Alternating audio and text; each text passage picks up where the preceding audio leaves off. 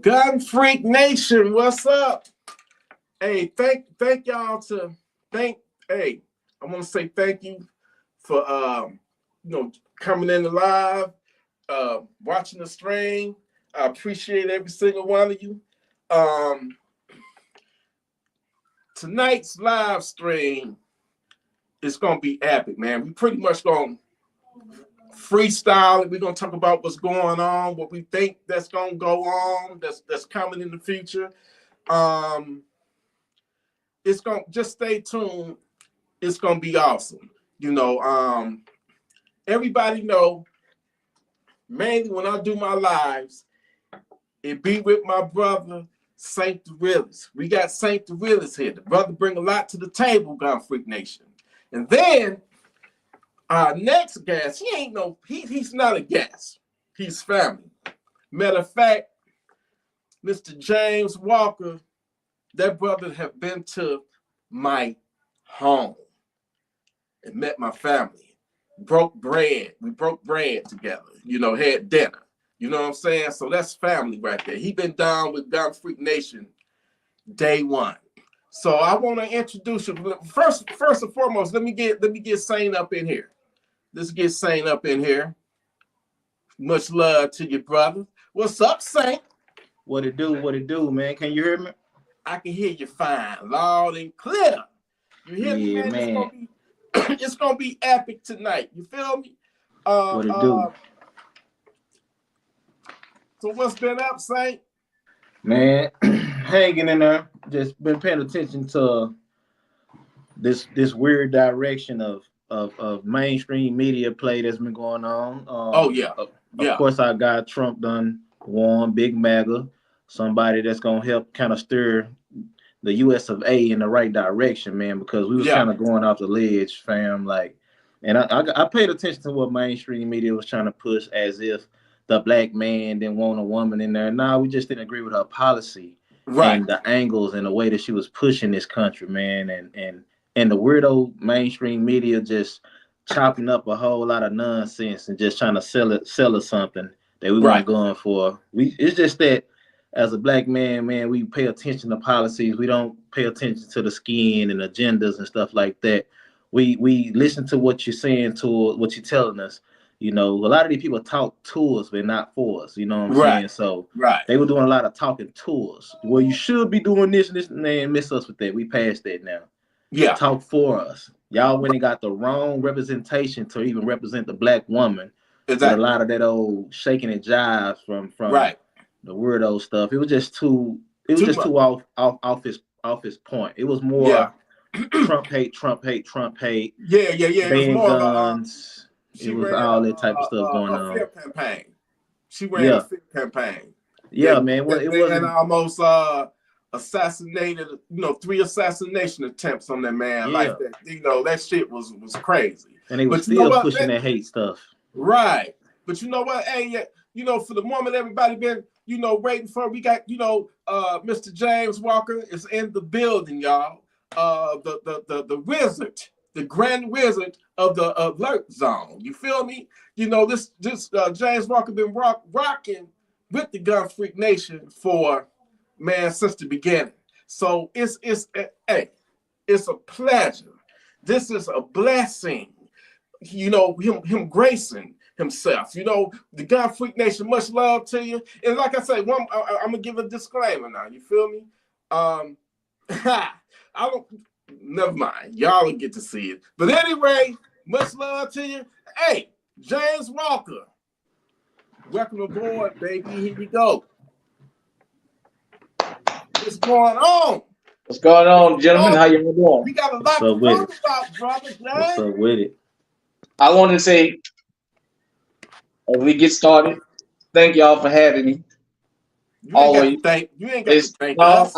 I want to do this the right way. I always want to give props and I always want to give respect anytime I come up on somebody's platform, even if it was somebody that I didn't agree with. We always want to do things respectful in the 2A community. Second off, I want to say, beat the creek. Shout out to Cy Fair High School in Houston, Texas. My son graduated. Shout out to the school. Shout out to everybody. Shout out to the world. because the alert zone is a worldwide movement, but so is GunTube. All of us. You never know how many people outside of this country watch what we do here. So definitely, you know, T, I already told you I had a couple people mention Gun Freak Nation to me when I was down in Mexico, you know, so. Oh, down in Mexico? Yeah, man. Wow, this Gun Freak International, huh? Everybody watch this type of stuff because it resonates around the world. Even though other countries' firearms laws might be different, protecting yourself from criminals is a worldwide thing. So that's where, you know what I mean? Then America is a melting pot. So you got people from everywhere. Right. So, yeah, but thank you for letting me come on up here, man. You ain't got to thank me. It ain't about me. It's about the nation, the Gun Freak Nation. You Gun Freak Nation, so that makes us family. So you know, we have to have love for one another. You know, and you know, respect for one another.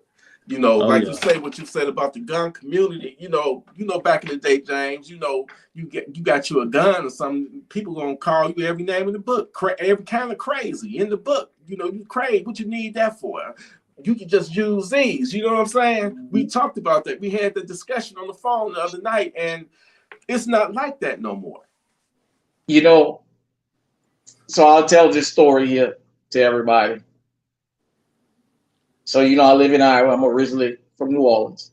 Yeah. And, you know, they used to call all kinds of crazy people, all kinds of maniacs and nutcases, and usually all them guns for, and the pandemic hit. People who called me a nutcase was coming up to me. We know you. You the Black American with all the guns. Can you loan me a gun to protect my family? People already making it clear that if there's a breakdown in society, it's going to be some head busting. All the people that called me a maniac was coming up to me, asking me about getting armed. I'll tell everybody, once you become for immigrants, once you become a resident or you become a citizen, I know y'all may live a different lifestyle where you're from, but you're here. Get legally armed and protect yourself. At the end of the day, you know what I mean? It's a human right. Everybody have the right to live. I will say this. A lot of immigrants don't like the bad stigma that's put on them. But that's what a lot of us that's native to the country feel. A lot of American people get a bad rap. And this is always my thing. If this place was so bad, people wouldn't be dying trying to get here. Right. People wouldn't be swimming in shark-infested waters, hiding in the bottom of ships. I mean, when they was leaving Afghanistan, they was holding on to the lanes and falling from the airplane. You know, if this place was that bad, it's like everywhere. Every country had the issues. For whatever you want to say about American people as a whole, we still welcoming people in the sense of people can still come here. You know what I mean? And just that kind of stuff. So I just practice your Second Amendment rights. Right. Hey, James, you mentioned you from New Orleans, right? Born and raised. So was you there during the that Katrina? Oh, I had they said it was horrible. Let me tell you something. I heard about that. Yeah. I left probably 3 or 4 days before. When I left, Hurricane Katrina wasn't even a wave off the African coast. I left on a Thursday to go to Oklahoma. I mean to Texas. And by that Sunday or Monday, I was in Oklahoma. And I think it was already underwater when I even recognized that it was that bad. Now, I had been getting phone calls about evacuations and people who never evacuated before evacuated. And back in the days in the truck stops, they would have the Weather Channel on all the TVs that was for sale. And I just happened to walk in and see the Weather Channel. Well, you know, the Weather Channel year round show all these flooding events and all that. And I was like, oh, where's that at? And I saw New Orleans live. I said, is that happening now? the city was already underwater. And wow. so when I started hauling water and supplies for FEMA, I got to go back in the city when part of the city was still underwater. So we got to see some of the dead bodies. Dang. So probably the two most horrific bodies I saw was a little girl laying in the middle of the street with a backpack on. Oh man. She could have been maybe 10 years old. And so this was in the neighborhood I used to live in. I used to live in the Florida Project. Shout out to anybody who from New Orleans that know what I'm talking about. In the Florida Project, this little girl must have been trying to get to the Superdome. And a few blocks up the road, I saw a body with the head separated. And it just looked like a nuclear bomb, man. You can see the water lines across the canal, as they call it, Cutthroat City. So literally it got flooded underwater. It looked like the city of Atlantis. Wow. There was that. I never knew water was that strong because hurricanes was something that we've been through a million times. Right. For those who remember, when the hurricane was coming, everybody went in the project because we would always just get to Right. This was like an event. This Hurricane Katrina was like what they going through in North Carolina for Milton. Wow. A once in a lifetime event. Yeah. And I had said this about Milton. A lot of those same people that made fun of us didn't think it was funny when it was their turn. Yeah. You know what I mean? Right. I mean, think about it. Because I drive a truck, so I know where that area is. Western North Carolina and Eastern Tennessee, right there through the gorge on 40. All that fell in. That's so far inland that a hurricane shouldn't have that kind of an impact. Wow. But because the way those cities are designed is the mountains in the cities is in the valleys. Well, they use clay mud and not sand. Well, I water didn't know where to go. So I just started washing the roads out. So I know all about Asheville and all that. I've been all through there. All through there. You still can't go through none of that. That's all still blocked up. Man. Yeah, So, it was horrible, man. A lot of people lost their lives, man. You know, God bless their soul. You know. It's going to follow them forever. The people who was directly affected, it'll be 20, 25, 30 years. They'll still be commemorating it because of the loss of life, because they see things we don't see because they're there. Right. We only see what's put on the news, but they don't. They're going to tell you the full story. They're going to tell you things we don't know about. Just like all these documentaries about Katrina, and then the internet came. MySpace and all that, and people started telling what was actually going on. Right. And to me, MySpace was the downfall of the mainstream media, because it's where people started being able to tell you things in real time and tell you the full story, not just the slightest story of, because on the news it was flashing about looting, but in real life it was something totally different. They didn't show all the people that went and got medicine out of Walgreens and all that for the old people that had diabetes. Oh, wow. They didn't show about how the guys was getting groceries and turning on barbecue grills to feed the neighborhoods of the people who were stuck there. They didn't show all of it. They didn't show that in Jefferson Parish, it was no water. And then people sat out there for 2 days listening to the buses run because they was right on the other side, the bushes from the buses. The very first evacuated bus was stolen. A dude stole the bus. He pulled up to a group of people they jumped on. He went to Baton Rouge. They told him to keep going. He went to Houston and they arrested him.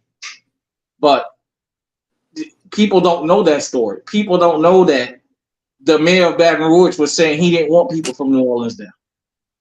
Wow. See, if you ain't from there, you don't know all that. The thugs in Baton Rouge started shutting them early. The thugs and the criminals have arrived. Start shutting everything early. 5, 6 o'clock, everything was starting to close, you know? Right. Different places around the country, they would come to the airports when they was flying people out. If you was under a certain age, they would tell you you couldn't stay. You know, so, yeah. So them people that's talking about what they going through in North Carolina with Milton and all that, I can believe it, man. I can believe it. Yeah. Right. Well, I got a question for you. You know, talk. You know, on the streets or whatnot, I don't, the chatter with that. The people expecting some type of civil unrest when Trump get in and deport all them people or try to. They're not gonna just they're not gonna go without a fight. Is what I'm hearing. You know what? I'm gonna say this about that. Before the election happened, they told you he was gonna lose by a landslide. Yeah. I drive across the country. When you get out of the big cities and you go down the back roads, I seen Trump 2016 signs up from 2016. Trump signs since his first win have never been taken down. Never. You get off in the sticks, it doesn't surprise me the map turned the way it did. Now, this whole thing about all this civil unrest, and I'm going to give you my opinion about the whole deportation thing. I don't think it's going to be as grand as people think it is, in the sense of they mainly want to get criminals out. If they really, really, really wanted to stop this problem, all you got to do is criminalize Tyson Foods and all these places that's bringing these people here. You start locking them up, they would stop. At the end of the day, immigration is never going to go nowhere. As long as America keep being the place to be, people going to come in, whether you like it or you don't. And there's always going to be people, a lot of the people who went and pulled the lever for Trump is the ones who telling the liberals to fight against the deportation because they feel like it's going to hurt them in their pocket. But, that's an issue that, everybody have their feelings about it. I can tell you this. There's a lot of immigrants that's okay with that because they've done the process the right way and they got people skipping the line. Yeah. And you know what I mean? And fair is fair. If I went through the process of getting a permit for a building so I can open the building in a particular mall, you don't let somebody come and jump the line and they don't need a permit and you let them open up, So this whole thing is it's going to be a mess. You're going to have a variety of opinions. All the news is just going to tell you and slight you what they want you to feel like. Now, I will say this. For some of the people who are going to be fighting because they don't want to go back home, them the same people who tell us it's a paradise where they come from. Right. You know what I'm saying? And that's just kind of, how I feel about that. But I think that they just want civil unrest now. These guys, I've never seen an election where family members literally stop talking to each other. Whether you agree with Donald Trump winning or not, the man won fair and square. I've never seen an election that, I can't talk to you because you voted for him. You know what I mean? Yeah. I mean, to the point that people talked about how the holidays, their family. I mean, people wishing death on the man. Yeah. That's third world country stuff. Right. Whether you agree with Donald Trump or not, policy wise, I like his policies. I don't care what nobody say. I like having $1.80, $1.50 gas. Right. I like it being 99 cents. You know what I'm saying? I want that kind of stuff. Whether you agree with the guy or not, to wish death on him, that's going a little too far. And I've heard people make jokes about wish that it was windier that day. And I mean, come on, man. That's you know what I'm saying? That to me, this election was more about Kamala telling us how bad Trump was, but she never told us what she was going to give to the country. At the end of the day, we lived through 4 years of Donald Trump. As black folk, they told us that the cattle cars was going to pull up in 2016 when he won. And we was all going to the gas chamber. We was all going to pick cotton and sugar cane, all that nonsense. And these stupid handkerchief-headed, freaky-headed Negroes out here, I can't believe they fell for something. So we live in a time now where at this time more than ever in this country, Black Americans are armed. So what? You gonna tell me you got a house full of guns, and they gonna pull up and tell you, well, you going back on the plantation and you gonna leave them guns? You gonna That makes voluntarily sense. gonna get out of here? Yeah. You know what I mean? Yeah. I just think that this election needed to happen, and I'm glad it happened the way it did. I'm glad all the smearing happened, even though I'm not glad that the man had attempts on his life, because that's not fun. Right. But you know what this election showed? How the mainstream media has finally crumbled. I think that was the nail in the coffin. Mm-hmm. You right. They spent so many centuries telling a partial story about everything and everybody. The thing is, everybody was catching strays. Now that you can get information in real time from people that's there, you got a whole bunch of different views. You know, there was a time when you only had CBS, ABC, and NBC, and whatever they said went. Yep. You know, if they told you that it was green outside, you couldn't argue. You know the thing was yellow, but if they told you it was green, if you argued that, you was some kind of a crazy person.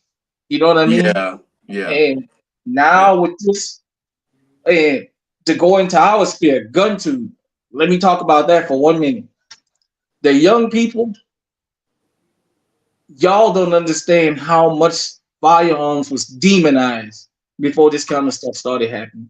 Even when GunTube first broke ground, how people would go in the comment sections of different gun collection videos and say, what you showing guns for? Man, y'all crazy. What you need all that for? Man, only a real man use his fist. Yeah.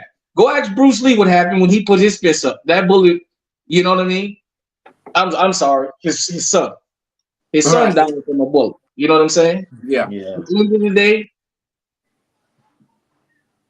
it took a long time to get to where we at, where people feel comfortable enough to come out for those who want to do this and say, I feel comfortable being legally armed.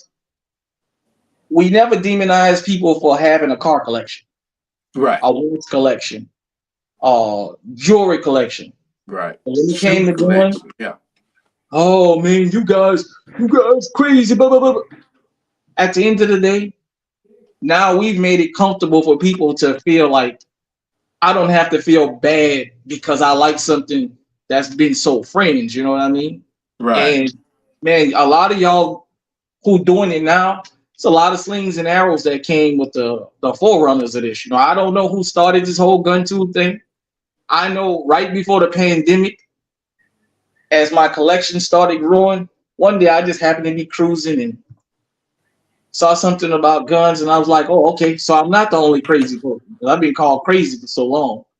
And then I started seeing the gun collection videos, and what was so helpful is you learn about different accessories that you may want to upgrade. Maybe somebody has the same firearm you have, and they have the same problem or don't have the same problem as you. Or, you know, it's one of them niches. If you don't like it, don't turn it on. Right. But don't turn it on and then come talk shit to us that do this. You know what I mean? Yeah. I mean, I know you got some people, they don't have nothing better to do, but if you really and genuinely don't like this genre, just go in your algorithm and put in you don't want to see nothing about no guns. And right. Saint, what's your man. take on it? Do you think it's gonna be some type of violence when they try to, when he kick all the illegals out? You think they're gonna go easily without a fight? So I'm here in Texas, man. I've been hearing it. It's gonna be a little kickback. It's not gonna be as major as what they trying to make it seem. That old fear tactic stuff. It's gonna be some pushback because it's already starting in certain parts down here in Texas, where you got a lot of stuff coming up saying that the cartel is pushing up against the border and trying to, take over certain stuff or whatever. You hear a lot of talk, but it's like when Trump get in office, I don't think the cartel gonna be able to hold water against Delta. Because once he turn around and release Delta at them boys, right, man, this is not no movie. This is real life. Them boys live for this. The men's gonna turn around and take care of business. And I understand the cartel.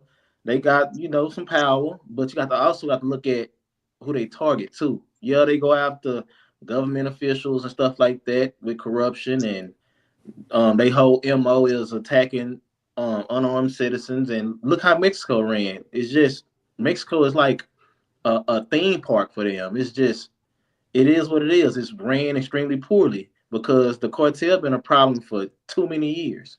Mm. And I just a couple of days ago, I seen that they supposed to took out some Mexican guy, man, a YouTuber who was speaking against them out there. He supposed to had passed not too long ago, and it's and still we right here talking about them as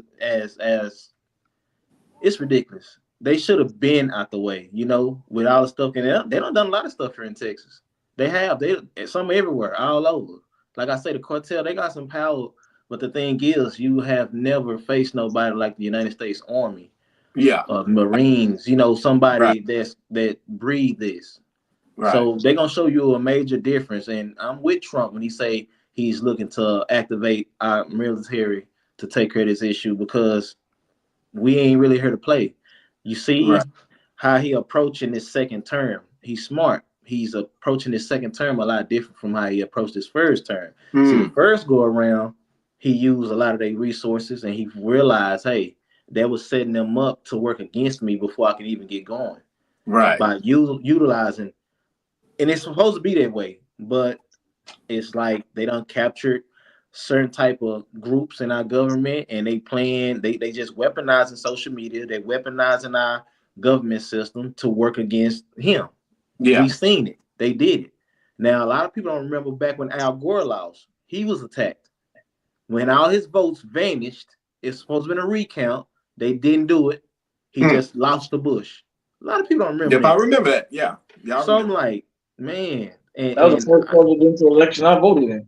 Yeah, we watched voted for president. Was we that watch these movies and stuff and get all these ideas. Like, man, they probably either got something like that going on in real life, or man, that's wild. We can just relate it to something that are happening in our real time in real life in reality. So it's like Hollywood, everybody involved. And I found out that Hollywood also has a budget. What's that? The CIA created a budget for Hollywood to push certain things and stuff that have been exposed this year and everything, man. So a lot of stuff that we see in these movies, a lot of this conspiracy stuff. Oh man, he tripping. Nah, baby. You find out years later that that person wasn't tripping. It was the real thing that was going on. So far as civil unrest, it's gonna be some pushback, man, but it's gonna get handled so swiftly to where it's not going to be a thing. They're going to be talking about it. We're going to probably get a little bit of it on the news and stuff. Well, a lot of it because, mainstream media, they depends on how swiftly Trump send them people on through to take care of that. Right. But it's gonna be a good thing though. It's gonna be a good outcome because Trump also addressed the fact that he's going to revamp a lot of stuff with social media and everything. So a lot of words that we can't say, we will be able to say. Mark Zuckerberg for Facebook. Zuckerberg. Yeah, Zuckerberg. Yeah. That lame. He turned around and said that he's going to address his policies for his Facebook. Trump been on him about a lot of the tactics that's been used over there because they also use that against Trump as well. So right now he's in cleanup mode, and so basically Facebook, Instagram, YouTube, a lot of these mainstream media, social live stream medias, all this stuff is gonna get addressed, man. They're gonna get revamped for as you no longer gonna be able to shadow ban us for certain stuff that we don't know. You're gonna have to send out reasons why you're shadow banning us. You're gonna have to be more detailed because shoot, as of now, they just hit us and we don't know what's going on. See, you got to find out later on, like, man, what? Oh, I can't do this, oh, I can't do that. We finding out too late. And that's just a part of the whole social media chokehold that they've been using, man. And it is what it is. Yeah. So the cartel, hey, they gonna do their thing, but bruh, it's not gonna be like how everybody thinking it's gonna be. If it get there, Hey, Brother gonna get James, we handled gotta real ask Brother fast. James. We gotta, because James, you go to Mexico every year, right? Like on Yeah, vacation. I'm gonna tell you So this. is Cartels on there? Like, oh, you can't speak on that. That is something I have to be careful about. Because Yeah. when I go across the border, I still understand I'm out of bounds. So I have to be careful about certain things. Right. No, we don't want. You don't talk about it. We can't lose you. We can't put you at risk. Yeah. I will say this. A lot of the people talk about the difference of the old guard as opposed to the new. Just like we do here in America. We talk about the old gangsters versus the new. The old street code versus what the code is now. So that's kind of the thing down there, Okay. In the sense of back in the day, gangsters here didn't go after innocent people. As a matter of fact, I know it's a movie, and a biopic is never going to be 100%. You got to have some suspense. The John Gotti movie was on last night, the one with John Travolta. And, I just kind of watched it and reminisced on, I paid attention to them saying there were certain things they just don't do, as Right. far as doing that. Even the civilians who talked about him after he passed on, about how innocent people didn't have to worry about being targeted. You know what I mean? Right. But with the whole social media thing, I think GunTube became under attack when we started somewhat making certain political content. And I don't just mean you, I mean, I was Iraq veteran 88. Yeah. I know I'm getting this channel. Yeah. The scholaristic channels started talking about the Biden-Harris administration. Mark Zuckerberg finally went in front of Congress and said, yeah, we got pressured to shadow ban and what have you. Man. Now, I will be honest, I don't think much of Elon Musk. I think he's a mouth-dropping bigot, and he wears his alt-right beliefs probably on his sleeve. But him buying Twitter, I think that was just so people can say what they really felt. You're not going to agree with everybody on everything. I mean, we just got to the point where we was just told on these platforms we had to be pro-Democrat, and that was that. Yeah. You know what I mean? Right. A lot of them got channel banned. A lot of big channels got demonetized and had to go through.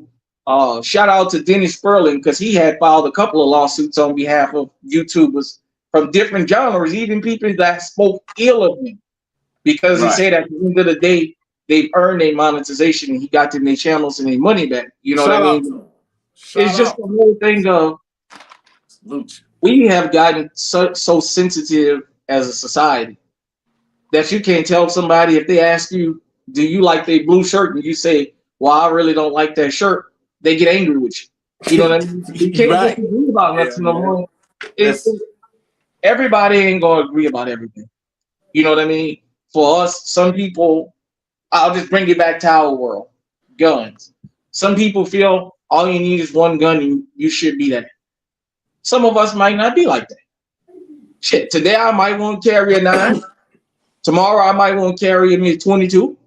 The next day I might want me a big old revolver that hold my jacket up. I might want to change what it is I'm carrying. Why I got to be crazy for that? But then again, I understand when we preach on GunTube, because everybody does preach one thing: self-protection. Yep. We're telling you to have what the criminals have. Oh, that double barrel ammo for a shotgun ain't gonna do you no good when you got 5 dudes running with 60 round ARPs, because I've noticed the ARP has become the weapon of choice for the streets. And them guys, they're not playing. And them girls too, because everybody thinks it's just the dudes. These chicks just as bad, and they're not playing. So I'm trying to encourage the law-abiding citizen. Yes, you may feel comfortable carrying 5 rounds, but that don't mean you can't own maximum firepower. Because, as you said, T, that little old stinky feet dude, the cat burglar, like when we came up back in the days where they always showed the cat burglar was a white guy, kind of heavy set, with the little thing around his eyes and the Yeah. hat and the black jacket, and he take off his shoes and raise your window. That dude is gone. That dude is gone, and he's never going. There's a lot of people that miss him. That dude ain't never coming back. We got these dudes hyped up off Molly's and Viagra, all these sexually stimulating drugs, and they may not be guys that looking to commit sexual assaults, but they on this stuff that sexually heightens them. Well, they got to get that urge. Yeah. Well, they didn't took this, and they know this lady lives across the street by herself, and she's got a nice body on her. And she ain't got no man. Shit, don't you think 10 of them won't break up in her house? And dirty motherfuckers. You know, That's I why mean, you gotta be armed with what they got. It happened. Because like I say, in Detroit, it ain't one home invader. It's not two. It's groups of them. 5, 10. I've seen as many where they say it was up to 15 that pulled the home invasion. So, like you said, that shotgun Biden wants you to have, it ain't gonna cut it for that. You need that AR-15. I know I probably told this story on your channel before. I don't remember, but I'm gonna tell you. I've been to 46 out of 48 states. I want everybody to hear me. Gunfreaknation, St. Louis, the Alert Zone, everybody worldwide. I'm from New Orleans, Louisiana, the old New Orleans. When I went to Detroit, Michigan for the first time, I've never seen that much of bulletproof glass in my life. I have never been to a McDonald's inside the restaurant where there's bulletproof and they give you your food through a window. I've never seen that before. When I saw that, I asked my teammate, why the hell y'all got so much bulletproof glass up here? He said, man, this is Detroit, man. They robbed you up here. Man, let me tell you something. Yeah. Detroit is rough. It's rough and it's cold. You know what I'm saying? And it's one of them places, man, them Coney Islands. Them Coney Islands at nighttime is like gas stations at certain places, man. They death traps. Yeah. You know, I had just never seen that much of bulletproof glass. And when I went out to the LA area, I ain't never seen that many bars on windows and doors in my life. It is almost un-California-like to not have bars on the windows, and I had never seen that much in that type of place. You know, I've seen, in different places you might have bars in the window. Right. Or maybe like the gas stations at night might close the inside and you go to the window. You know what I mean? Right. And here and there, like Martin Luther King in Claiborne in New Orleans, one of the gas stations had bulletproof glass up, which I don't know for what, because wasn't nobody, they ain't gonna touch, they ain't fuck with the Arabs. But they know. They know. They know Ali was sitting back there watching with them damn choppers back there. Yeah. But those two places, I've just never seen that much of bars and that much of glass in my life. And like I said, when I was younger, I didn't just go through places, I got out. I mean, I was in New York City. I was in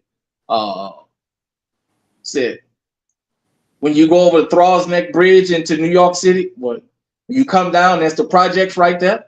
I've been in those projects. I've been to Brooklyn, Queens. I walked all these places. But Detroit and LA, I'm gonna say this one more. I'm gonna say one more thing, and then I'm gonna pass it to y'all. The first time I went down Crenshaw, it's almost un-American to go to LA and don't go down Crenshaw. We've always heard all these stories about Crenshaw. Here again, I'm from New Orleans. So what we know about Bloods and Crips is just having the wrong color on can get you killed. I don't know how serious they was about that.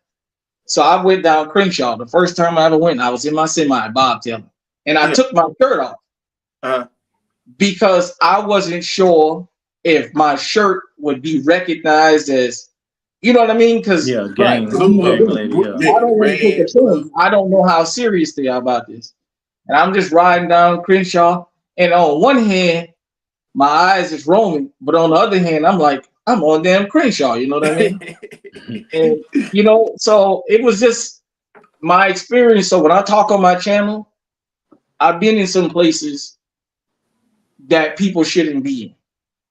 So I can tell you, I've been in Fort Lauderdale, around all them damn Haitians. I mean, in Fort Lauderdale, West Palm Beach. I didn't know West Palm Beach was rough like that. Only thing I thought about was Ferraris, Lamborghinis, and beaches. And when I got down there, all I saw was dreadlocks, gold teeth, and choppers. I was like, what the hell? Miami. The first time I saw Miami, I saw all those homeless people. I didn't think, because I thought of Miami Vice.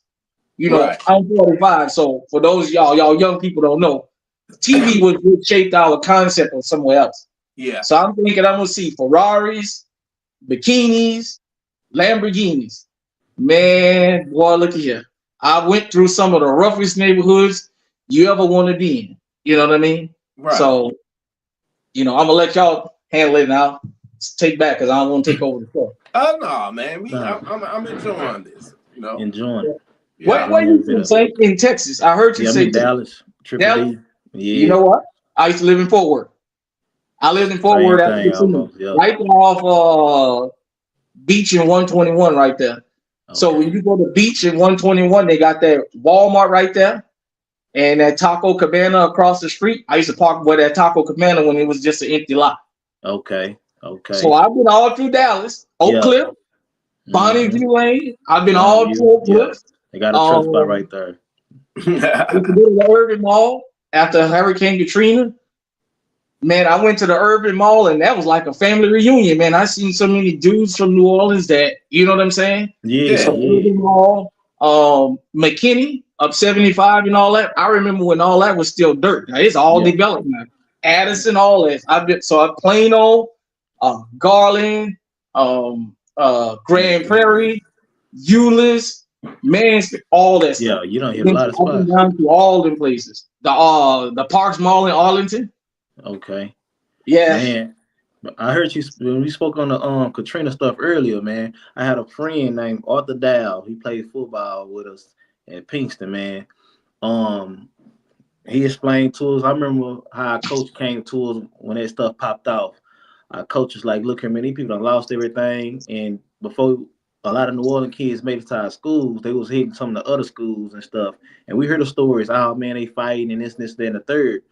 And where I went to school at, rough area and everything. And so I ain't gonna lie, we was on some wild stuff. And then coach broke it down like, say, look here, man, it's embarrassing that a lot of these people are fighting these kids and they done lost everything. And we looking around, we're in a huddle at football practice as he's breaking it down because he got some boys about to come play for us.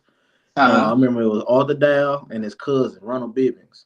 Ronald Bibbings went off to play college football and stuff, but Arthur Dow, he passed. His mother, she went to H-Town. Son went to Houston, son came to Dallas. He came to Dallas and played football with us because he wasn't going to school back in New Orleans and stuff. He was just, running the street doing his thing. And he said, man, when he got to Dallas, it was so much love.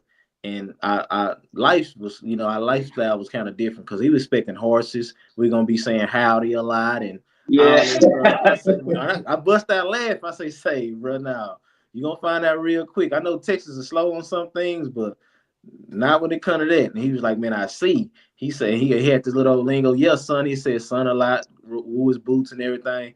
And he folks went off to college. And I remember when his mama sent for him to come back home. He didn't want to go back. He was crying and stuff like that. He like, man, I'm not gonna do right. And so he ended up going back anyway with her wishes. We said what she wanted. He went back. He ended up getting into it with a dude because he beat him in basketball. Dude shot him. Oh, shit. He healed up in the hospital, come back. He on his way to work, riding his bike. The same dude that shot him caught him, hit him again, finished him. I say, dang. So we lost him like that. And I'm just thinking, he had all us crying back home, and his cousin Ronald, he's like, bro, if he would have just stayed, he'd have been straight. But you can't really vouch for the future and stuff, man. So it just happened that way, and I never forget him. I wait till the day I pass and stuff, man. But Yeah, when that happened, we heard a lot of rumor stuff about people say they heard explosions. Yeah, When that stuff cracked, they say it wasn't yes, it normal. You was. know what I'm saying? Like you say, y'all used to that. Y'all go into projects and stuff, but they say this Yeah, was different. You this know, the was way it came through was way different, man. And it kind of make me kind of wonder, did they really blow yeah, something or what it was? yeah, 'Cause I yeah. heard that a That was lot. real. You know what I'm That was saying? real. Yeah, That was real. I lived. So they had a barge hauling scrap. yeah. It got loose and it hit the floodgate, and it Okay. flooded Whitewater downtown by the Intercoastal Canal.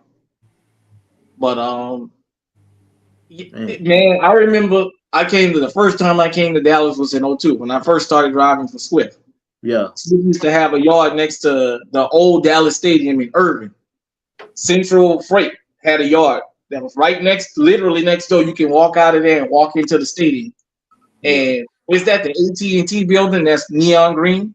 I know what you're That talking was about. one of Yellow the took all that stuff over before they shut down. Yeah, yeah. Yellow was over there and So everything. I know exactly what you're talking about. the AT&T building with the neon green at night. Mm-hmm. I remember the Dallas skyline looked different now. They didn't even have the express lanes and all that back in '02.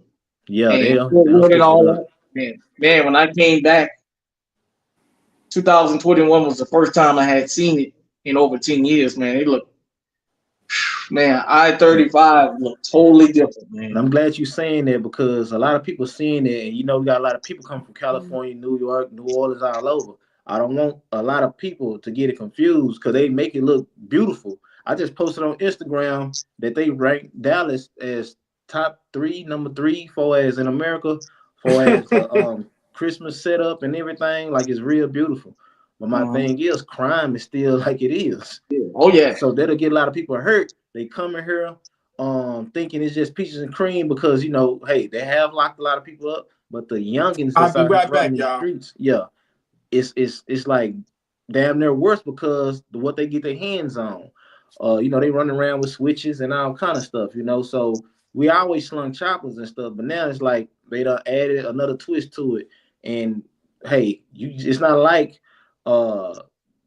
they creating any things. You know, I don't heard rumors that they don't drop boxes of this type of stuff in Chicago and everything. Like this was supposed to be just a military grade thing at first, but now it's to the public. You know, the citizens getting it, and the Yeah. bad actors, the criminals, they running around with these switches and just man, gang, They, gang. They going at it. So they playing it different. You know, so man, I just want a lot of people to understand to arm yourself, protect your lifestyle. Like we make these videos, we talk about this type of stuff. It's real. You know, we don't lived it, we see it. I don't hey, I salute it. Every time I heard TLS talking about the home evasions and man, some everything, it's just to keep you on your toes, keep you woke oh, because you get comfortable, you get tunnel vision, you just go into this shell of comfortability, and man, it just before you know it, something done popped out. So y'all get out there, man. Get to your local gun range, man. Train, arm yourself. If you don't have nothing to protect your lifestyle with right now, man, I heavily advise you to get into it. Even if everybody, I get it. A lot of people don't like the lifestyle tool. It's kind of hard to um push something like this on the people that's afraid of it. You might have lost a family member to this or a friend. There's a lot of reasons why people steer away from it. But at the same time, they don't just take lives, man. They save lives. So get that tool. That is a tool for you to use to protect your lifestyle. So man, I just want to just put that out there. You know, you traveling. Me and my family, we be doing a lot of traveling. You say you're from New Orleans. It's funny because me and my wife, man, we planning the trip and stuff to come down there and chill and you know, just sightsee and stuff like that with the family and stuff, man. And I looked into y'all laws. I see y'all gun laws is kind of similar to Texas stuff too. Y'all yeah. got constitution to carry too and stuff like that. So that's good, man.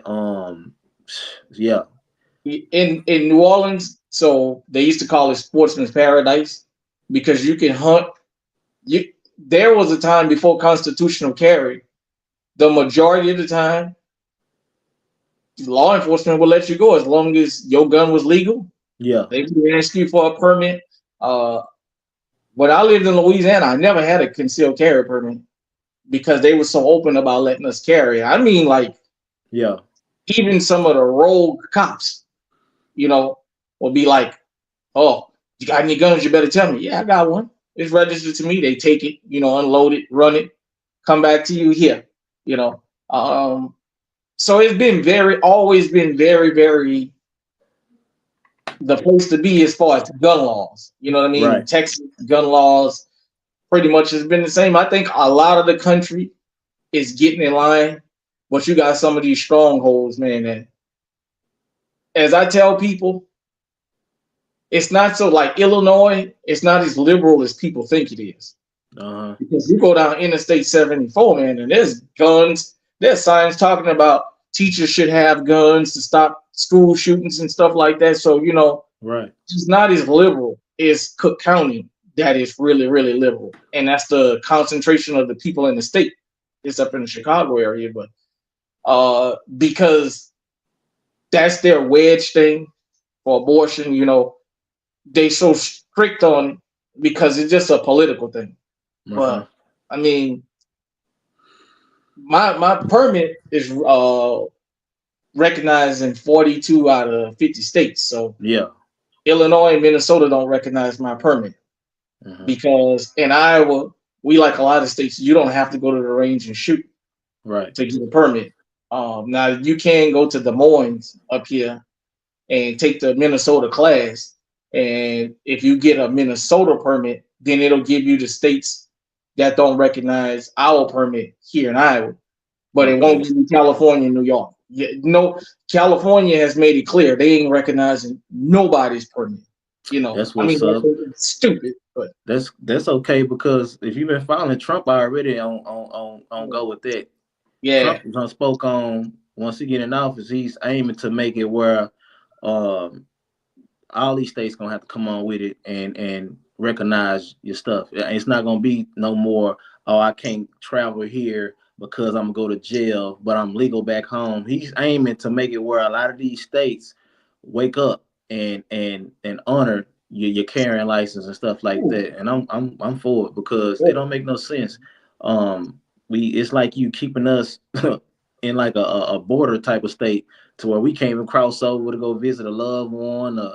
Bro, everybody should have the same right that you have at home to arm yourself and protect your lifestyle. So I'm definitely for what he's saying, and I've been seeing some of the pushback. Some people like, well, this is going to cause more casualties and this and this and that. No, this is going to teach people to mind your business and leave well enough alone, because when people travel, positive civilians, I ain't talking about criminals. Criminals going to be criminals. When you got civilians, man, just out there trying to just make a way and live civilized in society, we don't need these people out here getting robbed. We don't need these people out here have to worry about making it back home. That just don't make no sense in the United States of America, a great place like this where people actually come here for a better life, to where we can't even go to the next state over to visit or to live or whatever in peace. We have to worry about getting robbed and not making it back home. So I'm for Trump. I'm with Trump on that for sure. A lot of these states in the United States need to recognize and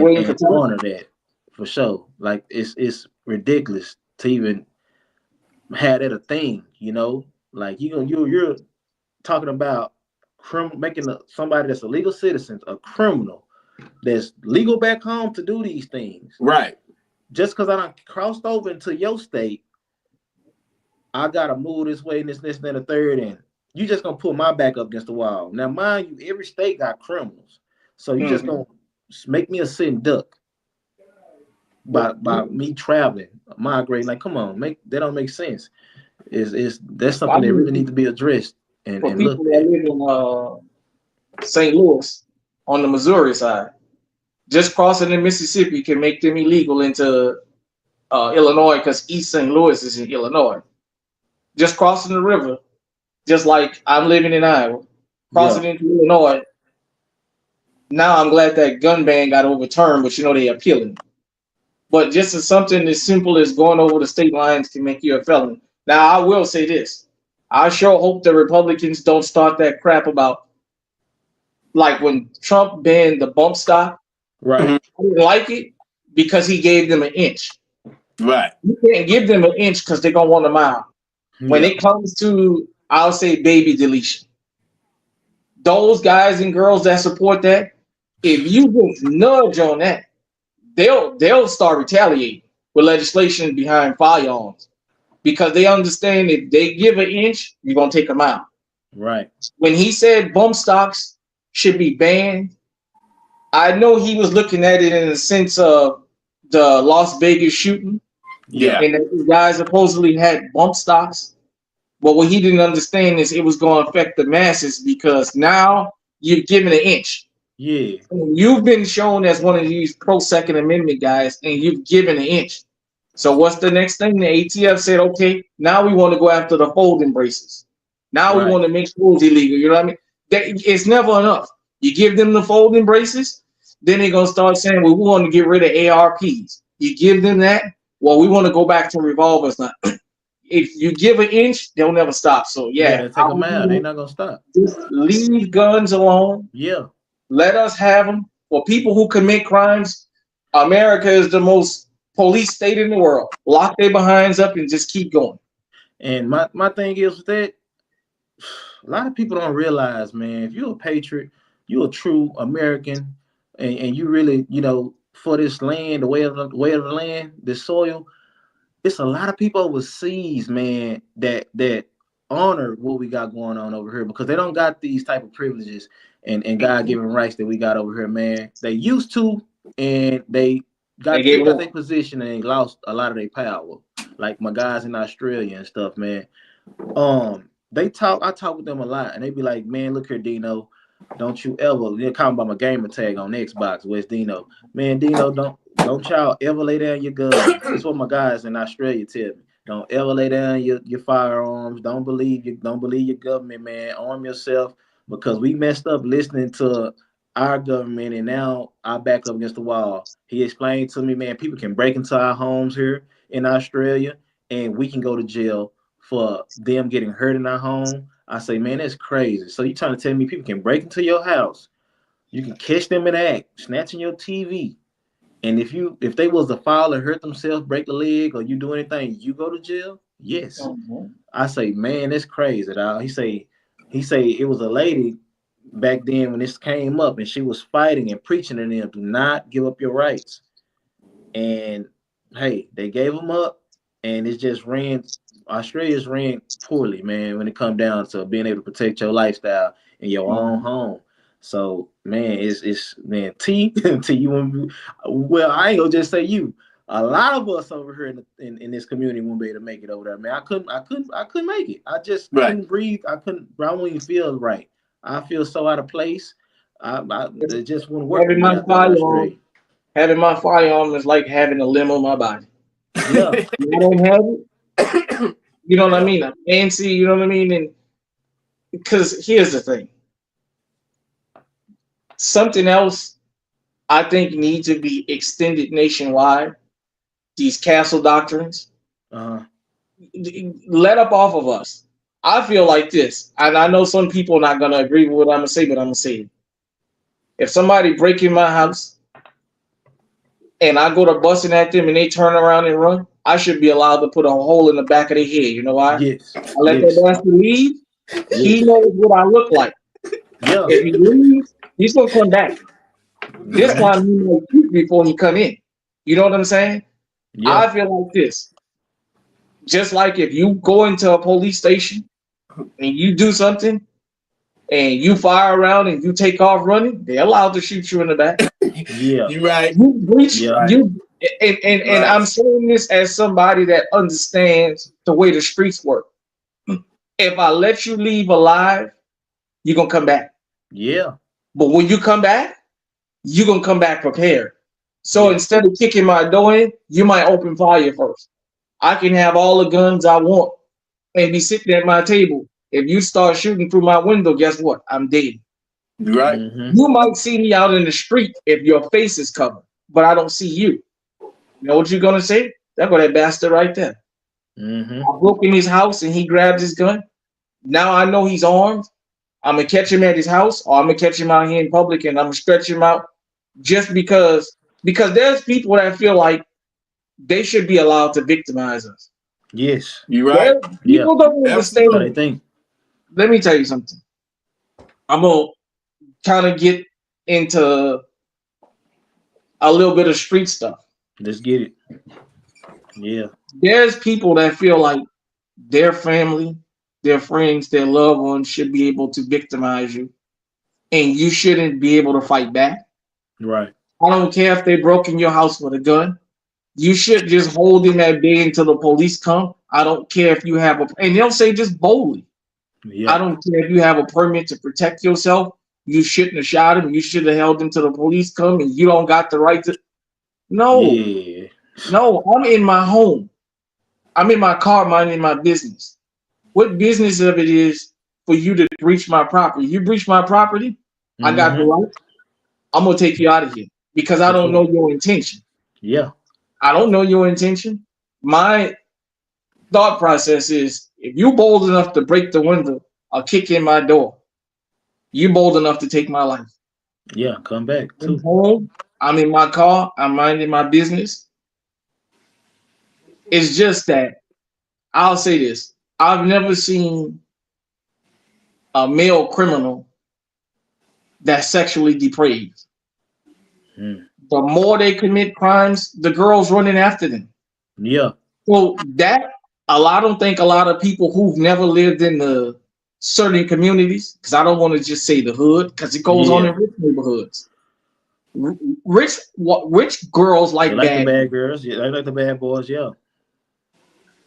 I've never seen a dude that's been arrested for 10 murders say that the girls wasn't into him. Yeah. These dudes have chicks knocking them down, knocking over each other to get to them. Yeah. So because he hasn't been cut off from that, that attracts women to him. Well, men have never lied to ourselves and said we don't need women. Women tell that lie to themselves, but men as a group, we don't say that kind of crap. Yeah. Well, if I'm already dabbling my toes in the streets and I see I get the pick of the litter in this particular area, the hottest girls in the community running behind me because my reputation growing. Yeah. That's gonna feed the monster.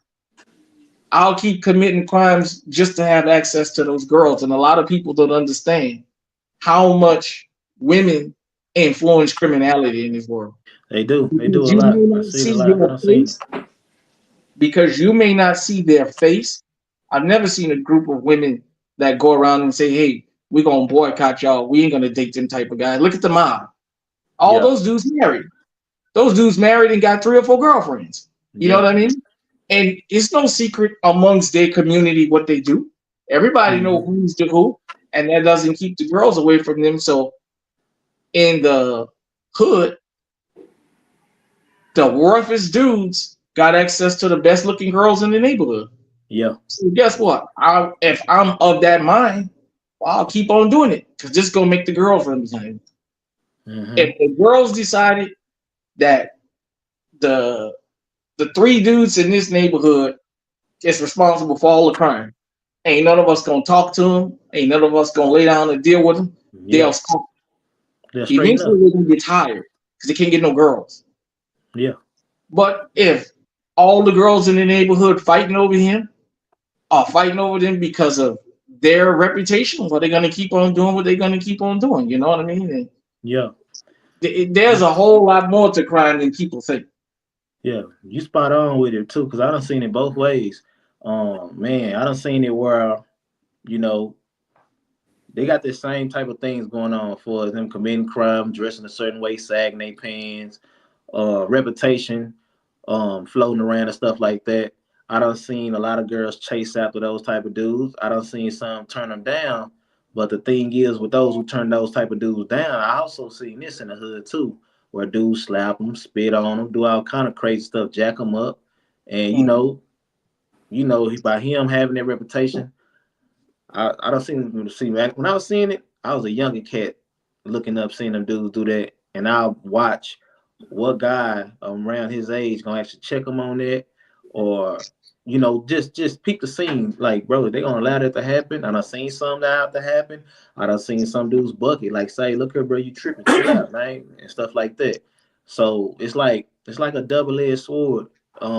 But rightfully so, if they was to steer from that a lot instead of just gravitating to it, we'll see a big difference. We'll see a major change because, like, hey, even those who not in the hoods, those are in the suburban areas. I done saw beautiful women from suburban areas. It's just this negative energy. It's like a magnet, you know, the image, the title, the reputation, the name floating. You want to be seen with this person, a certain type of status. Is weird, you know. So we need to change that up. I used to ask some of my brothers, bro, because the designer belt, the whole little they dress code and stuff, it was no longer baggy pants and bows. It was tight fitted, you know, weirdo stuff going on. Everybody rocking Ed Hardy or Red Monkey. A lot of stuff changed. And one thing I used to look at it like, okay, if y'all representing, banging, whatever, how's y'all toting pistols with the tight jeans and stuff on, and how do you even run from the cop and jump gates with these tight ass pants and stuff on? I have to ask a lot of questions, bro. Right. And I'm looking at it for what it is, and I'm like, y'all women, y'all females, y'all like that type of stuff?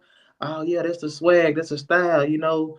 I'm like, so him sagging his pants, showing his old ass and stuff like that is a thing. Like that's something that's. I mean, I had a belt on. I always, you know, I dressed good and was with some of them dudes too at one point, but never was the kind to sag my pants, have my butt out, all that crazy stuff I used to see growing up and witnessing when I got of age to run the streets and stuff like that. It's like, man, the women, bro, you gotta take accountability because a lot of these dudes are acting up because y'all are giving these dudes pass. Active coffee. Yep. Giving these dudes passes on that stuff, man. If you hold these dudes accountable, then you wonder why your relationship a certain way too. When you are with those type of dudes who used to live that way, they used to, you know, handle women a certain way, or they minds is messed up. They don't know how to treat a woman. It starts at ground zero, man. You got to kind of like turn the cheek to that. You know, don't gravitate to it, and hopefully them dudes will shake up because they only gonna have one option, James. Like I say, one dude starts slapping and spitting.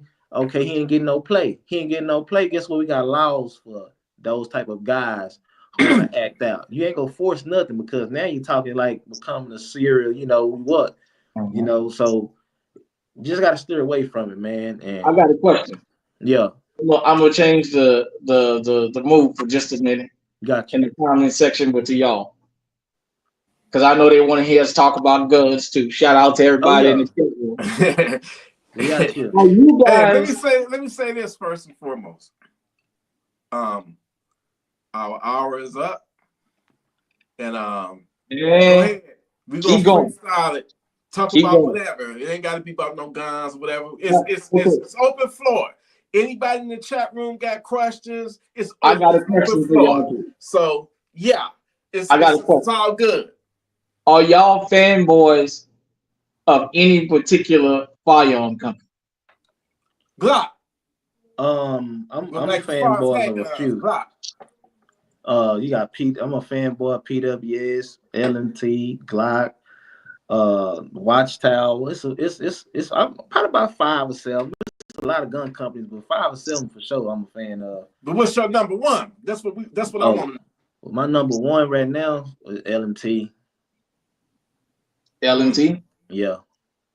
BNT? LMT. Hell no. I ain't never heard of LMT before. I never heard of it. Machine Tool. Yeah. They right there on Knight's Armamen's ass. You know, a lot of people, everybody know Knight's, but LMT is, to me, my number one. They the big dogs. Okay. I do a lot of research on their stuff. I'm gonna have to check them out. Yeah. I'm a Candy community. Oh yeah, Candy. YouTube. Candy. Okay. YouTube turned me on to Candy. When I started watching these gun collection videos, I had never heard of it before. But I kept hearing this thing about Candy. I'm like, so I used to work with this dude. I said, I'm gonna go buy me one of these Candy guns I keep hearing about. And I'll tell you right now, boy, I loves me a cannon. I loves me a cannon, boy. That Yeah. I had two of them. the Glock. What is it? I've owned the Glock. Well, I actually own one. I own a 21. Eventually, I think I'm gonna get me a 17.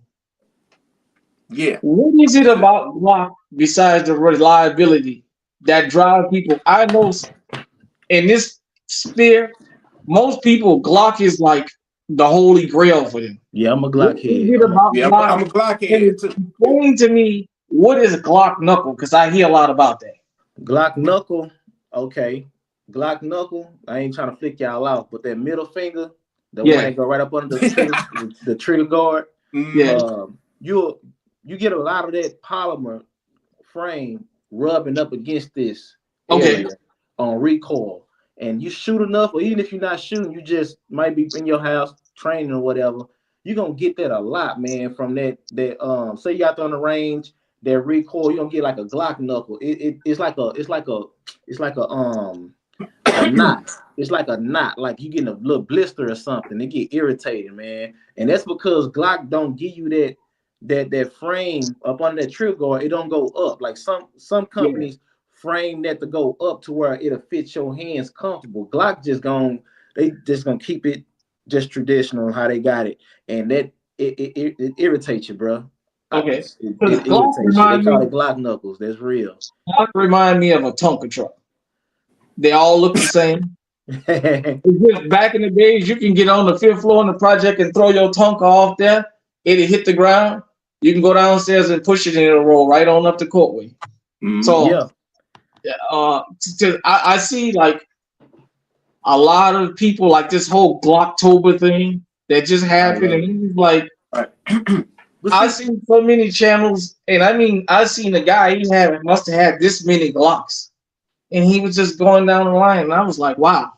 Yeah, and see, the thing is, James, a lot of people, it's a trending thing too. It's like when you go get your concealed carrying license or whatever, a lot of those instructors will put a Glock in your hand because they know it's easier to teach people on those type of platforms, for as males and women who probably never shot. So when I remember when I went, they was putting that Glock 17 in a lot of people's hands, and the Glock 19. There was two handguns they were putting in your hand. You can come with a firearm, you can rent those for sure at this location. So and it's simple for as the breakdown and stuff like that. It was just easier to teach people on those type of platforms and stuff.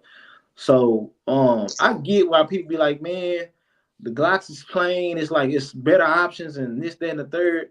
It's just that people got that mindset, it ain't broke, don't fix it. Right. You know, and then if you don't train up on them enough, you train up on them enough. I actually like the way it look and the way it feel in my hand and the reliability aspect of it. So I definitely want to shout out the ladies that's in the chat or that might see the replay of this. Shout out to y'all. My boy Eisner stopped by. I know he's a Glock guy. He loves his Glocks. I just had to ask that because it's a question I never asked somebody on a platform about Glock T. I know I always see you with a Glock. I remember when we used to go in the movies and I got my Glock 19 right here. Anybody want to ask? I got Glock 19 right here. You know, I'm gonna tell you this. I used to carry to the movie theater. I didn't really start carrying in the movie theater until after that Aurora, Colorado incident. Okay. After that dude shot that Batman movie up. Yeah. I just decided, you know what? That's some crazy shit. Yeah, I would have never guessed that. And that dude came prepared. So that just made me say, like I tell people, I think everybody should have 2 handguns, a shotgun, and a rifle. The reason I say 2 handguns is that's the gun you most likely to use in a self-defense. Right. If you defend yourself even in your home, they're going to take that gun from you because they got to investigate. You don't want to be caught empty-handed. So having you a spare gun just in case you have to defend yourself, because you always got to think about once you put this asshole in the dirt, their family gonna come. Their friends gonna come. There's no such thing in most people's mind as a justifiable homicide.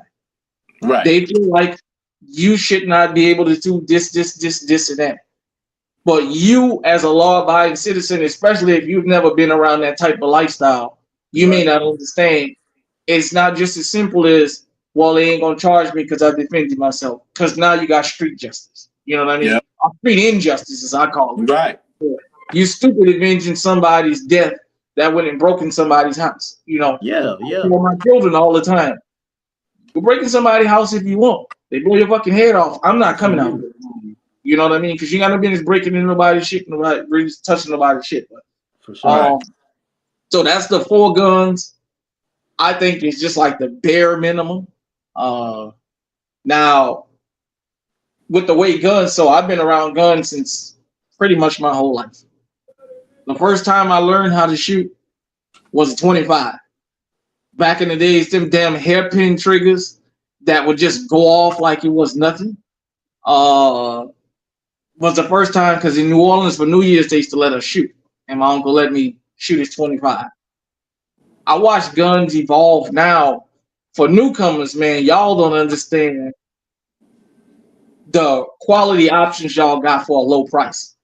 Yeah, boy, because back in the 90s and the early 2000s, man, Glock was way more expensive than it needed to be because it didn't have no competition.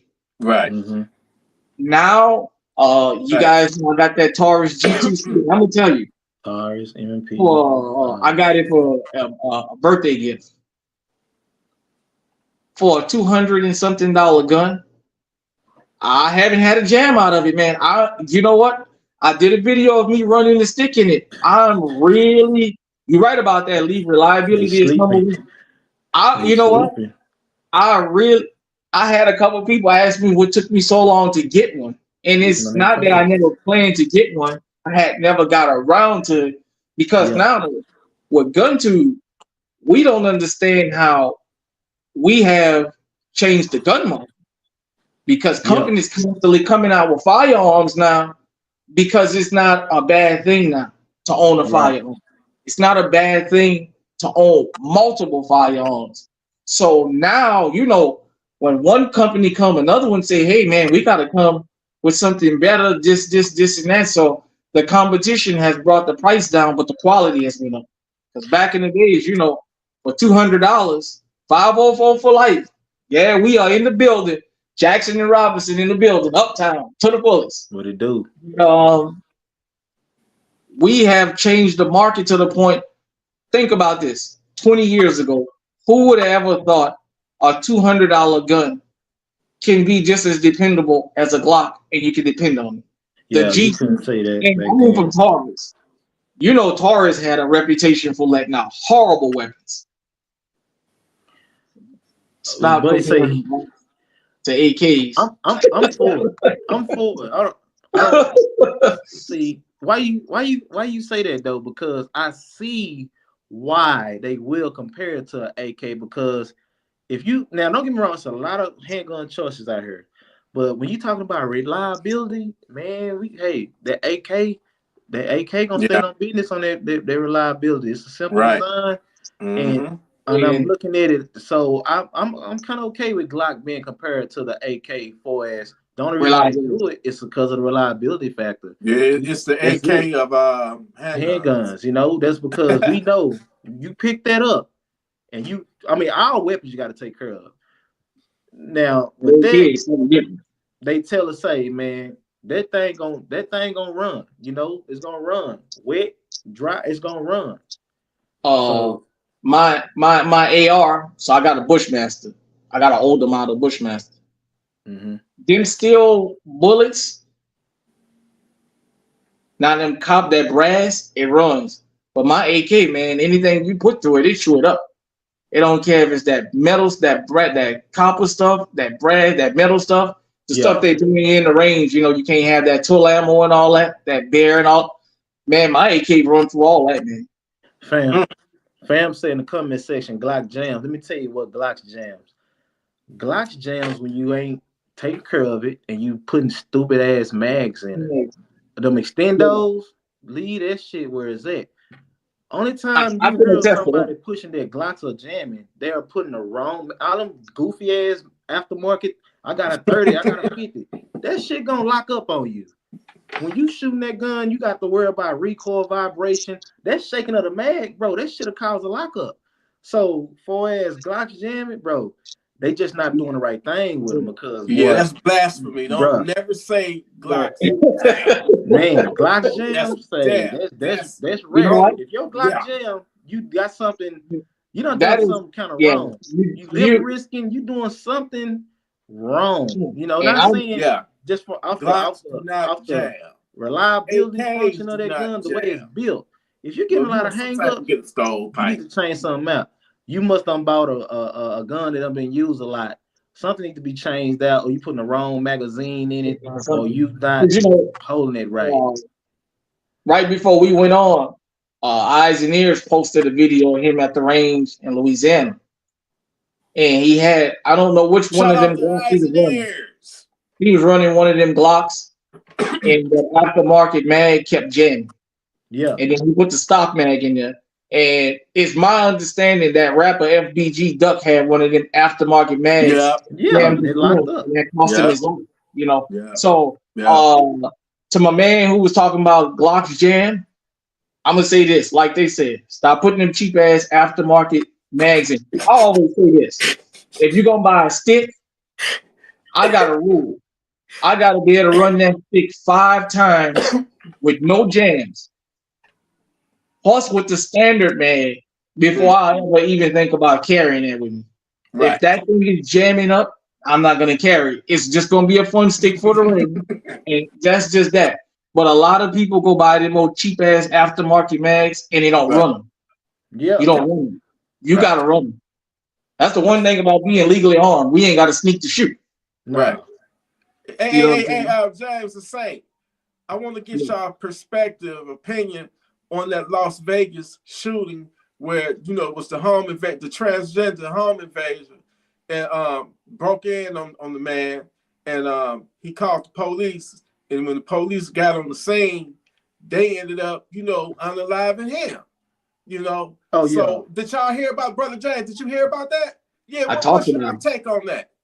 You know, my thing is, you know, this Gunfreak Nation, you should have had a gun to protect yourself. That transgender shouldn't even been able to make it in your house, you know. So Right. you know, but that's my take on it. But you know, he called 911 and got unalived by the responding police officer. When the police broke in, they struggling over a knife. The transgender was trying to stab him. And that's why I guess the police assumed that the man was the aggressor, and they unalived him. He was the victim. He was the victim. But what's y'all? I want to hear both of y'all takes on that. You want to go first? Yeah. I'm gonna go with this. With that, bruh, it comes down to training. You know, it's training. That's not the first time. It's not supposed to be the first time that officer should have been in that type of situation. From the video, it's kind of seemed like I didn't hear no partners with him. I just know it was him, whoever this officer was. So that's my thing. If they allow you to roam in a squad car by yourself, dolo, they mean you know something or you got some type of seniority. It used to be that way, but for him to approach that scene like that and just shoot a person that he think is the aggressor, you see the knife, you see them tussling, rumbling in the jungle. Yeah. Now you draw your firearm. I get that. You don't know the situation. You don't know if it's multiple people in the house. So I get why you didn't probably go for your taser and all that first. So you draw your weapon. But in that situation, man, shooting to unalive somebody, that really don't fit the bill like that. I mean, he should have, me as an officer approaching that situation, I would have to analyze it a little different because he's just, what did they say? Shoot first, ask questions later. Something like that. Right. You pop shots at the wrong guy. He laid there. You don't. Yeah, then he shot him 5 more times while he was laying there. And see, that's the thing right there. Shot him 5 more times after the you first shoot him shot. 5. Yeah, after you drop, you hear the shot. Pop, pop, pop. You put some more in him, and you not even for sure that this person is the threat. Right. So that was just The a aggressor. bad trained officer.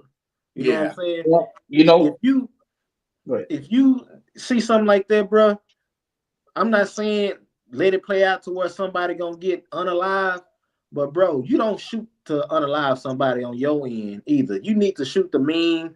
You need to try to de-escalate that. I ain't gonna say I'm not fit shoot somebody. I'm not saying that. I'm popping somebody's ass, but it's not gonna be to that extent. It's not gonna be like that. You know, I mean, I'm gonna be covered anyway. Answering the call. I see this stuff going on. My command is not working. I'm not just run up on no knife. Somebody should lay down, but I'm not fit doing them like that. You stop the situation, but then you put more in them. That's where you messed up. So yeah, this is a twofold answer because I had covered this, and then the update came. Y'all would be surprised about this update.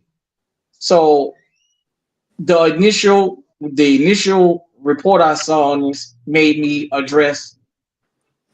So even though this was a transgender, this guy had on a dresser and a wig or whatever. Yeah. It went to what we all conditioned to believe. In a domestic violence situation, the male is always seen as the aggressor. Mm-hmm. Even if they've been informed, like the case of Michael Craig in Chicago, they knew he was the victim and he wound up losing his life. But that's because we've been all conditioned.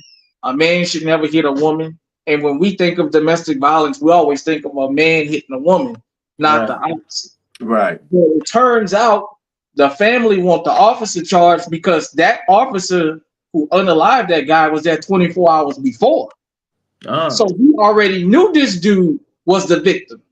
So apparently, that's crazy. So this is what apparently this was a domestic situation where the transgender was kicked out of the house and the guy was supposed to be paid for him a plane ticket somewhere else or something. Motherfucker got a rap sheet as long as you're on.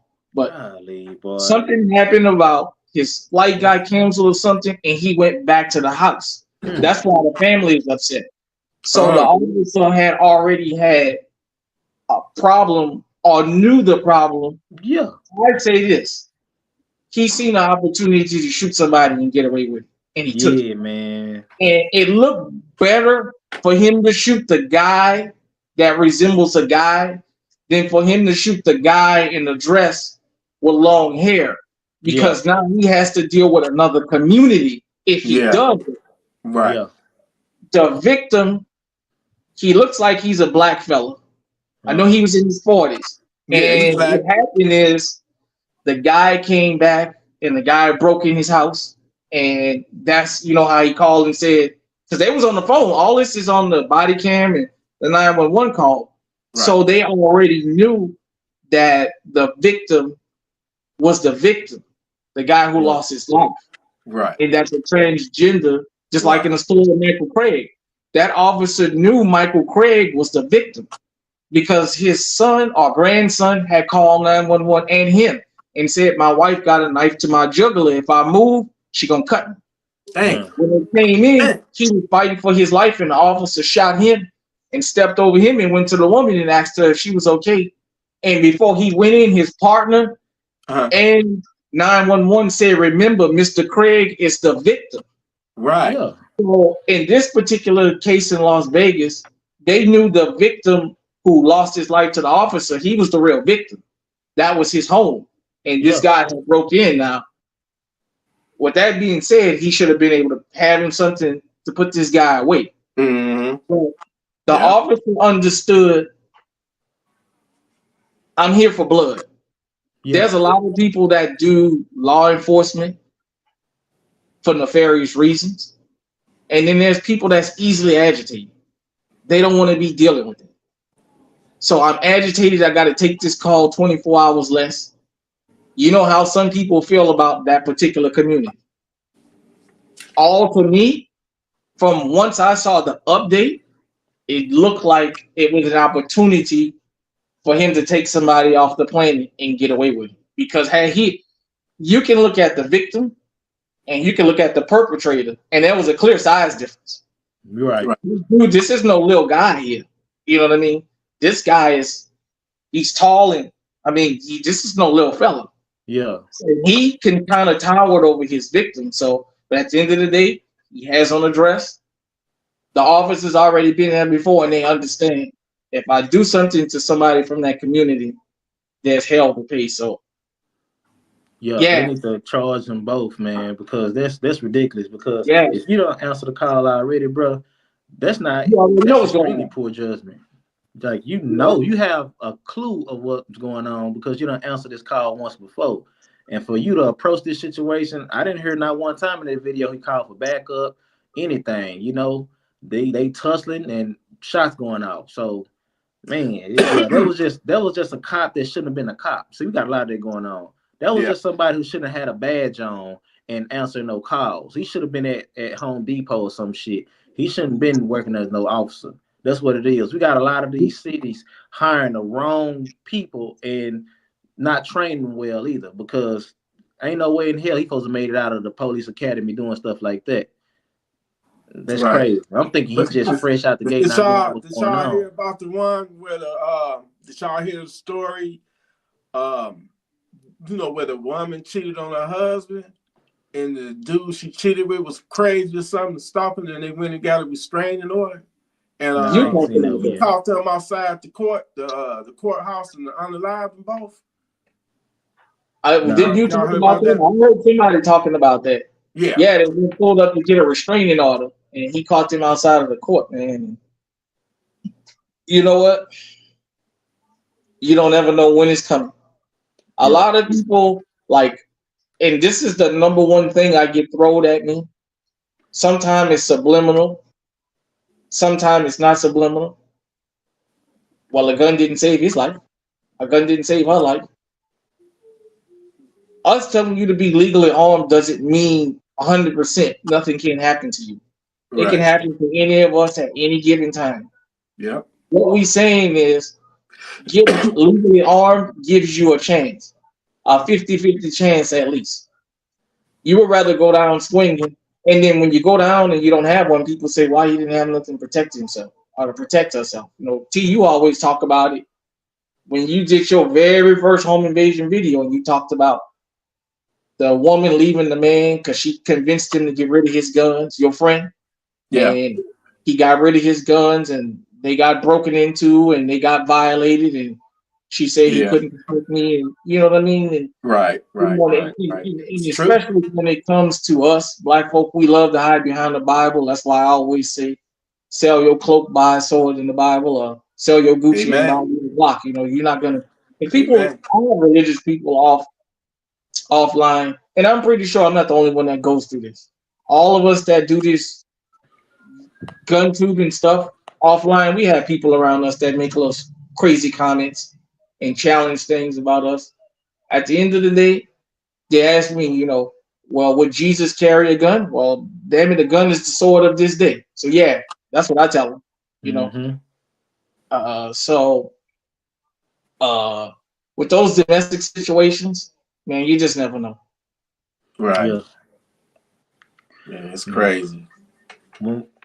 Want people to arm yourself. I'm here in Dallas, kind of going back towards the Venezuelan gangs and this deportation stuff.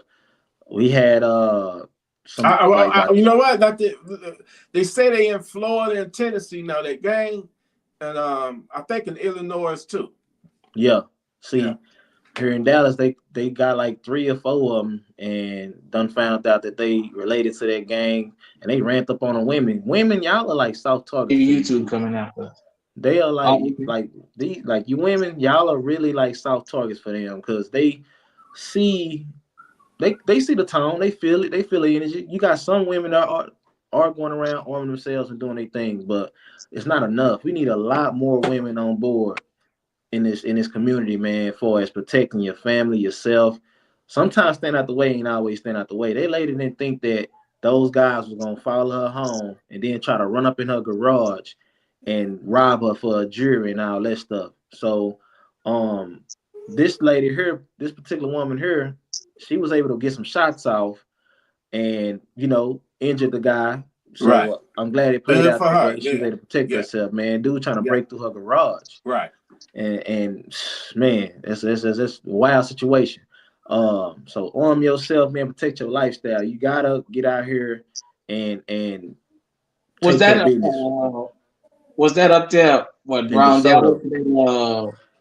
Yeah, that woman shot that. Was that Venezuelan fella or something like that? That was Trump. Yeah. I guess they thought they was gonna pull a home invasion, and she popped from behind, and his boys running, and they wound She up catching popped. them. Yeah.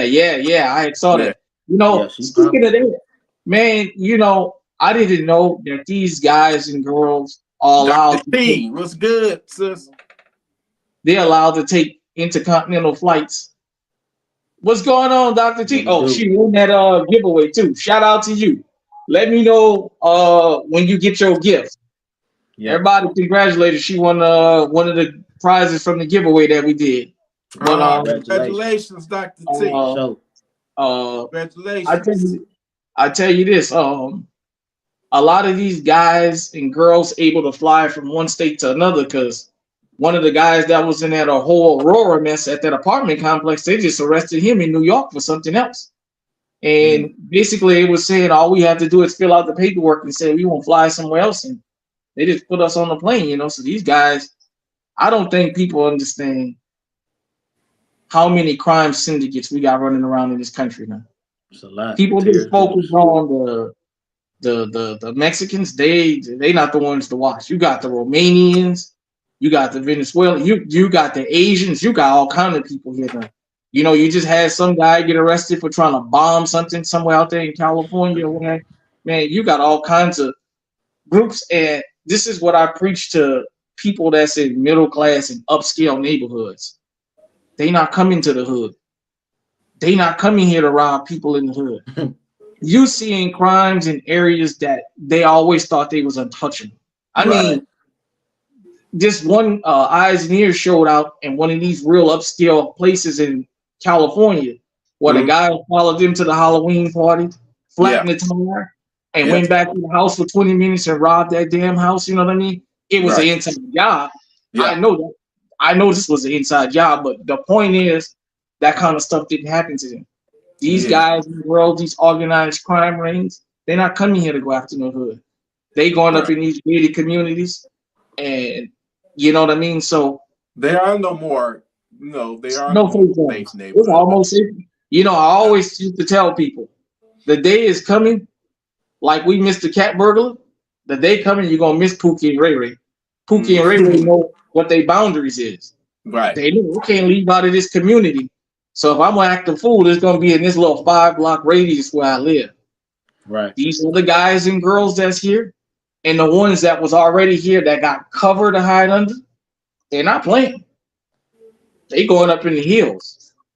They going up in Martha's Vineyard. They going up in places. I mean, I remember in New York when those shelters first started getting full. Man, they started talking about how they coming into these upscale neighborhoods. They urinating on the porch. They urinating and feces on our porch. I remember one woman was saying that one of them just showed up and took her dog off the porch, and it took her a couple months of fighting in court to get her dog back. And he was that they caught him on the side of the road and took the dog back, and he was saying because the dog wouldn't stop barking and stuff because it was in an unfamiliar home. I mean, you know, now for people who has always wanted to go into upscale neighborhoods, they got something to hide behind, because everybody gonna assume that it's just migrants. But for the migrants that came here for criminal purposes, they're not coming in no hood. They got the internet. They do their research. They don't go in no hood. Yeah. They going with the big money. And I mean, they hit these people out of milk. It's like Patrick Mahomes and Travis Kelce and the Milwaukee Bucks players and all that. Disconnected. This is a syndicate. They talking about all the memorabilia, because the thing is, supply and demand. They wouldn't be stealing this stuff if people wasn't gonna buy it. It's like that whole thing of like all Sephora and Ulta Beauty and all that. Look, I grew up in the hood. I ain't never seen nobody telling me, "Hey, I got this box of makeup. You won't buy it for your old lady?" Because that's an item that don't sell in the hood. Right. But I noticed on TV, on mainstream media, they only pick to show the black women and the black dudes stealing out of them types of places. But they're not selling it, because you can't sell that in the hood like that. Electronics will go. Certain clothes will go. You can't sell like people don't wear that stuff like that. Right. Then they finally decided KTLA in LA was the one who put the real story out of. They started tracking and they found out there was a white woman in an upscale neighborhood that called herself the Queen Pin that had a whole network, whole countrywide syndicate of. She was flying people here, giving them a list, this, and that, bring it back to me. I'm gonna sell it on Facebook, I'm gonna sell it on eBay, I'm gonna sell it on all these different Amazon and all that, because they're unsuspecting of being criminals. So at the end of the day, what the hell I'm gonna go steal all this Sephora stuff for? I can't sell it. We used to call them boosters. We used to back in the day. Yeah. I don't know if they still call them boosters now, but yeah, they used to go to all these little spots, Macy's, everything, and just do their thing. But man, yeah, it's a lot going on. As far as these gangs and stuff over here, I seen a comment. Guy say here in Texas we got MS-13. Yeah, but see, Venezuelan they operate a lot different, man. He talking about the places where they roam at coming here.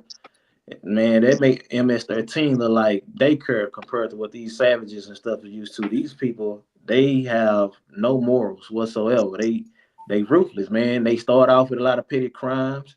I seen a lot of stuff going on in New York where they snatching up people cell phones and stuff. They used to ride by, they snatching people's cell phones, and a lot of stuff was going on. So the way they explained it on the news, they go into petty crimes, the robberies and stuff like that, and then they start to try to make their way towards the hoods and attacking a drug game and running up in people's houses and stuff like that. They be like the last play because you know they got to get they numbers up, money up, all kind of stuff.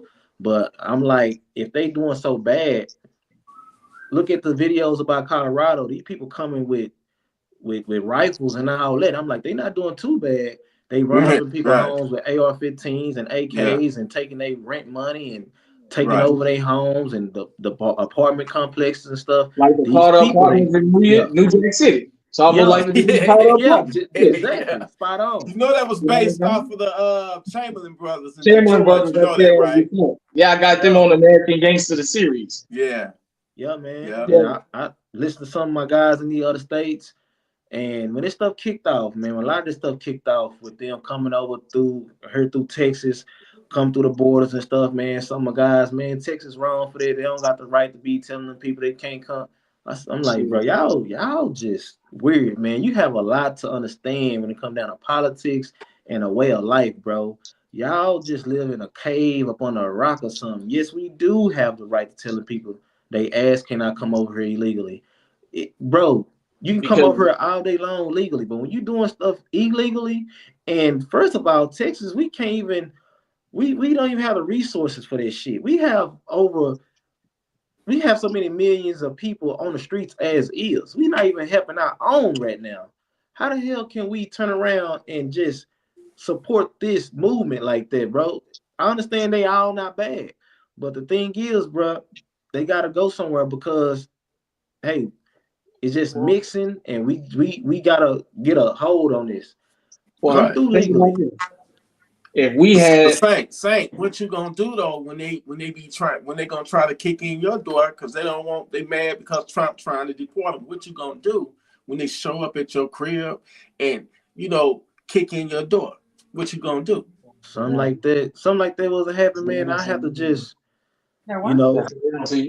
I have to bless them with like that 308. I have to bless with that 308 or that 300 blackout because God told me, God talked to me. Like the devil talked to them, the higher power talked to me. He gonna tell me to bless their ass every time they think they gonna do something like that.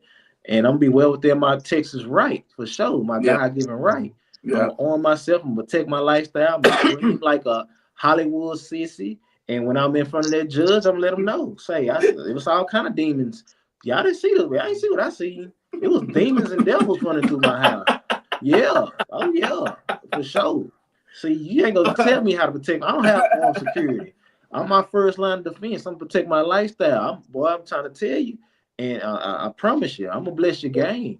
Run up in her like that. So that's gonna be the play. Here's the thing. If let's just say for whatever reason, we had to leave America in mass numbers. Some of us going to foreign countries to start trouble. Period, point blank. In the news, they're going to focus on the ones that's coming to start trouble. If 1 million come and 15 gonna start trouble, the whole 15 gonna represent the million, because that's the way the media works around the world. So you know what? We will be subject when we as Americans travel to foreign countries. We're bound by their laws, whether you like it or you don't. People, when you leave the country, they won't come ask you where you're from. They come and check your paperwork. Who gave you permission to be here? Stuff like that. You know what I'm saying? So at the end of the day, you're gonna have bad and you're gonna have good. And you're gonna have to learn how to separate. Now, amongst the different groups, they have already been saying, yeah, we need to separate from them because they make us all bad. I will say this: when it comes down to it, for whatever you think about them, they're smart enough to get maximum firepower. Yeah. They were smart. You know what I'm saying? I mean, because think about it. They got access to weapons they probably didn't have access to, and they was the worst of worst there. Yeah. Now they got military grade weapons. They got unlimited streams of income. I ain't even gonna talk about how many of them on the blade. How many of them out there on the blade walking the street? You know what I'm saying? Right. I seen it. Just like all that child abduction that's going on. I read an article about that. Up in these states, Montana, Wyoming, these vastly populated states where you got hundreds of miles with nobody. Where you think them children at? Because you know what? There's always people that's going to be willing to pay to sexually indulge in children. That black market. They're not taking these kids without somebody willing to pay them. At the end of the day, I will give the criminal immigrants, I will give them that much. Them bastards smart enough to go get armed to the goddamn teeth. I give them. I may not like what they're doing. It's like me saying that I got more respect for the Derek Chauvin type officer than I do for the guy that's going to ask me 1,000 questions so he can search my car. You know what I'm saying? The one who going to make you know, look, I pulled you over because you here and I feel like searching you and I'm going to search you, as opposed to the one, where you coming from? Driver license, registration, insurance. Well, do you mind if I check? And if I tell him, well, yeah, I mind because I ain't done nothing wrong. Well, guy, if you ain't done nothing wrong, why can't I check? Well, let me call out. I don't respect them type. Look, we all adults. We're gonna deal with each other. What is it you want? Look, I want to search your car. I know I'm coming through a high drug area. I know what you're stopping me for. Look, let's do this and go about our business. I don't like what Derek Chauvin did. I don't want people to think that's what I'm saying. But the rogue cops that I grew up around in New Orleans was more direct. We're gonna search you because we're gonna search you. People talking about stop and frisk in New Orleans, in New York. Shit, we had the jump out boys in New Orleans. They didn't know. They jumped out on you and they didn't ask you to search you. They're gonna search you. They don't find nothing on you. They're gonna let you go. Period. Point blank. And it was quick, as opposed to dealing with these guys who got you on the side of the road for 2 hours. Because you won't let them search your car because you ain't done nothing wrong. When you tell them I don't have nothing, they train to not believe you. So when you say I don't have nothing, they want to search you. I binge watch cops. I found out they new little loop now is, well, let me pat you down. I'm not searching you. Let me pat you down for your safety and mine. But anything you feel in your pocket, you're gonna take it out. You searching me. What I was saying, you searching me. So you've been taught how to circumvent the word. Because if I don't say I consent to a search, I can take you to court and possibly win some money. So now what y'all say is, well, I just want to pat you down. I'm not searching you. I'm just patting you down for weapons to protect me and you. But anything you feel, you're going to pull out my pocket. So you're searching me without using the word search. So all that little stuff. Look, most dudes and chicks that get stopped out here by the police, look, let's just make this as quick as possible so we can go about our business. All that little craziness, I don't like that. And at the end of the day, these guys and girls, besides the domestic criminals, the ones we import, they are what they are. And just like the domestic criminals, they get armed to the teeth. Period, point blank. And the only thing about the domestic criminals is they tell us if you don't got a chopper or you don't got a stick, don't come to the fight. Just don't come to the gunfight. If you all you got is 10 rounds, don't come to the fight. Just don't even come to the fight. I got a child. You know what I'm saying? I whether you like it or not, I respect those types because I know what I'm dealing with. Well, it's my job. I gotta have what they have or better. I don't want no equal fight. I want that as lopsided in my favor as I can have. Yep. You know what I mean? I'm not a boxer. I'm not here to, you know what I'm saying? I don't get paid to gunfight. I'm not a movie star. Right. And you that's what we preach back. to everybody. And Gun 2, we preach that to everybody. The ladies, you know, with Autumn's Armory and Yoki and all these other different females, that's making it okay for them to be armed to the max. I like that. Luke. I like that. You know what I mean? At the end of the day, man, look, you got to be your first line of defense. Got you. The whole dynamic about women being females, unfortunately, equality is here. The younger dudes see y'all as they equal. They don't see y'all as y'all females, y'all off limits. Generation X was the last group of men to see that. That ship has sailed into the Pacific Ocean. It's been blown up and it's sunk to the bottom floor. You'll never see that again. So at the end of the day, ladies, get out here and get legally armed. Go to the range and practice with them firearms. Get used to having the gun on you. I know a lot of ladies like to stick their gun in their purse. Somebody come up to you to confront you, that's going to be the first thing they're going to go for.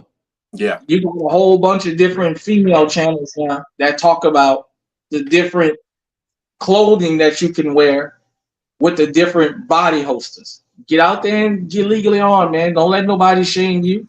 You know what I'm saying? Because at the end of the day, you're looking at men. Shit, ladies, y'all can agree to that. A lot of y'all damn enemies be damn females. It's like out there in Atlanta when them two girls was going home and the two chicks was standing upstairs to come and rob them, and the one, her spider senses kicked in, and she decided to pull her gun out and have the gun in her hand. And when they come running down the stairs, she started busting. Now, I wish she would have shot both of them, but she started busting at them, and they took off.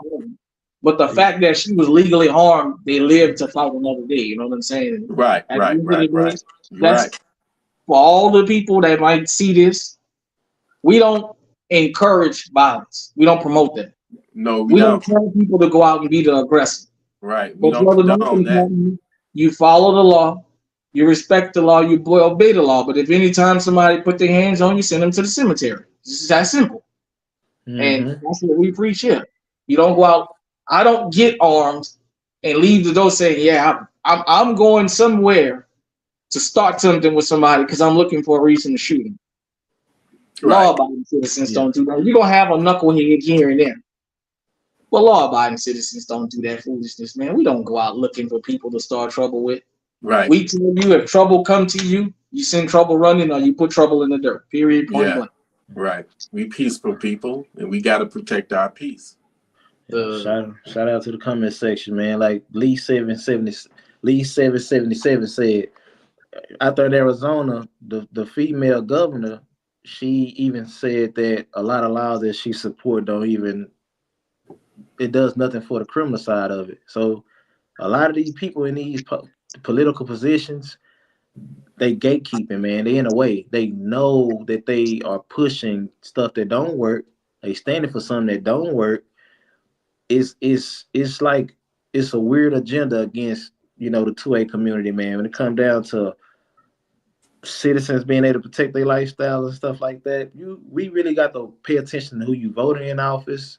I understand some of these people just keep finding their way back in these positions. Yeah. According to how these votes be going, man. Just with the election, you see a lot of the states that she won didn't even require ID. And it's like I'm with Trump on this, man. A lot of this stuff needs to be revisited, restructured, and just approached a whole nother way because it's affecting our way of life. I want to interject 1 minute about something you just said. Yeah. And this is something about the 2A community, gun tube, Second Amendment media, whatever you want to call it. We one of the most diverse groups on social media. Yeah. That's the difference with us. You see everybody from all walks of life working together. Most other spaces don't have that. It's, with that manosphere and all that here, what we talk about across ethnic, religious, racial, and international lines, because it's something people can relate to all over the world, because everybody has a criminal class. Right. What we have here in America is we have more legal rights to defend ourselves. You know what I mean? That's the difference. I really wish that more of the world would let the citizens be legally armed. Yeah. Because it would change a lot of things. At the end of the day, it's easy. Like I tell people about street dudes, a lot of these dudes are ninjas. They're not gunslingers. It's Right. easier to sneak up in the dark and shoot somebody in the back of the head than it is to walk back to back, march 10 steps, and turn around and shoot. You know what I mean? It's easier to do that. At the end of the day, it's easy to rule a whole state when only the criminals got the guns. Now, I'm going to say this about Mexico. That's some real officers down there. Do you know half of them don't even have firearms, and you know what they got to deal with? These guys here in America are dressed like Call of Duty warriors. They're always screaming here, afraid for their life. They was in fear. Yeah. I'll never let anybody from law enforcement in the city of Uvalde, Texas, ever say anything smart to me after what I saw. Right. The world watched in real time as these dudes with shields, 3 layers of body armor, ballistic helmet. I mean, these dudes were armed to the teeth, and they refused to go in and take that damn dude out. And that just pointed to the fact that nobody wants to be shot. Right. And it's easy to shoot people when you can surprise them, and you know they're not going to fight back. This guy was willing to fight back. Cleveland Harris, for a lot of people who didn't know, in the Columbine papers, law enforcement was there a whole hour before Cleveland Harris died. They was just afraid to confront him because Cleveland Harris made it clear they wasn't going to lie. Right. They pretended they didn't know the layout of that school, but they was able to bury that in the paperwork because most people wasn't going to read. Right. With social media and cameras everywhere now we can see everything in real time. At the end of the day, that, if anything in this world, if you've never seen the Uvalde video, go and see it. That should inspire all of us to get on. And see, Yeah. a lot of people don't see it, man. A lot of people, that fear, man, being scared. Yeah. You're either a brave heart or you're not, and it's like, man, that cowardice, it kicks in, and it does something to the brain. It's like you can have all these examples, man. Like, this is year 2024. This shit ain't new. We done saw so much stuff, and you still got people that will still side against the tool. They'll just go against the grain. It's like a trend. It's a thing. It's kind of like how they've been asking these college students questions about the elections, and they was just so far off the grid. It's like, how you see all these different criminal acts, you see all the stuff that don't happen on the news, and you still choose to sit inside your home or sit inside your comfortable state or wherever you at, and just still go against the grain. I'm not telling you got to love it, but damn it, just stay out the way. You don't have to even choose a side, but you got a lot of them will choose to go against it, and you ask them their reasons for it. They can't give you a clear-cut answer. It's those tools are bad. They hurt kids. A lot of shit hurt kids. You know what I'm saying? Y'all sitting up here just with this past election alone, pushing a lot of stuff on mainstream media that hurts the kids. Y'all was trying to push a lot of policies that's gonna guess what, hurt the kids. So if this really about saving the kids, protecting the kids, because that's one of the go-to things they like to do against us in this community. Oh, they bad. They these school shootings. Well, damn it, arm the school. Make it where the teachers can have the right to protect themselves. Because see, all them teachers ain't scared. Some of them been military service, a lot of stuff. Got second jobs, working security, whatever. A lot of those teachers in these high schools and colleges should be armed. That's how I feel. That's how I feel. Shit, I'm from the hood. I feel like every last one of our teachers should have been armed. Right. It's just that it's just a mindset, and it's mind-boggling that a lot of them still side against it when you got all these examples laid right before you. You can, in the present time, history, like, come on, man, when y'all gonna wake up and arm up and protect yourself? Now, rightfully so, just because they teachers, I'm not saying just give them a firearm. Make their ass go train, because a lot of them aren't from that side of caring comfortably or even knowing what's what. Some of them go purchase it and just sit it on the shelf, keep it in the safe.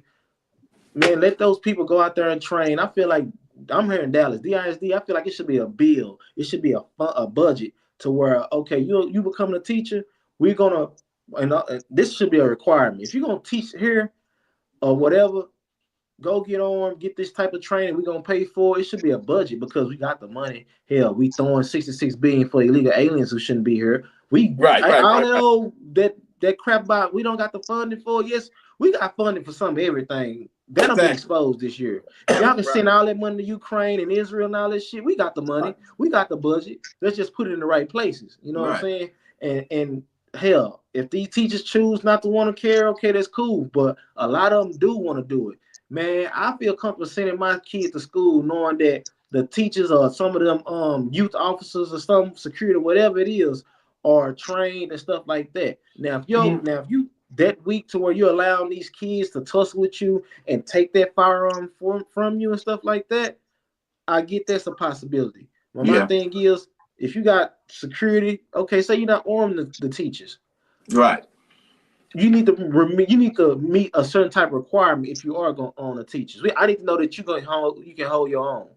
You know what I'm saying? We can do it that way, or damn it, put armed security at all these schools like you do at the banks. Yeah, arm the school. That's my solution. How many kids got to get shot up before you arm the school? Right. You know what I'm saying? So if it's really about protecting the kids, these same people that's against our community, damn it, why your ass ain't for arming the schools?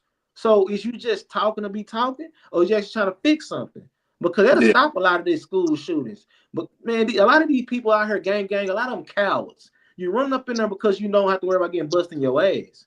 So if you take that aspect out of it and you get them another option that's going to turn around and put some pushback on that, bro, they're going to wake up. I see it all the time. And I'm from some of the baddest parts out here in Dallas. We had these, you'll see the cop cars pulled up outside the schools, the armed youth officers and all that, well, they weren't armed, but just seeing the car out there alone and knowing that some of them dudes would slam you on your shit, that was good enough to stop a lot of that. You know, you got these places where they run up in these schools in Arlington trying to catch an op, all this old dumb stuff going on. A lot of this stuff can be fixed if you put the money where it should be put and change the mindset in these areas, because our social media and mainstream media will push the scare tactics. Man, a lot of these teachers and security guards ain't cowards. You know what I'm saying? They got some brave hearts, some solid people that can help structure this stuff properly. Just got to put the funding with it and let it play out the way it should play out. Now, if you get them bad actors that want to rumble in the jungle and challenge you for that firearm, that's just a part of our community anyway. We got to deal with that anyway. But shoot, play at your own risk. I got another question. Yeah. 2011s. What do you guys think about 2011s? And have y'all ever shot a 9mm in a 1911 style platform? Because I haven't. I done shot one in a 1911 style platform when I was out there with Safe Alonzo. Man, shout out to the Gun Bros. I'm gonna put that out there, man. Shout out to Safe Alonzo, all you boys, man. Safe Alonzo. Yes, sir.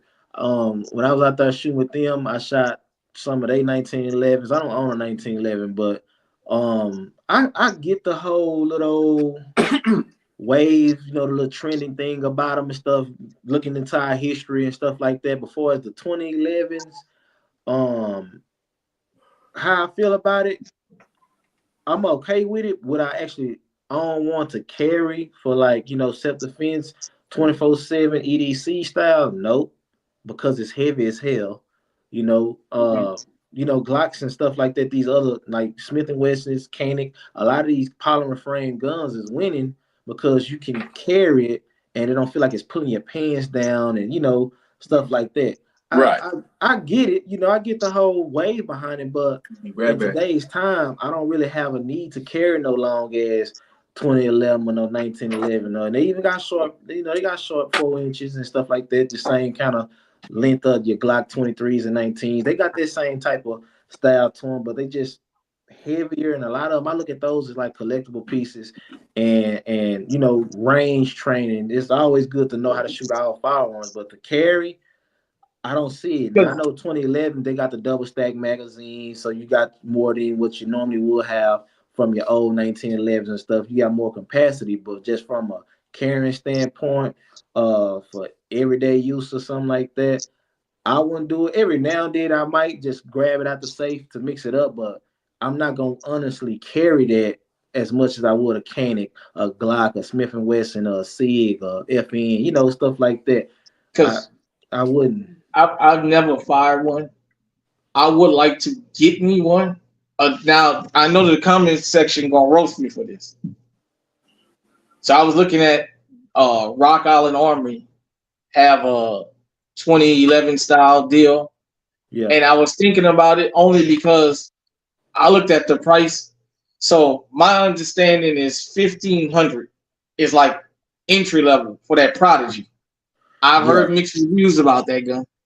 And basically, from what I've heard of, have seen $2,000 up to get you in the 2011. And I'm not that, since I've never fired a 9mm on a 1911 platform. I'm not even sure if I'm like that. I don't know if it's more of a mind thing, but I'm not that excited about it that I think I want to spend that kind of money. It don't seem kind of ideal, like logical. Like it don't make. I can't find the sense of doing it besides a flex and a collector's piece. Because don't get me wrong, there's some bad little old 2011s and stuff like that that run like a champ. They do. I mean, I get the pricing, but I don't see why I will pay a rifle price for a handgun caliber firearm when I have so many other options that's already doing what this firearm is doing. Yeah, you can tell me you can air rack it, it runs smoother, you get quicker shots. All that old that mumbo jumbo selling points, I get all that. But hell, a Glock been doing this thing, a Sig been doing this thing. Hell, some people swear by high points. I just don't see the reason for me to give you 1,500 or 2 bands for something like that. You know, I mean, I don't see the need for it unless it's something I really want. Like a lot of people got this staccato stuff going on. Staccatos are some, you know, some great firearms, but I also heard some bad stuff about them and stuff too. You're gonna take the good with the bad. I can't justify me spending 3 to 5 bands for something like that when I got it's so many other options, man. Like this is not the old days. We're in 2024 to where, man, you got Walter. There's so many other options. And damn it, I just can't see me throwing that type of money in no handgun, bro. I don't have, unless I'm going to use it for a competition shooting. You know, I might do a competition match. I need this. I might go compete. Okay, I can see that. Or I just got to have this to say, okay, some people feel like you don't have a gun collection if you don't have a 1911. Okay, if you're one of those people, all right, cool. I'm gonna add one. I'm not saying don't get one. It's just I don't see the use of spending. I don't see no reason behind me spending that type of crazy money for a piece like that. Now I have a budget. If I go 1911 or 2011, I have an idea of number I want to go past, and I can find something that's gonna function reliable and true. That's gonna fit the bill, but nothing like that, man. That's crazy. I own 2 1911s. I own one in 38 Super, and I own one in 45. I was going to shoot my. I had posted it on my community tab today. I was going to do a video at the range for my 1911, my Metro Arms, but I got a couple rounds all aboard. My arm went to throbbing because I didn't bring. It was so cold today, and I didn't bring my brace with me. Right. So I decided I wasn't going to film because my arm was already hurting. But I had asked because I've been watching this trend of and like I said, I've never fired a 1911 9mm for a long time. I thought that was fringe. Like, who in the hell would fire a 1911 with a 9mm in it? But I saw these 2011s. I don't shoot competition. I don't think I know I won't ever join like a shooting competition or what have you, just because I can't win. Not that I can't shoot. I would put my arm through entirely too much torture, and I'm just not gonna do it. But I was just asking because I had never. I decided that I found one that was used. I said if I buy it, it'll be after the first year. Right. If I bought it, it would be just to see if I like it because I'm like you. If I'm gonna spend 1,500, 2,000, it's got to be on something that I feel comfortable with. And I don't know if it's more of a mindset. Right. I just because I've never fired a 1911 in that particular thing, but I was just wondering. You know, I see now GHG Hustle, Yeah. a couple other channels starting to go lower than the Prodigy as far as price range now. I think it's one of them things now that it then got so caught on and so popular. The company is starting to jump into that, and it's kind of bringing the price down, Right. and it's bringing the reliability up, kind of like regular striker files was is now. So I don't know if that's the thing, but yeah, like I said, I just never fired a 9mm on the 1911 platform. Now the PDW with my my CZ Scorpion, I love that. I love that stuff. You love the Scorpion, James? Yeah. Woo, To go man, PCC That's your game. favorite PCC? Actually, I only own shit. I think that's the only PCC I damn own. Is No, you got that Uzi? Well, that's a 22. Oh, okay. So I got it in 22 long rifle because it's New Jack City made me fall in love with that gun. Yeah. My sister, you know what I'm saying now. And I was thinking, so you got that Stribog, that Brian Powell Stribog. Yeah, the I 45. would love to have that in 45. Yeah. That and the Chris Vector, I would love to have those in 45. And especially now that they didn't got rid of this stupid brace band. Right. I would love to have that in 45 and but yeah, like I said, so what is y'all favorite caliber? Like out of handguns, out of battle rifles, as I like to call them, PCCs, long distance. Because for me, a 45 caliber is my favorite round for a handgun. Right. Well, I only own one PCC. It's a 9mm, which I think the PCCs does the 9mm a lot of justice because you get more bang out of it when you put it on that platform. For a battle rifle, I gotta say I gotta have the 7.62 39, and I'm a 300, but I'm more of a 7.62 guy. I guess that's my New Orleans bias. And for long distance, man, I got a 6.5 Creedmoor. Yeah, I mean it's a base model. I haven't had the chance to really get out there and cut it loose because I shot it out in the woods, so I wasn't really aiming it. I was the only person out there, but I haven't had a chance to really sight it in. But I hear a lot about that round, man. I hear it's a real fast round. I hear people talk about the 308s a lot. I currently don't own one, but it's on the list. Yeah. It depends on the situation. I know a lot of 2A channels. They go head over heels with the whole war this, war that, war this. But like here in the urban community, like in the cities and stuff like that, man, you can't go wrong with 5.56. 5.56.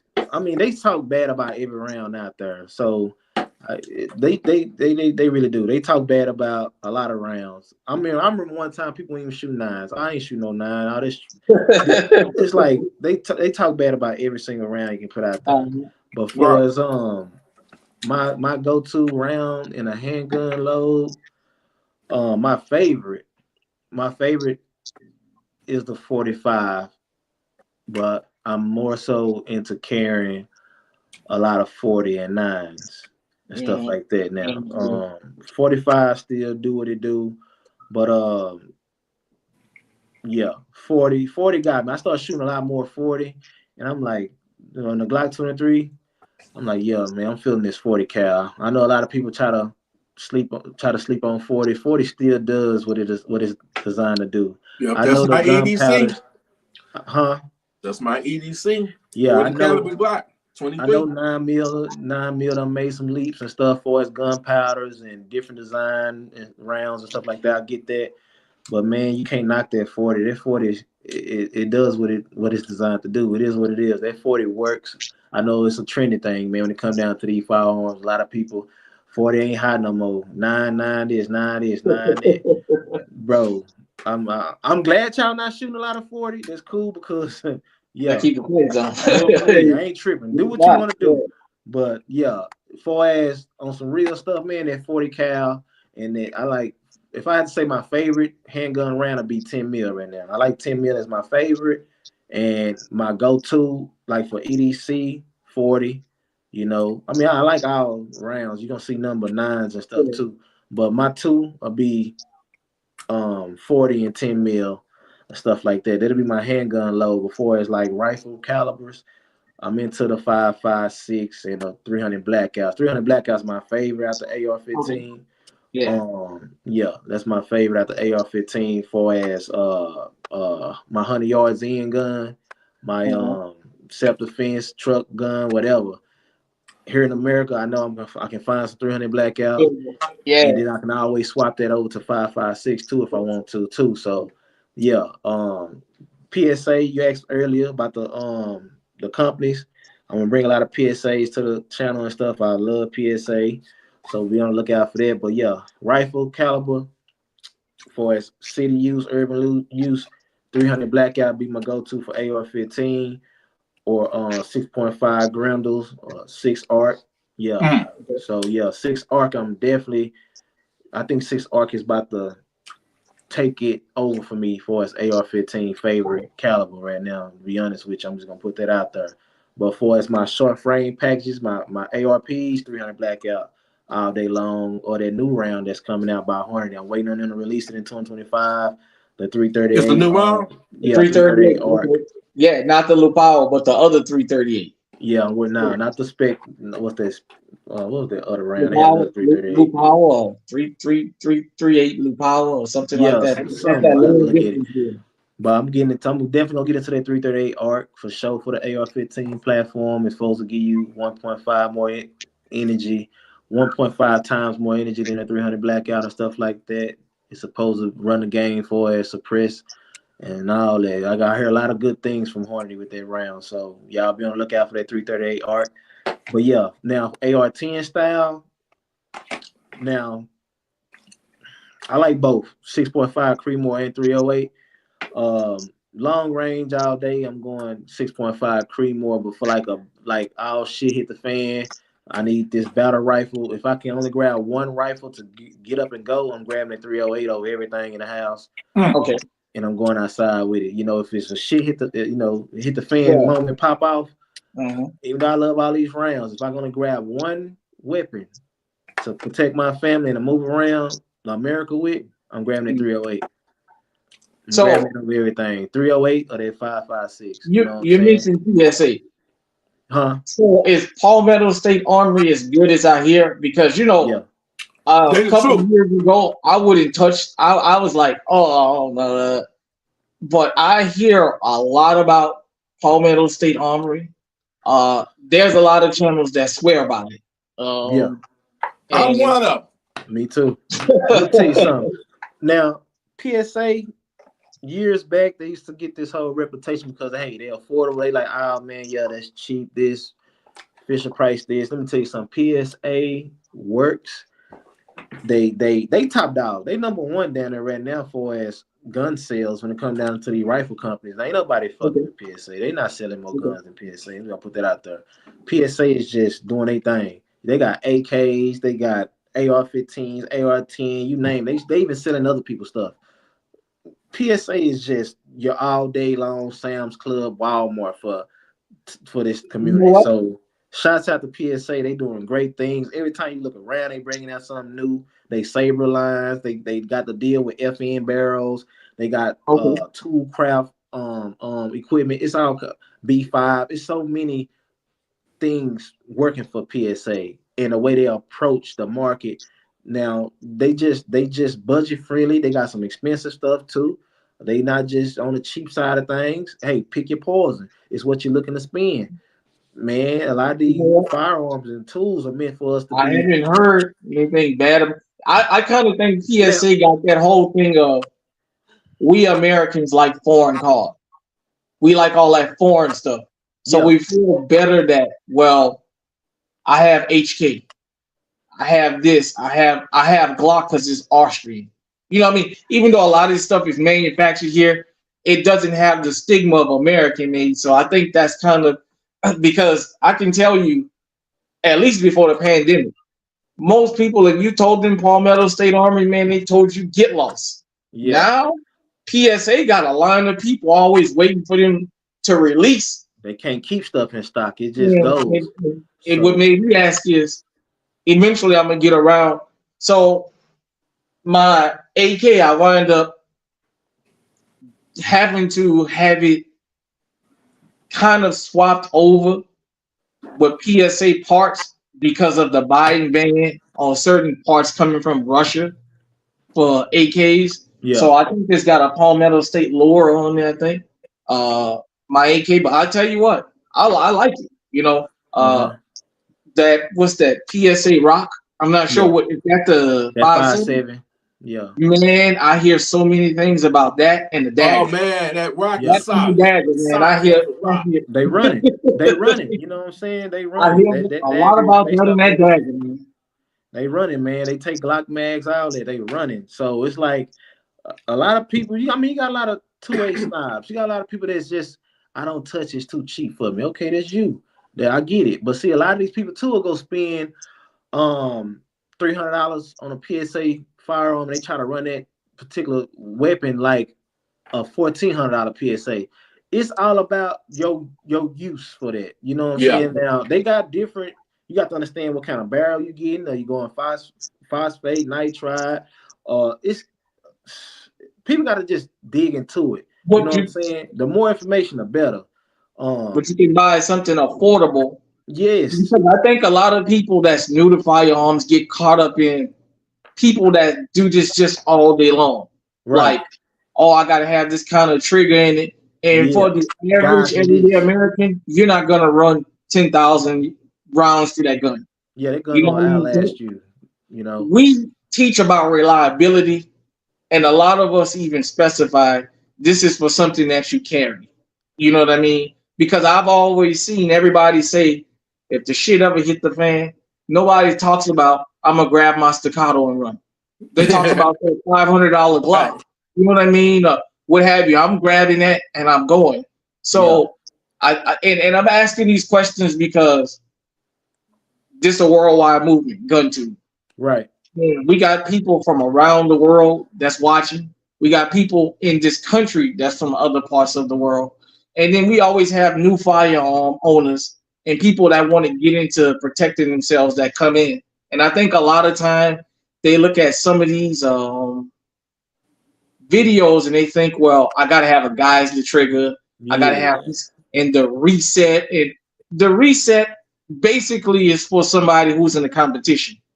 Yeah. But everyday American, it might have a long trigger pull, but damn it, at the end of the day, you're not competing for how many, you know what I'm saying? So in a general situation, as long as it go bang, that's all you need. You know what I mean?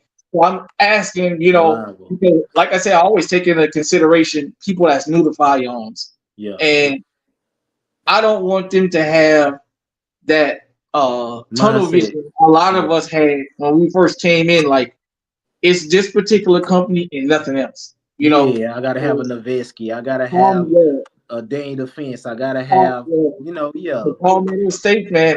Like I said, I hear a lot good about that company. I think they came along at a good time where our firearms have become more affordable for the everyday person. Right. Because you can buy for less than $400 out the door. Yeah. Man, you can buy something that'll protect you forever. And back in the day, you couldn't do that, man. I mean, it was hit and miss. You know, you had to have a name brand gun or else. You know, even then, Taurus been around for a long time, but Taurus had a reputation for letting out horrible weapons. You know, so yeah, but Taurus came a long way, man. yeah, they got that reputation from a lot of their customer service and their quality and stuff too. Because hey, you hire the wrong folks, you're gonna get that type of reputation. But one thing for sure, since they've been coming out with their G line, they ain't been missing. Oh man, They've you been know what? selling. They Taurus G line, G3, G2C, G4, whatever you name it. They've been doing their thing. Anybody They got that the see YouTube this, videos out there. anybody that's watching this, you guys heard me say I'm a mechanic fanatic when it comes to 9mm. Yeah. That Taurus G2 has made me out of a believer. It's the truth. It has made me out of a believer. It works. There's several times I've went shot it that I didn't put it on camera.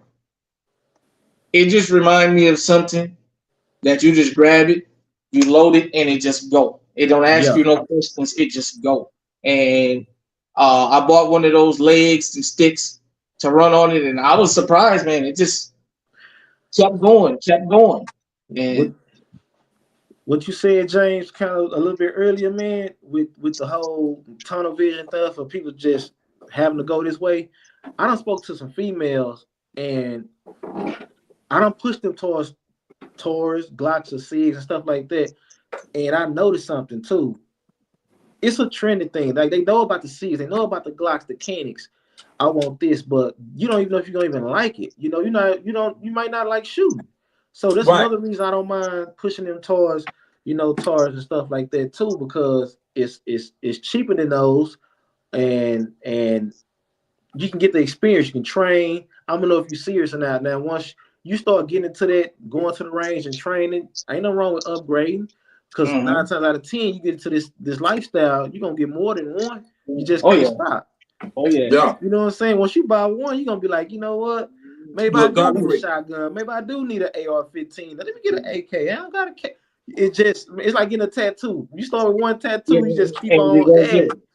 So yeah. And you go to the range and you run into a motor mouth like me that don't shut up. And go ask you 1,000 questions, you know what I'm saying? Yeah. Well, you got this gun, you want to shoot it, and I start letting him shoot it, and the next thing you know, man, I gotta go get me one of those. You know what I'm saying? Because living in Iowa, especially where I used to go shoot, right? Oh man, when I used to walk up, everybody would stop shooting and being like they said a unicorn. You know, they would be so they would watch what I would pull out. And I would start shooting, and then I would start talking to them. Yeah, I got this, that, and they would look at me. You know what I mean? And so sometimes it's just one of them things. Like you said, once you get one, or once you get used to pulling the trigger, because I tell new gun owners, you got to learn and get used to pulling the trigger before you can become a marksman and all that. Because people think they're gonna buy a gun, and the first time at the range, if they ain't hitting bullseyes, they ain't getting nothing. You got a lot of recall anticipation. You done watched it on TV, so you got an idea of what it's supposed to be. So you anticipate the boom, so you eject your hand. You got to get comfortable with just firing the gun first. Yeah, you got to you know what I mean? Because you just not. Most people, it's not gonna happen. You know, so you get frustrated, man. Someone be like, that gun trash. Now you just got to train, man. The gun. I always say the gun is more accurate than the person. I know a lot of people on my channel, I just preach reliability. Right. Because you can have a guy that can come in with iron sights at 25 yards and he can hit all the red on the target. And you can give somebody else that same gun in 5 yards and they won't even get on the paper. You know? So it just depends. That's in the eye of the beholder. And then sometime like today, I had my 1911 and 45. The first couple rounds was off. Then I got it where it needed to be. But after them 8 rounds, I said, I ain't shooting nothing else today. My arm was too bad. When I did my G2 video yesterday at the range, it was the first time I actually been to the range with it. So I knew it works because I've been out in the woods cutting it loose just to see if it'll go. I actually went to the range. The first mag was getting me used to aiming. The second mag I did a lot better. But just the whole thing of damn, I got a $200 and something gun in my hand, and it's just going bang. Yeah. It's not snappy. Like I got the Smith & Wesson, the first generation of the SD9. Yeah. It's dependable. Never had a jam, but it's too snappy, so I don't Yeah. carry it because it's loud and it's real snappy. Mm. I was very surprised of a gun being that compact with that Taurus. That is to me is a pretty smooth shooter. Just tell you about the Oh, build quality. So it Yeah, is. a lot of people for got sure. to realize these prices, Right. the build product, the build quality, it's a lot that goes into these prices and stuff too. But for us to be blessed like that from It Taurus, is man, for a Taurus. price range like that, and get something that's shoots smooth like butter, man, say that's Taurus got good, like man. I $2 salute that all day long, like that PSA dagger. All Yes. that. If it runs reliable, function well like that, man, and I ain't spend $500-800 for it, say, man, that's a win. I That's, take that all day that's long, for sure, for yeah. sure. And I will EDC it. You know, I'm not ashamed to say it because hey, a 22 or whatever, you don't want to get hit with nothing. We not really meant. We not built to be hit by anything Nothing. when it Shoot, comes I down had to these phone bullets. calls on Uzi riding with me yesterday. Yes. You know, 22, but I was just in New Jack City mode yesterday. I said, I'm gonna Yeah. damn take my Uzi. At 22, I wake you ordered up. my Uzi next to me and what have you, you know. So okay, uh, the P320. Yeah. What do y'all have? What do y'all have any experience with that gun? Yeah, I And do. I do. I don't had a few I of them. don't. what do you think of that? Is it as bad as I've heard, or is it kind of? Because you know, I've heard not. Is it the 320 or the 365 that was going on? The It's a 320, right? Sig. It's a Sig P320 that they made some money off of. I'm put it like that. They made some money off of that. And I'm a Glock kid, and I'm not against Sig or nothing like that. But I tell you something, the P320s I don't own, man. I ain't never had them problems that people talking about. Okay. I've never had the problems. I don't drop my 45 loaded one to hit and everything. What? I ain't never had that problem, bro. I ain't ashamed to say it. I have. When you in this community, man, you gonna have some moments, but you live and learn and you keep going. Uh-huh. That's the whole point of getting in the game. This stuff that these people talking about, going off on their purse, going off on their holsters, they made some money off of that. Now I ain't saying it wasn't none that probably could have been a bad batch.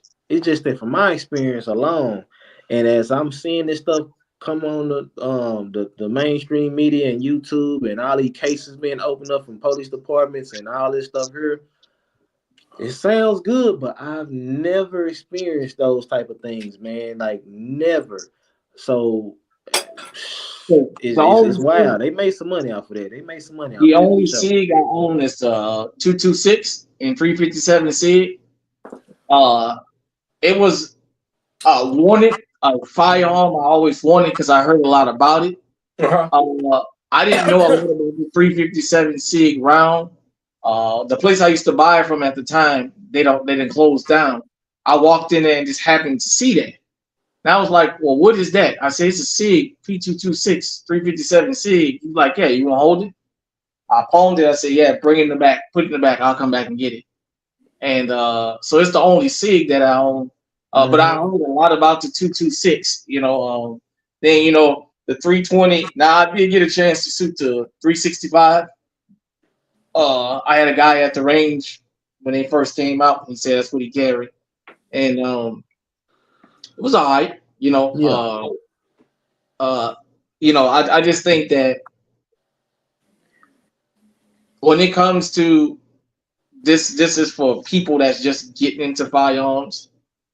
Do your research. Yeah. Don't go buy $1,000 firearm as your first firearm. I would Just in recommend case that you at don't like all. it. If you know somebody that owns several firearms, go with them and shoot more than one to see what you like. But nevertheless, just now y'all have a variety of firearms that's reliable, that ain't gonna break the bank. Because one day I was in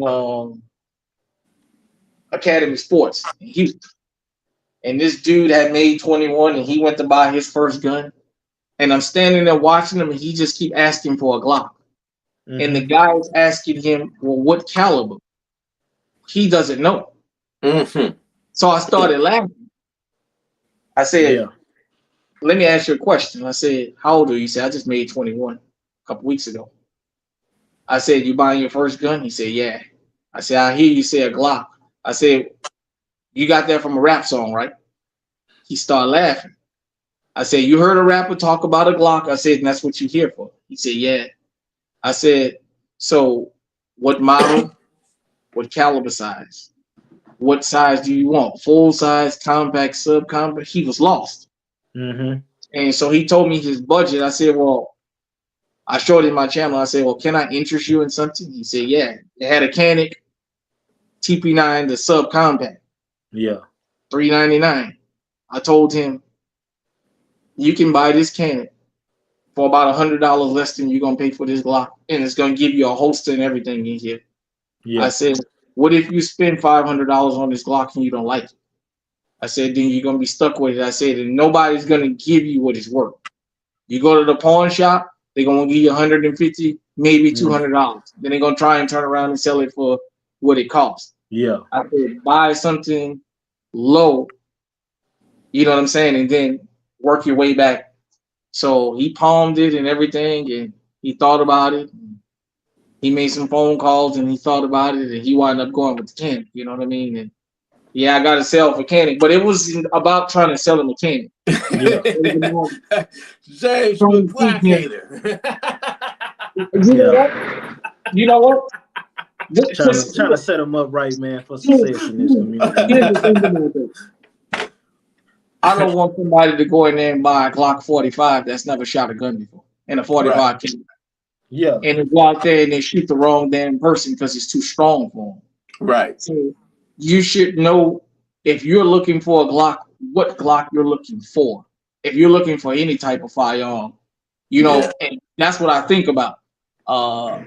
These guys, because it's so many numbers and so many calibers, you know, shit, I don't want to be damn out there in public with this fool, and he's supposed to be shooting at the guy coming and robbing me, and he's shooting me in the damn head because his gun is too strong for him. You know what I'm saying?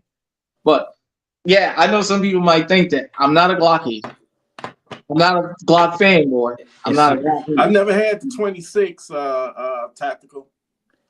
And The only Glocks I ever had was the 17, 19, 20, 22, and 23. I've never had those are all the the models that I've had of Glocks. I never had the 26. Hold on, let me step away 1 second. Okay. A lot of these Glocks, man, a lot of these handguns anyway, they just gonna feel different in hand and stuff too. You can start off training with the Sig and think you're gonna shoot a Glock well, or vice versa. Cause I mean, I done had my experience with the Glocks, and then I go to shooting the high bar axis, Sig Sauers and stuff like that.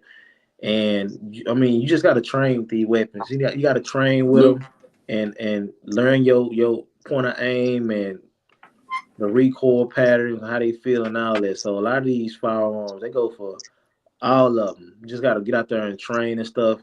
And you just want to become a fan of what you shoot well and what you actually into, what you can handle. And for me, I just started off with the Glocks and stuff like that, man. Smith & Wessons and the Glocks. And it's just been that way. But I do it all. I'm into the Sig Sauers. I had the Sig Sauer P320 and 45. Loved it. For sure. Never had no problem with it. Man. Yeah. So nothing wrong with that for sure. Right. Yeah, man. Am I still up right on y'all camera? Oh, yeah, I see you. See you. Yeah. Okay. Far as I want to get back to like the rifles, but the rifles, it all depends on what your use for that is. Like if you saying what'll be a rifle for me to go to or get into if I ain't never owned a rifle, stuff like that, I recommend 5.56 to everybody who ain't never even had a rifle. If you just far as what 223 or 5.56, something like that. That's just gonna be my natural take. I push that on. Why would you pick that over the 7.62 by 39? I push that because of people tolerance. 9 times 10, you can handle that 5.56 better than that 7.62 by 39. This is like aimed at first time rifle owners and stuff like that. I'll push you towards the 5.56 because it's more universal here in America than the 7.62 by 39. Yeah. You know what I'm saying? And this 7.62 by 39 might be cheaper to train with and stuff like that, but I'm gonna push you towards the 5.56 until you get your 16 inch, get your long gun. Somebody know you got to take your ass to the range and put some work in and get efficient with stuff like that. For as the new rifle owners, I will all day long say you go 5.56, and then hell, go from there. You know, you can go with higher caliber, whatever. Go 6.5 Grendel, 6.5 Creedmoor, 7.62 by 39, by 51, whatever you want to do. Pick your poison. But if you up to me, I push you towards 5.56 first. And then hey, what you use 300 for? I just want blackout. something to ride around a truck with or to Yeah. protect my house. I tell you, okay, 5.56. For the AR-15 platform, 5.56 or 300 blackout, something like that. I want to dual rifle, something I just want to buy one and be good with. You can go 5.56 or 7.62 by 39 for that. Just Okay. gotta let me know, what you're aiming for, what you use for. But yeah, new shooters and stuff like that, getting into the rifles. Oh man, I want a rifle. I don't know if I want a K. I don't know if I want an AR. Here in America, I tell y'all they don't snatch that 5.56 AR and then just go from there. That's just a given, Yeah. Yeah. Have y'all ever fired the 7.62 by 39 on the AR platform? Because I haven't. I done And shot is them. there a difference? Is there a difference, I or have. It's is there not to really a me. difference? To me, it's the difference because with the AK, you got the long stroke pistol system and stuff like that, versus the AR-15 being gas, just gas operated, direct impingement and stuff like that. It depends on now PWS. They make long stroke pistons, AR-15, 7.62 by 39s too. So you gonna automatically feel the difference in the recoil versus DI versus piston because piston got that rock and then you know what I'm saying versus that direct impingement that's giving you that little thump. That piston got a rock to it. You know what I'm saying? Like it puts you back on target in the sense. If you don't shot enough AKs and stuff, you get what I'm getting at. Yeah. AK is just gonna cycle different from a Right. DI all day long. But for as in that platform AR-15, it's the same thing. Well, It's gonna feel different. right. In my opinion, it was really it was no difference. I couldn't tell the difference really. When I took my micro Draco and I took the my maximum defense PDX that I used to own that was Chamberlain Yeah. 7.62, that was the AR platform. Yeah. The maximum defense might have been a little bit more smoother. It had less recoil because of that hate brake that was on it. The But DI too. yeah, but really the in my opinion, the macro Draco shooting it's not really, it don't really have that much recoil for me because I got that brace. Once you put the brace on it, it's a smooth shooter. It ain't gonna have you all up and down and stuff. It's just something about that brace that Okay. just makes it, yeah. Those Dracos, the guys that shoot them without the brace, I see this little argument. Is it as bad as they say it? Some people say you can't hit nothing without a brace. Some people say, I don't know what you're talking about. And I'm asking because I've found one for sale and I'm thinking. I say go for it. Because Uh, I love AK platforms. I love the Dracos, man. I would say where's my AK? every serious collector need a Draco in their collection, whether it's the full size, the This ain't mini, just or the one for micro. me. I love the micro because Micro, I mini, like hold that on. compact shit. But it unbraced, it's got that recoil. You're gonna be you're gonna be jumping. So I would not prefer it, but hell yeah, you can hit something. It depends on how far the target is away. Because if somebody break in my home, and I live in a small home, you've seen it Well, I've before. been to your Been house. there, yeah. So if I can't hit them with that macro Draco, and they in my living room and I'm in the dining room, they that damn close to me, then I don't need to have no guns. So yeah, you could definitely hit. I mean, you ain't gonna be doing no precision targeting or nothing like that, no shooting like that with it. But that's not what it's for. That's not what it's intended for. It's a CQB weapon. Okay. You know, close quarter combat weapon. So it's very devastating. And like if it come down to it, if somebody's stupid enough to do a home invasion on me, and I know it's more than one savage, I'm dealing with a group of them, and I see they guns, that Micro Draco is the first gun I'm grabbing. Yeah, for as that, I'm not shooting that shit without no. I mean, if I have to, my life up against it. I shoot anything out of brace in that situation. But if I have my option, I say put that brace on there because you can handle it. You can be more accurate. You can handle it. Get your ear pros too. even in that, I just got to say, God just got to be with me because I ain't gonna have time to snatch it. I'm just gonna grab and blow. You know what I'm saying? So I recommend with that Draco had that brace on there. So because even though I know it's 2 different rounds, I own the Keltec PLR 16. Now some people said that there's a setup for a brace on there. I don't know because I haven't looked for one, but I see a lot of dudes, and I know a lot of times it's be them little short videos, and you're always gonna have your little arguments back and forth of the dudes just shooting the Dracos. I never thought about a Draco until I actually seen one a couple of weeks ago. And I was like, a lot of them dudes shooting them Dracos like that without a brace, you see it shows in every last one of their videos. They bouncing with it and they just shooting. They not even fucking aim. They just shooting, just sending rounds out. Dum, dum, dum, dum, dum. You know what I'm saying? You shooting everything but your target. You hitting grounds, cars, trees, poles. I mean, not saying just some people who can handle a Draco without a brace and stuff like that. They out there. Person can. It's just not practical for me though. I mean, just on some real life, stand your ground. I'm here to do this the right way. I was just kind of asking, like, within 30 yards at a range. Yeah. Is it without the braces? Basically, you just shoot. Just slinging bullets out there and hoping that you hitting. A lot of them with all that bounce, you doing follow-up shots. It don't even make sense to me. You know what? To be in a situation like that. I want to shout somebody out. I don't even know if this man's still alive because he was,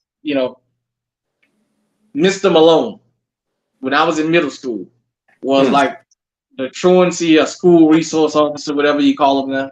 And he used to carry a 38. This was telling me the story. Yeah. I remember. Yeah. And y'all talking about the Draco doing like that. I never forget this. We were sitting in the gym one day and we was talking about guns. At that age, 10, 11, 12, 13, you think you know everything. Right. And we talking about guns and he come in, because he would always come and talk with us, man. Mr. Malone was what a school resource officer should be.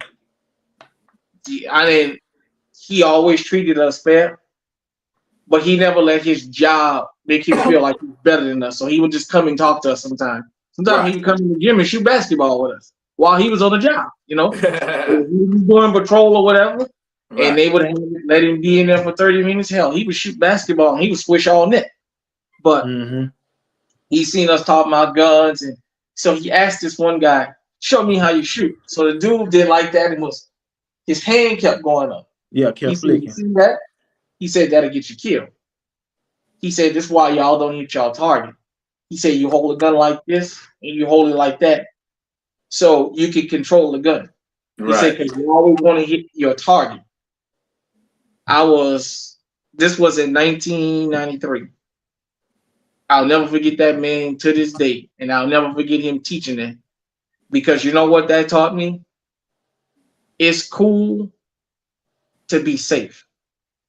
It's cool to shoot with 2 hands instead of 1 and hit all the wrong things. And ever since then, man, I've always kept that in my mind, man. And I've always, you know what I'm saying, thought about that. Yeah. The control of a firearm.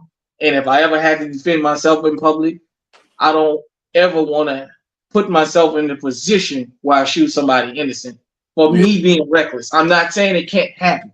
Right. But you know what I mean? So, and another thing, so I had saw somebody had mentioned about shotguns in a shooting range, and it made me know that some people say that they think that's crazy, but these shooting ranges have rules for a reason. Yeah. I understand why they do that, and like indoor ranges, especially with rapid fire, Yeah. because a lot of people pretend to know about firearms and they go in these ranges and they really don't know what they're doing. No. But they in there, they going crazy. And they've probably shot the ceiling. Yeah. Or they probably shot somebody or pointed a loaded gun at somebody because they didn't know what to do. I've seen some craziness, you know, and heard of some crazy stories in there. So I had a couple of people ask me on a couple of videos that I posted why I was taking such a long stroke because the gun reset so quick. I'm in the indoor range. Right. I practice indoor safety. I know it's not like outside. I can't go crazy and I don't want to get kicked out of there. You know what I mean?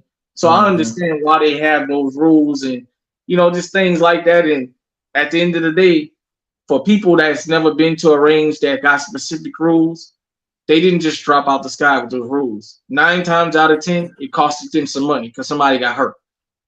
And or they don't want it to happen, so they're protecting themselves, you know. So I just like here, I always say, if you can learn how to shoot outside, you can learn how to shoot because you got to adjust for the wind, you know. And a lot of people think the ideal situation is going to be home.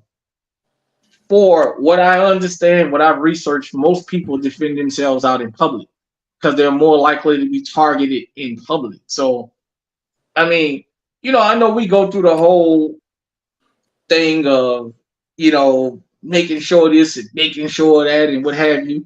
Yeah. In an ideal situation, but if you don't ever go outside and shoot, you won't get comfortable having to pull your gun. What if it's freezing cold? So like I live in Iowa. So now winter is here. You got to have gloves on. So now you got to think about how a big trigger guard. Right. Carrying a gun with a big trigger guard because your gloves can cost you your life. Yeah. You know what I mean? At the end of the day, you can't afford to get frostbite because you're talking about days sometime with the wind chill. It's minus 50, minus 60 degrees outside, and you still got to go to work. The world don't stop up here because it's that cold. You gotta get up and you still gotta go to work. Right. And even though criminals hibernate in the winter, not all of them. Some of them polar bears. Everybody ain't a grizzly bear. Some of them still be out in the winter. So you always got to think about that kind of stuff. So I always tell people, get used to shooting inside and outside. Take you a gun on a windy day and go out there and shoot. You'll learn how to adjust for the wind. It'll teach you a lot of different things, you know. At the end of the day, your safety is up to you, and you got to make time to practice. You can't expect because you bought a Glock, it's never gonna jam. Hit the Or you bought a brand new $1,000 Smith & Wesson or Walter or whatever or HK, it's not gonna jam. The assumption and the track record says it's not gonna jam, but that doesn't mean that it actually won't, because sometimes people buy a gun and it don't go bang because they don't know how to load. They got a mag in there, but they've never racked it before. Right. So they think it puts the mag in there, loads the gun. And they wonder why they standing there pulling the trigger and the gun don't go off. Well, you never put a round in the chamber, you know? So if you don't get out, you don't learn that gun, man, you won't ever know. Shoot different types of ammo too, man, because these guns, some of them be finicky. You can have the wrong type of ammo, all kind of stuff. So that blaze of brass, you can't say that stuff. I do not run with no gun. I do not. I'm sorry. Some people swear by that blaze of brass. Yeah. For the most part, I'll run Winchester, Fiocchi, Federal, Hornady. There's one or two other ones, but usually for my targeting, I stick to Winchester. I'm just sorry. And them blazing rounds. Remington Thunderbolt 22s. Oh, I can't stand that. Oh man, I probably got about 250 rounds of that shit sitting in a 500 round. That shit is dope, boy. You know what? That's it. probably like by the time I fired the third shot, I actually thought somebody had shot me in the range What? because the blowback was that bad that like it had my face bleeding. It's like, Wow. did somebody shoot me in here? And I Wow. fired that shit. I said, that's just fucking ammo, man. So I changed the ammo. I got that shit sitting in my safe. That shit gonna stay there. It gotta be Can't last touch it no resort more. before I would use that Wow. shit again. I don't like it. That Remington Thunderbolt that come in the green box with the lightning strikes on it. Yeah, I've seen it before. I don't like that shit. It don't work for me. The arms core, 36 grain and 40 grain hollow points, and the Winchesters is what I run in my 22s. And for the most part, I don't ever have an issue with it. You know, when I broke my Uzi in, it took me a couple rounds because 22 rounds is kind of cheaply made. Yeah. But once I broke it in, I think I put about 150 rounds through it. I had some jams, so I cleaned it out, with the tube and everything, and then lubed it up real good and ran it again and ran it again. Now I trust my life with it now. So Oh, wow. sometimes like that SFX Canic I had, that first generation, within the first 100 rounds, just about everybody would have, when you would shoot around and it would eject, it would get caught. But after that, it wouldn't have that was just the defect to that particular generation. Right. That's why stuff like that is important. You can't buy a firearm and just assume it's gonna work. You know what I mean? Because what if? What if it don't go good? Gotta get into the maintenance and functionality. I gotta get it later in the morning. I know we were supposed to do a short show, but me and my motor mouth just kept going. Me and my motor mouth just kept going and kept going. No, I'm enjoying it, man. I'm giving y'all just the floor. You know what I'm saying? I'm giving y'all the floor and I'm enjoying it. I know some people. I got a question for you, both of y'all, real quick though. I got this philosophy. Like if you ever get caught slipping out in the streets, and the savage get the drop on you, are you gonna if the savage robs you, but he's trying to take you to another location because he got the drop on you, the gun to your head, are you gonna follow him to that second location, or you gonna make that your last stand? Well, he gotta kill me. Last stand all day long. When I grab his gun, I'm going for my knife in my pocket. He's just gonna have to blow my fucking head off because I am not letting him take me somewhere else. Because you know what? I would rather give my life up in the street than him to take me to my house. And now I got to give up everybody's life. You know what I mean? Yeah. Just telling what kind of stuff. Because think about this. We live in a sick world. What if they take me home, have sexual pleasures with everybody, and kill them and leave me alive? Man, I'm going to want to commit suicide. That actually happened years ago. That actually happened. It happened here in Detroit, and then it happened in another state where somebody was carjacked, and the two guys that did it had just got paroled out of prison, and they carjacked them, and they forced them to take him back to his house. And once they got in there, they tortured them people, sexually violated his wife, daughter, they beat him, tortured them, they tied him down in the basement and strapped his kids to a bed, and they had raped the wife and strangled her to death. And then they began to set the house on fire. And everybody died except for the husband, the one that brought him back to his family like that. Man, he survived it because he was down in the basement. The kids, they died from smoke and inhaling the smoke, and they raped and strangled the wife. Man, so that guy got to live with that for the rest of his life. That he the cause of his family. He lost his whole family. His entire family. Yeah, that's tough. Yeah. That's a tough one right there. Well, I said I had the whole court right there, man. You ain't taking me nowhere. You ain't dumping me out. You ain't finna make this harder than what it need to be. Right. We just gonna go for it right now. For sure. You ain't giving me no car. and take me down the street, up the block or whatever. We just gonna tussle and go for it right now, right here. You know what I'm saying? I And lost James, I know how you get down because I remember the story you told me. I think you might have been in Detroit at the time when you said you had to pick up a bottle and slam it up against that. When I was at that Coney Island, and I decided that this dude followed me in there, and I kept saying to myself, "What the fuck is he in here for? He ain't ordering no food, and he's standing over close to the door." Yeah. I seen them ever freshers in that thing back there, the one with the wide long neck, with the long neck. Yeah, let me have one of them long hot dogs. Let me have one of them ever freshers. I want one in the bottle. Yeah. And when I got finished, I gulped that down. I went outside and he was kind of walking behind me. I went over to the curb, pulled the paper off, tap.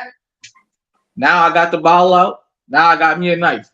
If he come anywhere near me, I'ma stick him and I'm done. I'm not gonna stand there and fight with him because I'm out of bounds. I'm from out of town.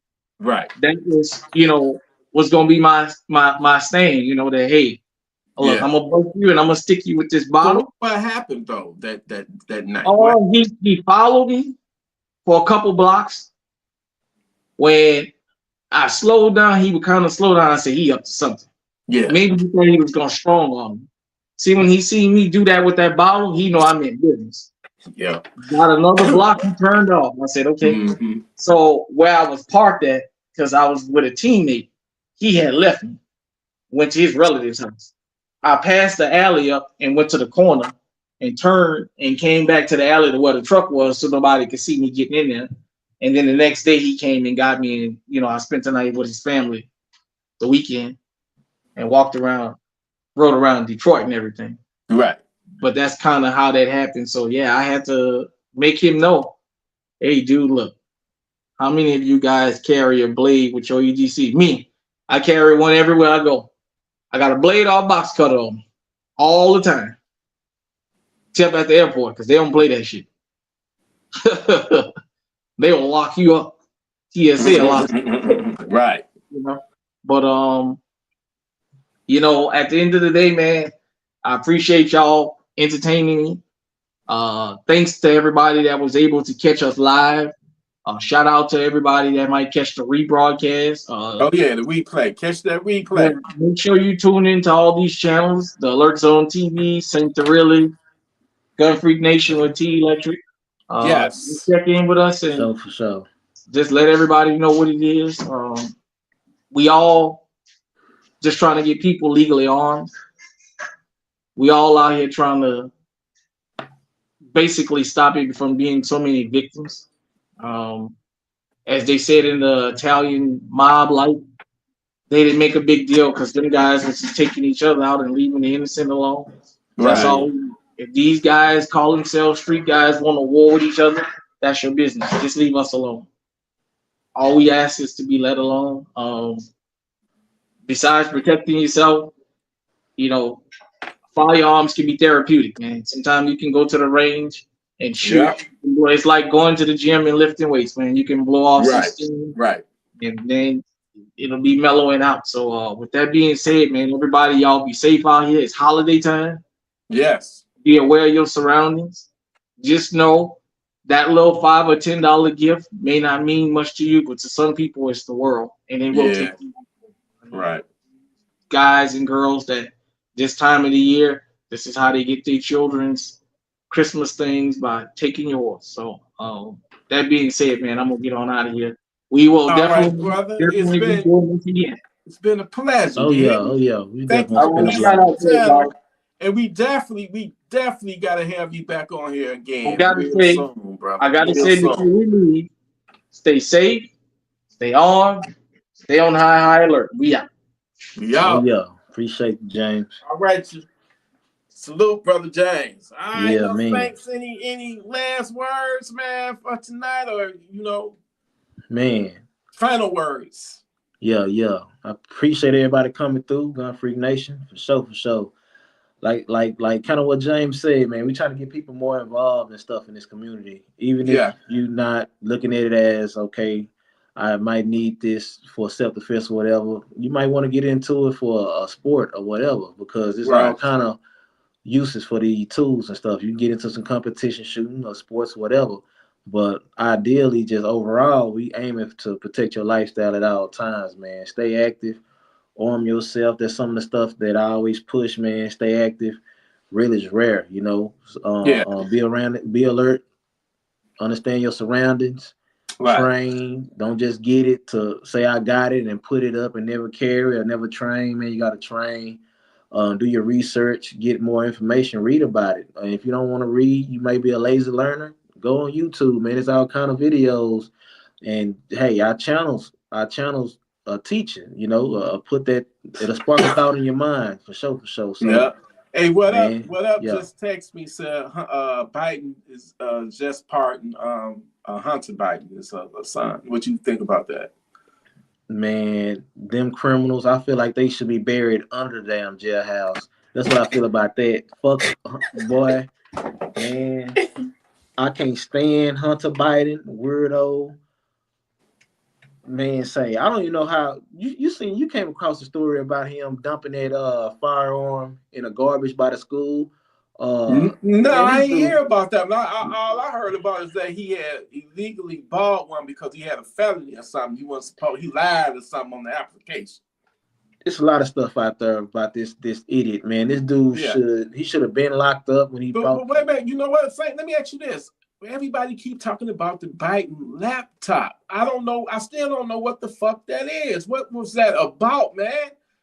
It was information in it that was like, I don't know. Everybody keeps saying Hunter Biden's laptop. That laptop, it's alleged that it had evidence of they wrongdoing. All that money, millions of dollars from foreign investors, whatever they want to call it. Joe Biden with $20+ million. Hey, All kind of phone track conversations that's been going on. Right now, it's an ongoing investigation with all this stuff. right. And the FBI, this is my thing. The FBI tried to say they lost the laptop. They don't know where Oh, it was. hell no. They try to say this man's stuff just came up missing, so they don't know where it was. But the guy Matt, what's his name? The Trump guy, the one that he stepped down now. The guy I'm talking about, I got to get his name. Matt. If y'all been following, y'all kind of know what I'm talking about. The guy who they was lying on about dating a 17-year-old girl on some. Oh yeah, Matt Gaetz. Yeah, Matt Gaetz. Yeah. And he turned around and won because he had evidence that our government basically turned around and tried to blackmail him, try to charge him $20-some million to go with what they was going with, and he reached out to the FBI, and the FBI told him, well, hell, record it. And his father, somebody recorded the conversation and caught the blackmail of them trying to charge him $20-some million for it's wild what was allowed to happen under our current administration. Right. And he turned around. He said, okay, so how do you misplace a device like that? But he turned around and hit him over the head with a move. He showed him, hey, I got the contents right here. Y'all might lost the laptop, whatever you're trying to sell, but guess what? Got you, bitch. Got the content right here. I got it right here on this hard drive. Everything I need on that laptop, I already got it. Matt a bad man. He a bad man. And shout out to Matt because he turned around and made that weirdo from the View TV show, Oprah them TV show that need to be shut down, made old girl apologize on live TV for lying about his name. Putting a lot of false claims on his name. She had to read out a disclaimer. She had received a letter. And she had to, apologize and, straighten up because they get hit with some lawsuits and stuff over there. Right. Rightfully so. They even got Whoopi Goldberg singing a different tune. She up here trying to back us. No, stay on your side of the fence because y'all done got away with murder over there on that channel. On that hear about that. Man, control media, the View, they need to shut the View down. I'm all for it. They just fear-monger and they lie and lie and lie. They create all kind of weirdo narratives. man, them people just get away with a lot of stuff that they shouldn't be saying on mainstream media. You just up Yeah. here adding fuel to the flames of the fear tactics and stuff they push. Well, if you vote for Trump, Oprah said this. Was it Oprah? Yeah, Oprah. You vote for Trump, you might not never get a chance to vote again. Yeah. Bro, we don't need no shit like that. Like, Right. what kind of bro? Yeah. Are we adulting? Are we Yeah. actually thinking for ourselves and using Right. this thing called a brain? Or we just Yeah. gonna let these people sell us something and we just go with the flow? Right. Man, yeah, it's. But Trump is to put a stop to a lot of this stuff, man. A Yeah. lot of these networks are already trying to shape up. So a lot of them, and it's funny how they trying to do get you in think place now. Biden, giving Ukraine the permission to use those high tech Long range missiles? Yeah.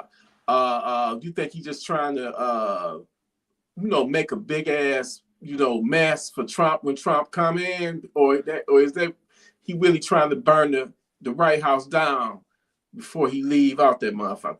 Oh, that's definitely what he's doing. I mean, all the answers is right there before us. It's like, who in a right mind with less than 2 months? The man got about 2 months to be up out of there. Yeah. Why are you allowing Ukraine to continue to fight? They fighting something they'll never be able to win. Right. It's like spinning in mud. They can never beat Russia. Never. Right. On a bad day, you can't beat Russia.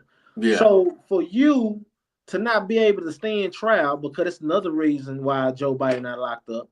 He so-called wasn't fit to stand trial. If this fool is not fit to stand trial, how the hell is he fit to still be our president and to allow these people to use our long-range missiles, which the United States is shooting? Israel ain't shooting that. They don't got our launch codes. Right. We not moving like that. They don't even got the technology over there. And we already at war. It's already do something like that. We launching them missiles into war, Russia, man. It ain't even a proxy war no more. We basically, trust me, the government is on the ground over there, man. They're the ones that are operating those missile systems. That's got to be American soldiers operating that. I mean, Ukraine don't have that technology to load the targeting information, the guidance systems into those missiles, man. All that advanced shit. That's American people that's doing it. And Russia, they got a right to be pissed off. Because you arming my enemy. You trying to kill us. You don't side with them. And it's like it could be, I don't think a nuclear war is going to happen or something like that. But I'm just saying, put it this way, the next time when the United States have a war with another country or insurgency or something, you think Russia ain't going to, pay us back by arming them? It's going to happen. Yeah. And then and one more thing, you saw where all that shit that the civil war is kicking up again over in Syria. I haven't seen that one yet. Yeah, it's they don't took a lot of major cities over there, and in the 2010s, when the civil war first started over there, man, thousands of people against the Assad regime, thousands of people died. That's when we had the Arab Spring, when all them governments were being, toppled and stuff. They got Gaddafi, they got Saddam Hussein. Well, the United States knocked them off basically, but Hosni of Egypt, that shit now is stirring up again. So we got what's going on over in Israel and Lebanon. Now we got Syria. It's a civil war, and so that shit escalate big time. Yeah. So, hey, our current administration, man, not making the right moves, allowing bad things to go on. This Israel Hamas stuff should have been over with. We got these people. How's you saying, okay, you moving right, but damn it, you fighting 3-4 different people. Right. You bombing everybody. You bombing all in what? Gaza, whatever. You just you got too much going on. It's hard for you to keep throwing your rocks at everybody, and you want to sell me that you're on the defense, that you're innocent. Bro, it's wrongdoing on both sides. You know what I'm saying? So these people been fighting this stuff, man, for quite some time. You know what I'm saying? And it's the teachings from the childhood all the way up. It'll Right. never stop. They don't want it to stop because it continuously bringing money and a lot of wrongdoing from our side of the fence too. Yeah. USA, we not 100% innocent. We are funding this stuff for a reason. Yeah. Like the Ukraine stuff, they got this spot out there at Kyiv where it's a lot of stuff going on. It's a town, it's an area out there in Ukraine called Kyiv. Look Yeah. into that. It's a lot of science experiments being done out there. What? It's a lot of pedo stuff being done out there. Yeah. What the? And this stuff is linking to Epstein Island and everything. That's why Trump is steady spinning this Epstein Island release Wow. document stuff. See, a lot of people don't know that Ukraine plays a role in this pedophilia stuff. What? And it's a lot of this will come to the light soon as he get in office, and it's going to have a trickle down effect. See, Trump's smart. He's going to drop the bombs. He's going to hit you with what needs to be out there in mainstream media, and you're going to see the trickle down effect to where he's able to then fix a lot of problems that we face here. Right. I was wondering, why is we sending so much money to Ukraine? Why is this, and that? First of all, the excuse is we can't allow Putin to take over Ukraine because he's going to push further towards the West. I don't see that happening. He just simply don't want NATO in his backyard. So, United States, we also made a treaty that we haven't been honoring. I'm just gonna put it out there. Back in 1967 or something like that, Russia, Europe, they spoke with United States, and we had a thing where we wasn't gonna push into Europe. We wasn't gonna conquer that many countries in Eastern Europe, I believe. But since that treaty was made, the people who've been breaking it has been us. We done been over there, done took over 6-7 spots over there. Yep. You know what I'm saying? Right. So Ukraine will be down there at number 7th or 8th spot if we flip that to NATO. Right. So if you think Russia ain't looking at that like, hey now, man, y'all you got on my border. Then y'all won't be pushing to conquer like that, but y'all steady stepping on toes. Right. Come on now, United States. You know, hey, I hear they now. just put in an early warning system over in Poland too. And Putin is threatening, like if it escalate that base gonna be targeted. It's gonna be part of our targets. So I mean, the shit is getting crazy, man. It just is not worth it in my opinion. It ain't. And man. You know, the United States, if Mexico or Canada want to align themselves with Russia and China, China and North Korea and Iran, the government, they're not having that on their border. It's just as simple as that. You know, it ain't. They gonna topple that regime. They going in. They not. You know, so it's a lot of hypocrisy at play. I'm gonna say this, T. I feel like, and I'm gonna say this early before Trump even get in office, just in case this turn out to be a thing, a year or 2.5, or a year or two from now. I'll be like, I said this. I'm gonna say this right now, before Trump get in office. I think that when Trump get in office, and he already doesn't say he gonna wage war on the cartel, I think Mexico just have to answer for a lot of things. I think Mexico is supposed to be in the same position as the Ukraine. Later on.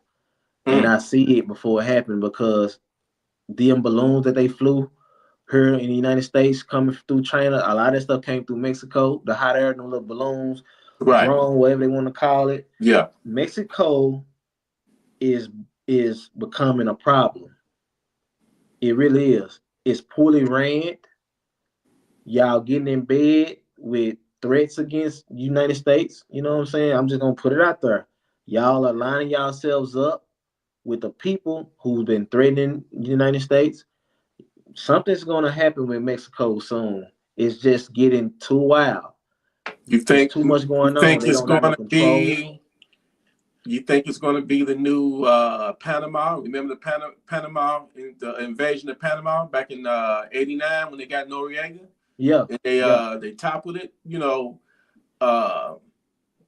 it is crazy. You know, I've never thought of it that way from your perspective, but I could see something like that, you know, jumping off if it get too out of control, because I think it is ran basically by cartels. Yeah.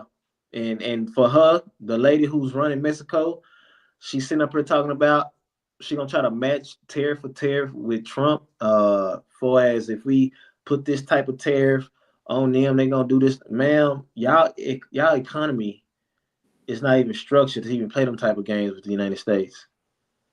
And I understand you talking big head because you got Canada, China, and out. You're not even set up to play tariff games with the United States and stuff like that, because that's why I say this is gonna spark into something else. You know what I'm saying? Trump already said he's gonna do a 25% tariff on them, and far as these foreign countries, some places he say he's gonna hit them with 100% tariff to help bring jobs back to America. Because Trump and them done set up a lot of bad things, man. Biden and them done set up a lot of bad things with this current administration. And people up here, tariffs don't work. People said Trump isn't safe yet. Yeah, what is supposed to mean? He's right. He's not safe. I'm gonna spin on that too. Biden and them, they just done lined America up in a really bad position to where when Trump get in office, it's gonna be a lot of more Trump hate. Yeah. If he don't get this social media and mainstream media took care of like he want to, because they're gonna be able to control the narrative, and it's gonna make him look like a power hungry bad guy, and that's not him. Right. They don't force this man's hand to step on a lot of people. When Right. Trump get in office, it's go mode.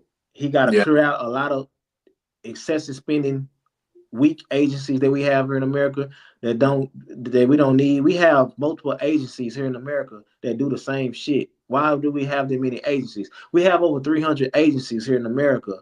We can't even name 50 of them, but we got over 300 of them here in America. And it's like, why? It's a lot of money just being wasted. You know what I'm saying? On Right. dumb experiments. Y'all testing monkeys and shit for cocaine and vodka, fish to see how they behave on tequila. Y'all counting trees, all these, and y'all paying for helmets and Gonda to see if they protect. Why is we spending money for people that's not even in America? It's a lot of wasteful spending and money laundering going on, and they gonna get on top of that. For as Trump not being safe, he not here. They already done try to take him out 2 or 3 times. Right. But when he get in office, he know that, hell, look what's been going on. FBI haven't been doing their job properly. Y'all don't line the man up, put him on an X. Y'all knew about the guy climbing the building with the AR-15 and all that, and y'all still didn't put him in no holding spot. Y'all still put him out there on the X. Y'all still let Trump get out there and give a speech and stuff. Come on now, man. That man who shot and took him out on an earpiece was asking for permission to shoot. Yeah, he was asking, like, come on, man. Yeah, They don't want to talk about this in mainstream media. That man asked for permission to shoot long time ago. You know what I'm saying? And all this the rules and regulations, bruh, it's embarrassing. It's not not useful. You see the way that they was funneling, putting their guns back in the holster, poor training. How the hell you Secret Service and you poorly trained? Right. You know what I'm saying? Yeah. Y'all, first of all, they asked y'all, local law enforcement asked y'all if y'all want a drone. You turned down the drone. You didn't want the fucking drone. That's a flag. They asked y'all, say, that's why I'm not blaming the local. I'm blaming Secret Service and FBI. Yeah. Because the local people can only do so much. Damn, if you ain't gonna accept our help, right? All right, y'all got what else can we do? Come on now, I can't force y'all to take it. But when the people offer y'all to use a drone to help cover that ground and stuff like that, and then as this person was seen before he even got on the building, y'all spotted him 3-4 times. Come on now, man. That's just poor execution. A security detail, man. It's and it's just time to get it revamped. That's what people mean about he not safe, because our agencies are not doing their jobs properly. Right. You got some people who still don't like Trump. They just got an investigation right now. What FBI dude was talking about F Trump, all his own company phones. Damn. F Trump, I can't stand all this old weirdo stuff. You just sound like a whole terrorist here. Yeah. Bro, all that negative energy, Trump knows people in the agencies that don't want him to succeed. So his head's going to be on the swivel. He got to put trusted people around him. It's time to restructure a lot of the agencies. They already say they fix the turn IRS a new asshole. because they turn around owe over $50 million among so many employees with the IRS who haven't been paying their taxes. It's a lot of stuff. Man, a lot of people about to get spanked by Trump, and they don't want that. Right. So, yeah, that man ain't safe. Yeah. It's weird like that.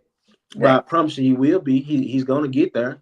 He's going to get there because citizens is standing with him, and you have certain people in those positions.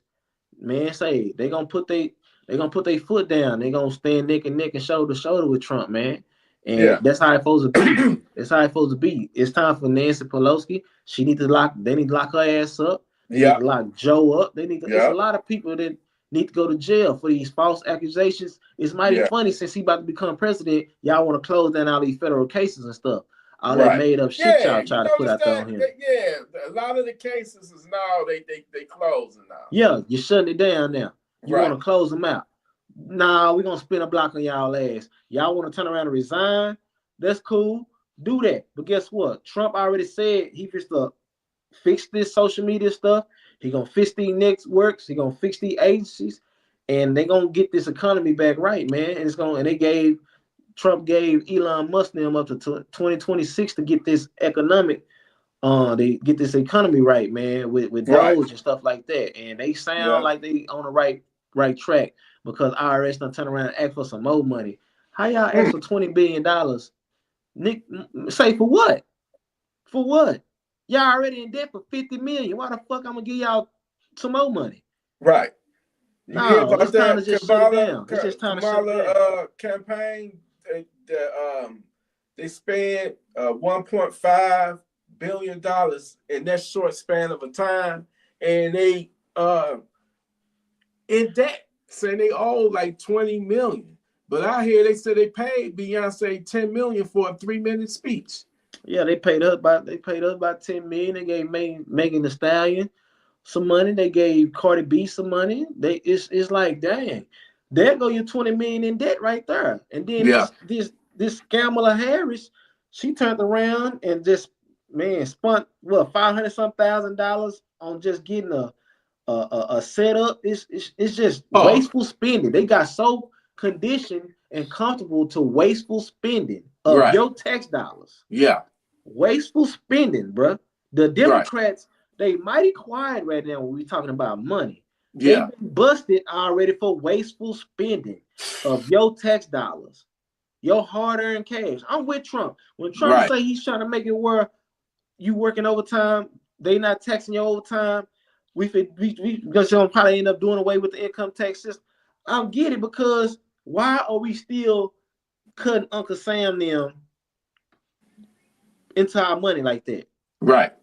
If you notice the same people though that sit on their high horse and they ivory towers, trying to preach down to us that we shouldn't have guns or AR-15s, and they just hypocrites, man, because who are you to tell us what we should have that would benefit us, against these savages out here? Yeah. And the ironic thing is the same people that's talking that shit, talking about you don't need no AR-15, we need more gun control and all that bullshit, yada yada yada. They already got security detail that's paid by our tax. You know what it is? We the one that's paying for their security, but they don't want us to have no kind of security. They want to take our security away. It's hypocrisy. What it is, when I hear that type of talk, T, they not concerned about anything outside of us being a threat to them. Yeah. Mm-hmm. That's what it is. They know that you can be this all-around good person, ain't done nothing, ain't hurt a fly. But to have that type of thought process, they like, well, what if this person stood up and become a threat to me? It's all about me. They selfish like that. They not worrying about protecting others, protecting these kids like they like to false claim. None of that, because only thing stops a bad guy with a gun is a good guy with a gun. So if you know this to be factual and true, hell, what else stop a bad guy with a gun? In a school shooting, Who stops him? A good guy with a gun. Yeah. Your dumb ass getting lined up and getting robbed. You gonna become a good guy. You gonna protect yourself with that firearm, or you gonna hope or somebody see you.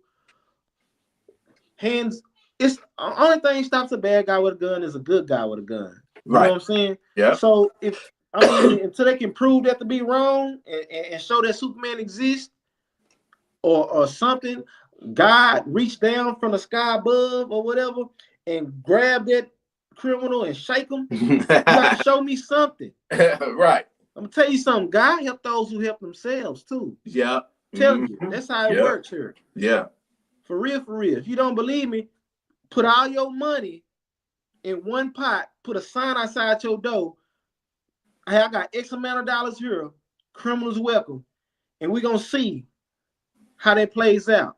Now, God gave you a brain to use your common sense and everything. If you're not arming yourself to protect your lifestyle, God going to sit there and look at you and be like, yeah, just come on home. Like, just come on. Just come on. Get hit by every car on that highway, sit in the middle of traffic.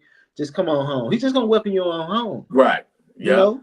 Because if you ain't got enough sense to protect yourself to be here, to live righteously like he intended for you to do, just come on home. He just gonna let you go, just gonna hang yourself. Come on. Now, if you come like that, you suicide or whatever, then okay, that's you. But if you not that type of person, you shouldn't be sitting up here speaking against this community like that. When we sit up here, we preaching people to protect themselves, to protect others. You know what I'm saying? To move right. We're not telling people no goofy stuff out here on social media. Oh, yeah, man. Go on, get you a Glock with that extendo and put a switch on there. And bro, we ain't talking like that. Right. No, we pushing positivity here. And we not even promoting the sales of firearms or none of that. We just telling people, hey, get out there and train, protect your lifestyle. Respect yourself, love others. Push nothing but positivity, man. For sure. So how can you speak against that? They're bad. So you're gonna blame law-abiding citizens, the good guy. You're gonna blame the good guy for what the bad guy doing. Right. And the sad thing is you might have a bad guy in your area. You ain't gonna say shit. You ain't gonna say nothing. You too scared, you a coward. You might know Dre down there selling drugs or done shot 3 people. You ain't saying nothing. But then when it come down to these issues of something bad done happen, you're gonna be voting a certain way. You're gonna be that same one creeping. But you just a hypocrite. You fake. You're not serious about protecting yourselves or keeping kids safe. Right. You know what I'm saying? You know it's a chance that block might get shot up and you ain't gonna say nothing. So if you ain't saying nothing, just continue not to say nothing to stay out the way. Right. That's the way I see it. You know what I'm saying? Right. These people be goofy, T. Yeah, you right goofy, about that. Man. Yeah. Yeah. All right, y'all. Well, we definitely, thank you to everybody that dropped in on the show. Once again, special shout out to our brother, James Walker. Special shout out to Saint the Realist, man. Everybody that's in here, do me a favor, man. If you can I got their links to their channels down below in the description of this live. Go and show some love to Saint the Realist and James Walker, the Alert Zone. James Walker's channel was called the Alert Zone, the Alert Zone TV. So show brother James some love, show my brother Saint the Realist some love. We definitely got to do this more often. Maybe again sometime this week. You know what I'm saying? Depending on your schedule or whatnot.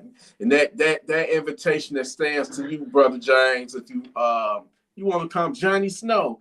Man, I hate you couldn't make it today. Johnny Snow originally was supposed to he was going to partake in it, and something came up and he couldn't make it. So the next time, you know what I'm saying? Oh yeah. Everybody else hit that like button, hit the subscribe button, man.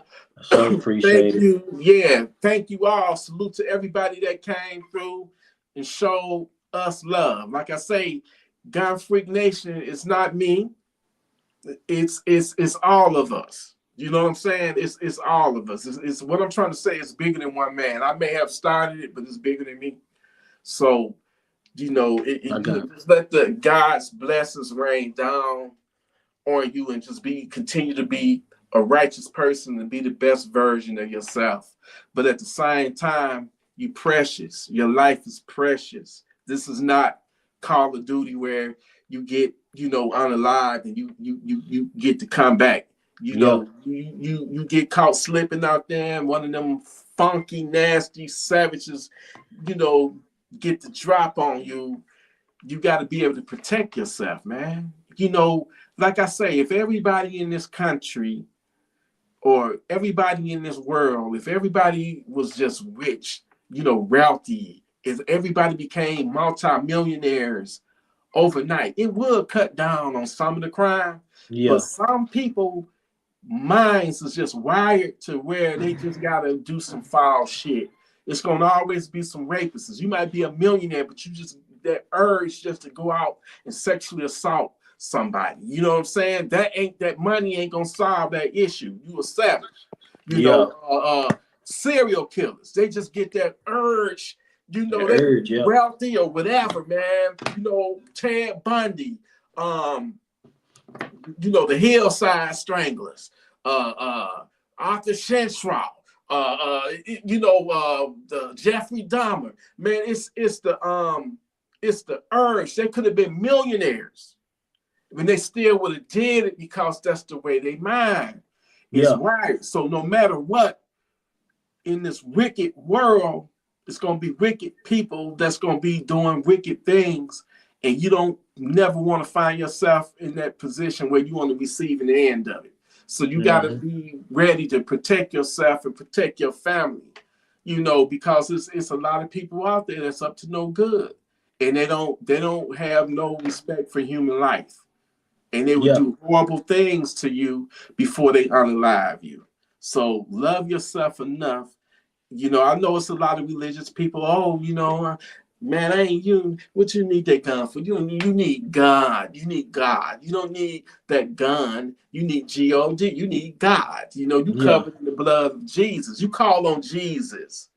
Call on the Lord, and you're gonna be all right. And unfortunately they really do believe that. And I don't knock nobody for their faith, their conviction or what they believe in.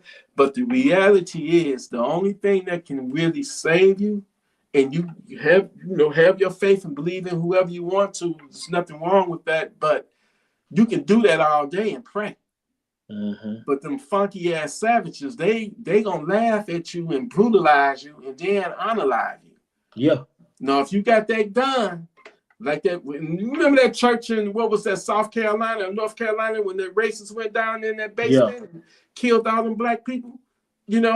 All that praying, they said it was praying and hooping and hollering and all that, and none of it saved it. But if just one of them would have had a gun, just one, it would have made a difference. Yep, for sure. God gonna send those good guys with guns to take care of the situation, man. For sure. Man, here in Texas, we had that church shooting when that lady went up in there and everything. Man, it's like, I mean, if that's the thing, then we wouldn't be talking about it. But facts are facts. Good guys stop bad guys with firearms, and that's what it is. That's why our cops carry firearms. You know what I'm saying? They got to show up to your situation or whatever armed. So I don't know why citizens that find themselves in these type of situations, you might not even found yourself to be in no bad situation like this. But I think our citizens should have enough common sense and intelligence about themselves to carry to protect themselves. We have innocent women getting unalive, just trying to run and train and do their thing, and they next thing you know, they getting unalive. It just don't make no sense. Here in Texas, we already done told Trump, hey, when y'all get in office, we're gonna give y'all acres of land for deportation. We're gonna give up a lot of land for deportation. We're gonna use this land to hold them and get them up out of here and ship them and move them get stuff done. You know what I'm saying? So shout out to Texas for sure for offering that up. So man, arm yourself, protect your lifestyle. Do not get tricked out your position. You know what I'm saying? It's a lot of stuff. You hear so much stuff on this side of the fence, man. They try to make us out to be the crazies Man, no, we real. This Yeah. stuff is real. We the ones that got the enough sense to arm up and you know, just brace ourselves for whatever that may, Yeah. you know, happen. You know, we just ain't nothing wrong with being prepared, and ain't nothing wrong with having a nice gun collection. You know, it's our prerogative. You know, one thing, we don't have to explain ourselves, you know, but No. we know this, that if and when the shit hit the fan, your ass is gonna be up shit's creek. You gonna be, yeah. So we good. You know what I'm saying? We stand a better chance of, you know, being able to protect ourselves and a chance of fighting back than no gun.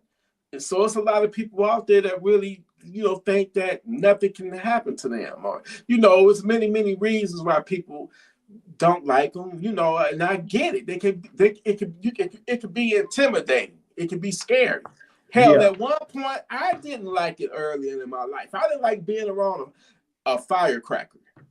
The shit was too loud for me. So I could never envision myself holding something that's 20 times louder in arm's reach.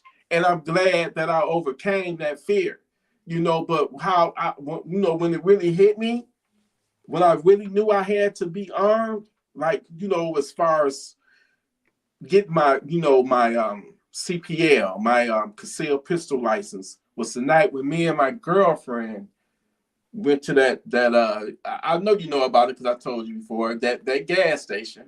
Yeah. And when we was leaving from the gas station, I was pulling out into the highway, into Hubble. And I noticed a car coming. I'm going this way. The car is coming this way. But what I noticed that was odd, and by the way, this was like 2-something in the morning. You know how you get the just, you want a snack or something, you know what I'm saying? Yeah, late night craving. Yeah. Craving some snacks and shit, you know. But I see a car coming in the opposite direction with his headlights off. Soon as you know, I'm looking at my rearview mirror, and they pulled up in somebody's driveway, and basically they did a U-turn to get behind me. I said, I know these motherfuckers ain't trailing me, man. I said, you know, in the ideal situation like that, when you know somebody following you, you want to go somewhere public where there's a lot of people. Well, at 2:33 in the morning, and indeed ain't that many people out there. So you really supposed to go to a police station or something, or right, you know, or whatever. But I said, fuck that. You know, it might have been stupid if shit would have went left. So I'm like, fuck that, man. Let me, you know, because I did make some maneuvers to see what they follow me and shit. I'll never forget, it was a Tahoe, like a tan colored Tahoe, or Tahoe, or whatever, however they pronounce it. And it had black tinted windows on it. So what I did when I knew I said these motherfuckers can't be up to no good. So I said, let me go on. Instead of me, I said, fuck it. I ain't about to go to no police station. I said, I'm going home. At the time, I didn't have my CPL, my concealed carry license. I did own a firearm, one gun at that time. Right. And that was that big ass CZ Scorpion. So you know I wasn't riding around with that motherfucker, especially without a CPL. So I'm like, God damn, I got these motherfuckers on my ass right now. So let me do something to try to throw them off. So right before I was getting ready to pull up in my driveway, I stopped by the house that was right before my crib, right? I slammed on the brakes on purpose to throw their funky asses off. I slammed on them goddamn brakes, and then they slammed on their fucking brakes. So then I said, you know what? Let me make them motherfuckers think I got a gun. You know what I'm saying? Right. So I reached down like that. You know, let them see me reach down like I'm reaching down, like I'm reaching down or something. You know what I'm saying? Because anybody see that shit, they gonna think this nigga reaching for a fucking gun, right? Right. So, you know, I got up, then I drove up a little bit more, and then I sped up in the driveway. I didn't just, you know, just cruise up in my driveway. I sped up in my driveway and slammed on the brakes. And I said, baby, get out.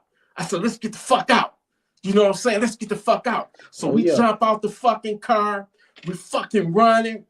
and she drops her fucking phone on the grass in the front yard. I said, fuck that phone. Let's get in the fucking house. Yeah, yeah. You know, thank God that my brother had unlocked the door. He didn't lock the door because he just saw when I left.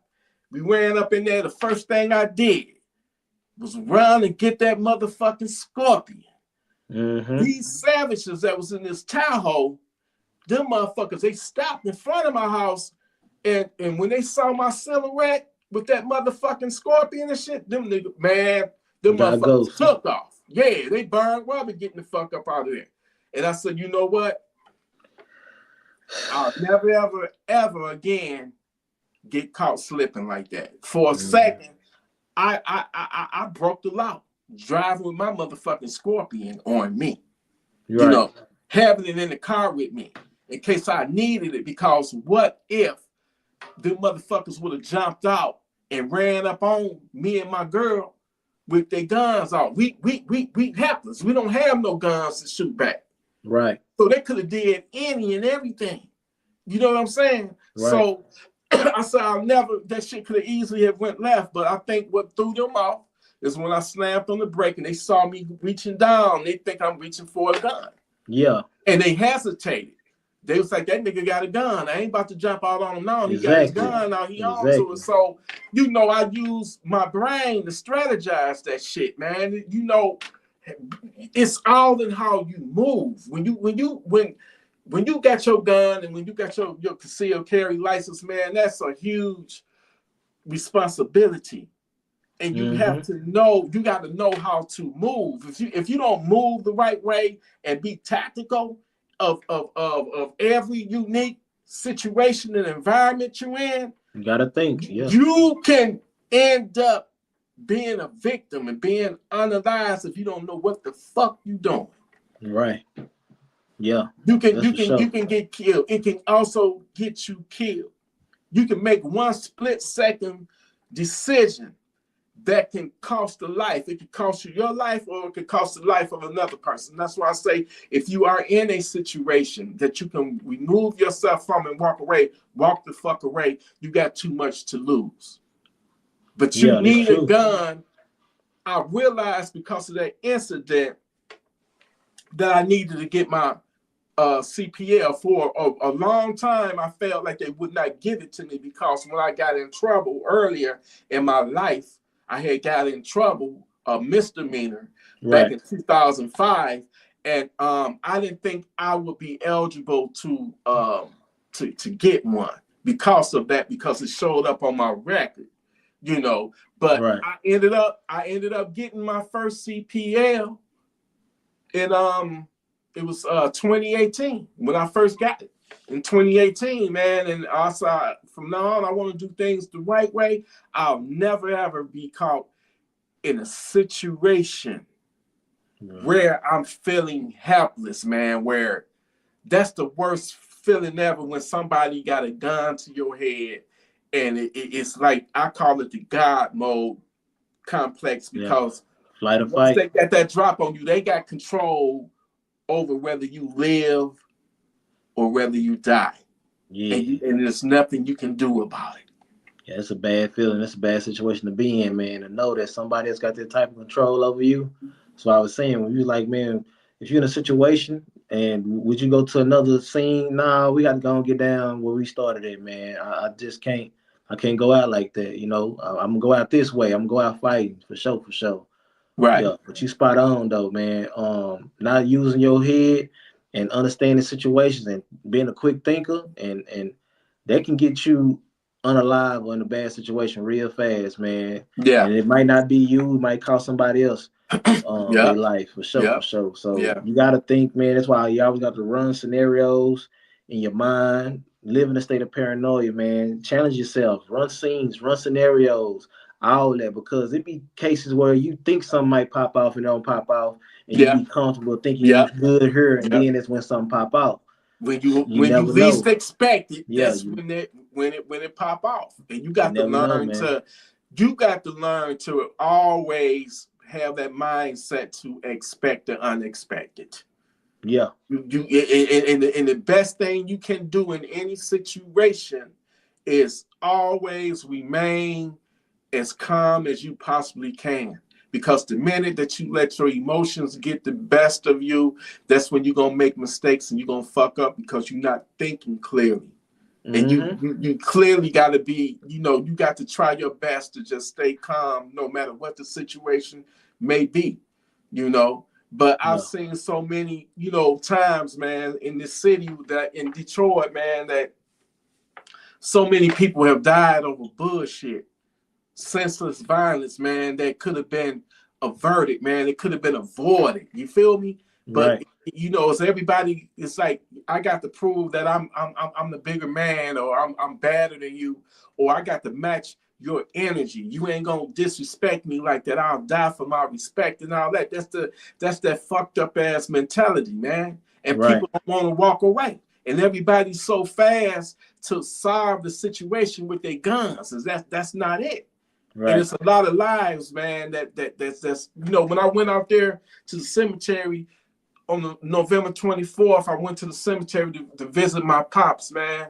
And I saw so many young, people out there. I don't know the cause of their death, but I could tell. I felt like some of them, they probably died from gun violence. Sometimes they died violently, man, because on their pictures they looked, healthy, and it was fucked up, And while I was there, I had to go over, and visit my nephew's grave for the first time, and that, that's the first time I broke down and shed a tear.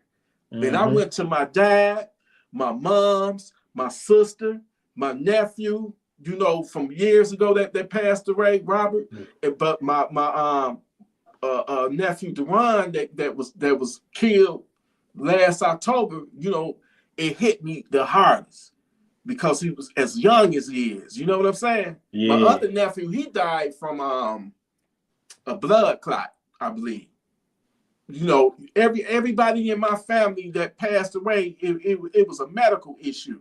Yeah. But him, to lose him while he healthy, and at 32 years old, he wasn't even 32 for a whole month, and died for what, man? Over something senseless. And he had a CPL.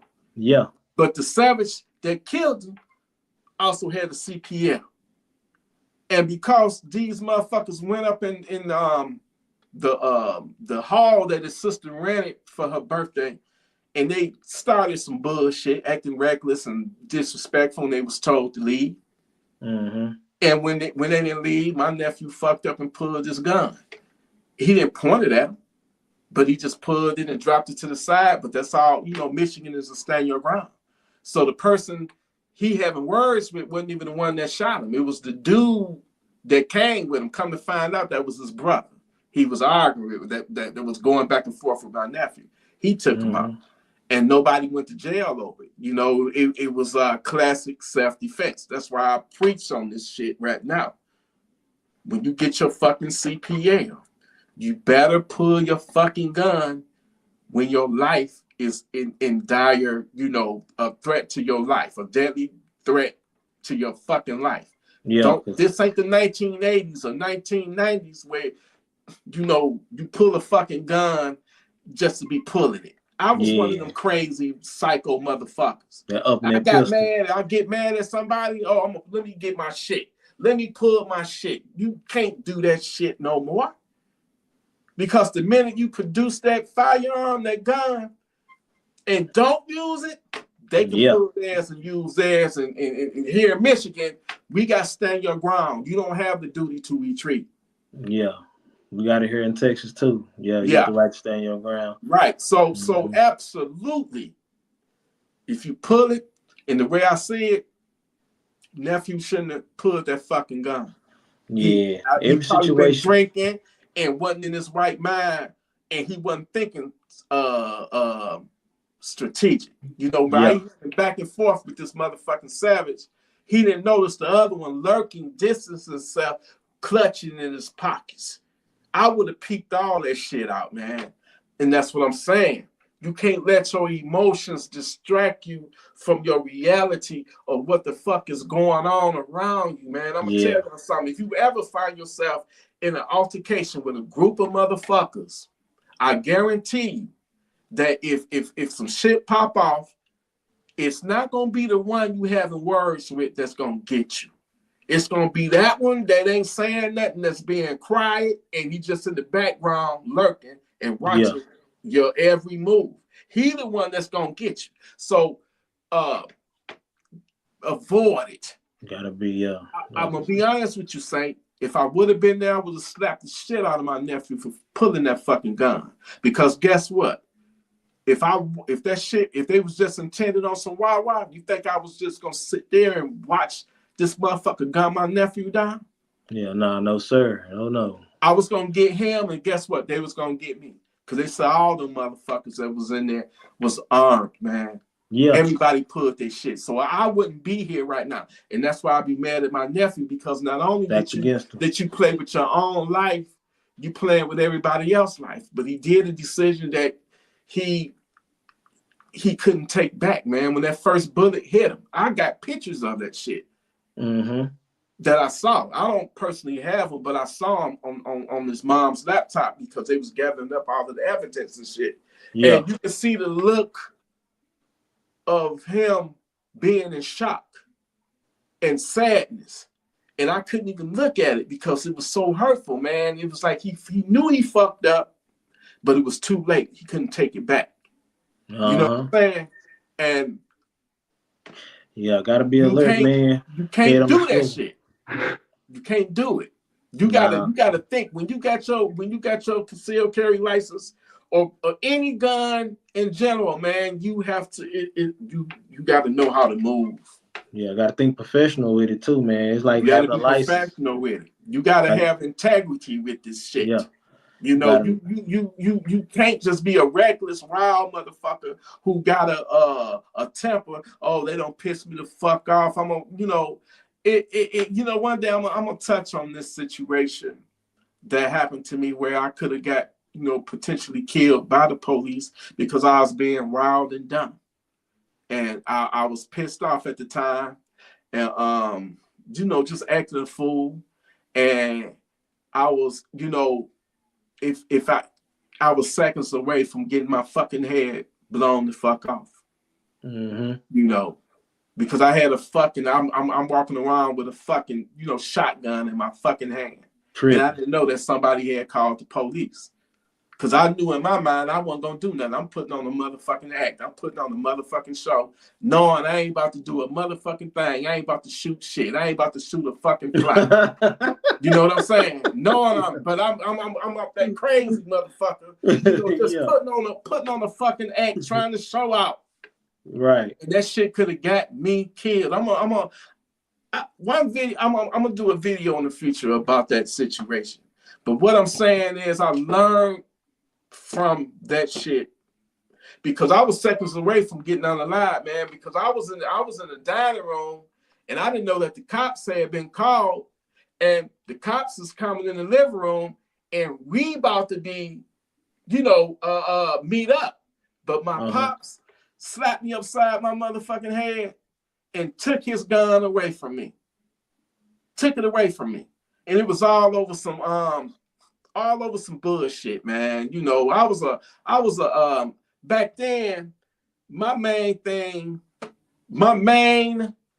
kryptonite and addiction back then was pussy. Women. You know what I'm saying? And it was something that had something to do with a woman. Right.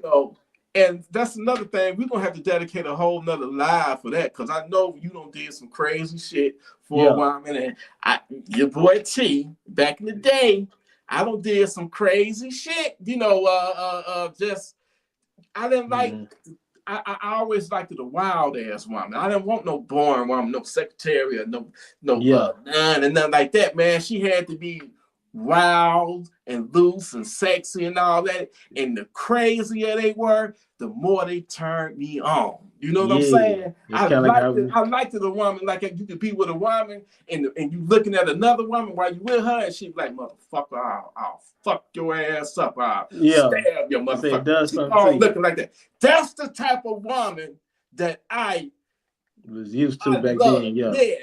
that, so we'd be here all night talking about all of the crazy shit I've did, from like women, I've known for women to set up, man, get them set up and rob like strippers and shit, that'd be like, hey man, I'll give you a private dance. And once when he meet her there, wherever at the location, she got some goons jumping out, savages jumping out and robbing. Mm-hmm. Cause then some of the strippers, then some of the strippers in Detroit, they ended up disappearing and never to be found again because the dudes they set up got them back. Yeah. So it's a crazy game, and you just got to know how to play it, man. And I try to stay out the way. Yeah, try to stay out the way, because they can pop in, they can pop off, and all kind of scenarios can really spin, man. When you dealing with this community, man. Us keeping people alert, telling them stay active and arm yourself. Yeah, that's all. That's it. That's all. That's what need to be pushed a lot more on a positive side, because they like to demonize us like we just are the problem, and we trying to. And we ain't the problem. We not the problem at all. No shape, form, or fashion. Yeah, when the shit hit the fan, we the problem solved. Well, y'all want to be our friends. You try to, You want to be our friends and understand it. Then see, y'all have to wait for certain type of things to happen to y'all. Right. Y'all to wake up. And see, that's a bad way to think right there. I don't got to sit there and wait for anything to happen to know that I need to be able to protect myself at all times. That don't make no type of sense. Right. A lot of these people are getting into these firearms because they might be scared that something gonna pop out for as war. They might be scared of civil unrest. They might be scared that you got to wait to feel some type of fear for you to go execute your right. Hey, that's a problem, man. You need to evaluate your way of thinking a lot more and change some things up, man, because you're not gonna always get that opportunity of a warning sign. Hey, something about to go down. If your ass ain't ready, you just might not be ready, man. Yeah. So you better wake up. They go for man and woman. You better wake up. It's a lot of men I knew where I know that still just, man, move around Dallas like a sitting duck. You just move around. It's not even just Dallas. You been a man, just not caring is mind blowing for me. You know, I'm used to trying to cater to women and get them, massage them on into this type of lifestyle. But any man, especially coming from where I'm from, and y'all not even armed and just able to protect yourself with somebody else, you got to rely on 911 or scream like some woman. Yeah, can't do it. Dog, something wrong with you, man. Wake up. Let me ask you this though. This kind of off topic a little bit. Yeah. But have you noticed, like, in the last 10 years, all of the rappers that got unalived from niggas that was hating on them, or robberies, niggas that just wanted to rob them, well, savages that was hating on them, savages that was just wanting to rob them and stuff like that. Have you noticed, like, if you look at every one from Mo3 to Pop Smoke, to Young Dolph, King Von. King Von was a little bit different because he initiated that shit. He started that shit, and he wasn't expecting my man's camp to be, his boys to be armed like that. So he miscalculated it. Like what I tell y'all, never act off of your emotions and shit. So King Von was like, I'm gonna beat your ass on spot. You know what I'm saying? But I'm talking about like cases like PNB, Rock, XXX Tentacion, Pop Smoke, what's his other name? The other Nipsey. Dude, Nipsey, even all the way back to Jam Master Jay, Pop and all them stuff. It all had to do with when you boil it all the way down to all their deaths, and I'm talking about Biggie too. It all come down to lack of security. Or somebody being around them that didn't have security. They wasn't armed, and eventually they paid for that for their life. But what you feel about that Young Dolph, man? Did you watch that trial? And man, they fucked him up. I didn't know he was shot all in the face with a micro Draco, man. But you know what? From when I saw that video, man, I said, you know what, man? Young Dolph should not have had his brother doing security because he was awful. Number one, if you know you in an enemy territory, number one, I wouldn't have been getting no motherfucking cookies in the first fucking place. But number two, I'm gonna have somebody professionally watching me. It should have been somebody out there in that parking lot, surveying that parking lot and watching every car that moved up in that parking lot. The Young Dolph brother followed him inside that cookie store, and they both had their backs turned. They wasn't even watching for the ops to run up on them. So they got caught. You know what I'm saying? XXXTentacion. If he just signed a $10 million contract with his record label, right? He didn't have nobody. He didn't have no, and I know he was a felon. He wasn't supposed to be in possession of his own gun, but that wouldn't stop me from hiring a security team to be an armed security team to watch me. And then to make matters even worse, if I'm like that and I know that I'm a target and people know I'm rich, man, I'm bulletproof in my car. Them niggas that killed X the nigga that killed him had a 22 long rifle. And I'm not saying that as like the 22 long rifle is a joke or something. The diameter of a 22 long rifle is the same as a 5.56. But see, they hit him in the neck twice and then hit him in the shoulder. He was shot 3 times. And if X would have had his windows, his cars and his windows bulletproof, car bulletproof, he would have lived. He could have just simply hit reverse on their asses. But because he didn't, all they said he had was a knife, and they took him out. Same thing with Pop Smoke. You put your address all on the internet and shit, and they got it, but he didn't have no security there to really have his back like that. They caught him while he was in the shower. Yeah, and then you already know with Nipsey, didn't nobody have no guns. So when the dude they got him, he knew, ain't nobody trying to resist or nothing or shoot back. Let me go shoot him some more. Yeah, they line Nips up for that. As for like Dolph, his mama shouldn't have had that man go get no damn cookies in that area. Yeah. His brother was lacking. He shouldn't even been in there. He should have been outside with that ARP. He did shoot back. His brother did shoot back and hit one of them. Right.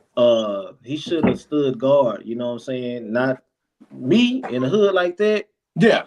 Knowing that we ain't be here like that long, I'm out there with the door open with. What you think about the way Offset went off, man? I say, man, as rich as them niggas was, they shouldn't even been there. What the fuck is they doing shooting dice and being around Jay Prince son like that when they know that nigga got a reputation? Every party they say that nigga through, man, they said it was it's always somebody getting killed at his parties and shit, or somebody getting shot up. Right? Make it make sense. These people be out of their elements, man. Same thing with King Von. These people think a certain way, maybe it's some in their weed. I don't know. These people think outside of their state or their hood or whatever that it's not like that, and it is. Right. So you play stupid games and you win a prize, you win. It's like being in the area, y'all got ties to these people, y'all doing business with them, buddy, whatever y'all situation is. You should always be on guard to protect your lifestyle. Now, look what happened to FBG Duck, man. How he thought he was safe on that Gold Coast, and somebody tipped him off, tipped the shooters off, man. And he thought he was safe. And like y'all mentioned earlier, he probably had one of them. That probably wasn't no official Glock mag in his Glock, man. That probably was one of them off-brand mags, and that shit jammed. Yeah, FBG Duck. Yeah. Yeah, he had a gun, he had the Glock, whatever, but he had that extended mag too. The extended mag, I'm pretty sure, is the reason why that gun jammed up. And they said his girl, the one had it, and was carrying it for him. And they was like, once when they jumped out on him, she gave it to him, and that's it just man. He was gonna go anyway, whether that gun locked up or not, the way they did it, because the way they approached him. Right. He wasn't in physical shape. That's why I'm gonna start back pop live again with the fitness videos. A lot of these videos, you see people going to the range, shooting still, shooting at a target. People, you need to train to shoot on the move. You have to run real life scenarios and stuff. It look cool and stuff to make these videos, but you ain't out there busting moves and training and stuff like that. You only gonna get so far. You know what I'm saying? Like stuff ain't gonna sit still for you. Like, okay, go on, hit me. FBG Duck situation, the way they approached him, man, they swarmed him. He was gonna get hit every which way anyway. It was about 3-4 of them or something like that. Yeah. And but it was like he was armed though. He had the right tool to fight on it, but his angles, him being blindsided, it wasn't gonna work out for him. Then he out of shape and shit, so he ain't fit to get in position and move and do what he need to do. When you take your security very serious, you're gonna have a ring of security around you. It's got to be perimeters that got to be breached before they can even get to you. That's what a smart security team would be. You know you got enemies, man. And I felt that he had a sense of security because he was on the Gold Coast and he wasn't expecting that to go down. He was shocked, man, but they got him. Anybody can be touched. Yeah, anywhere.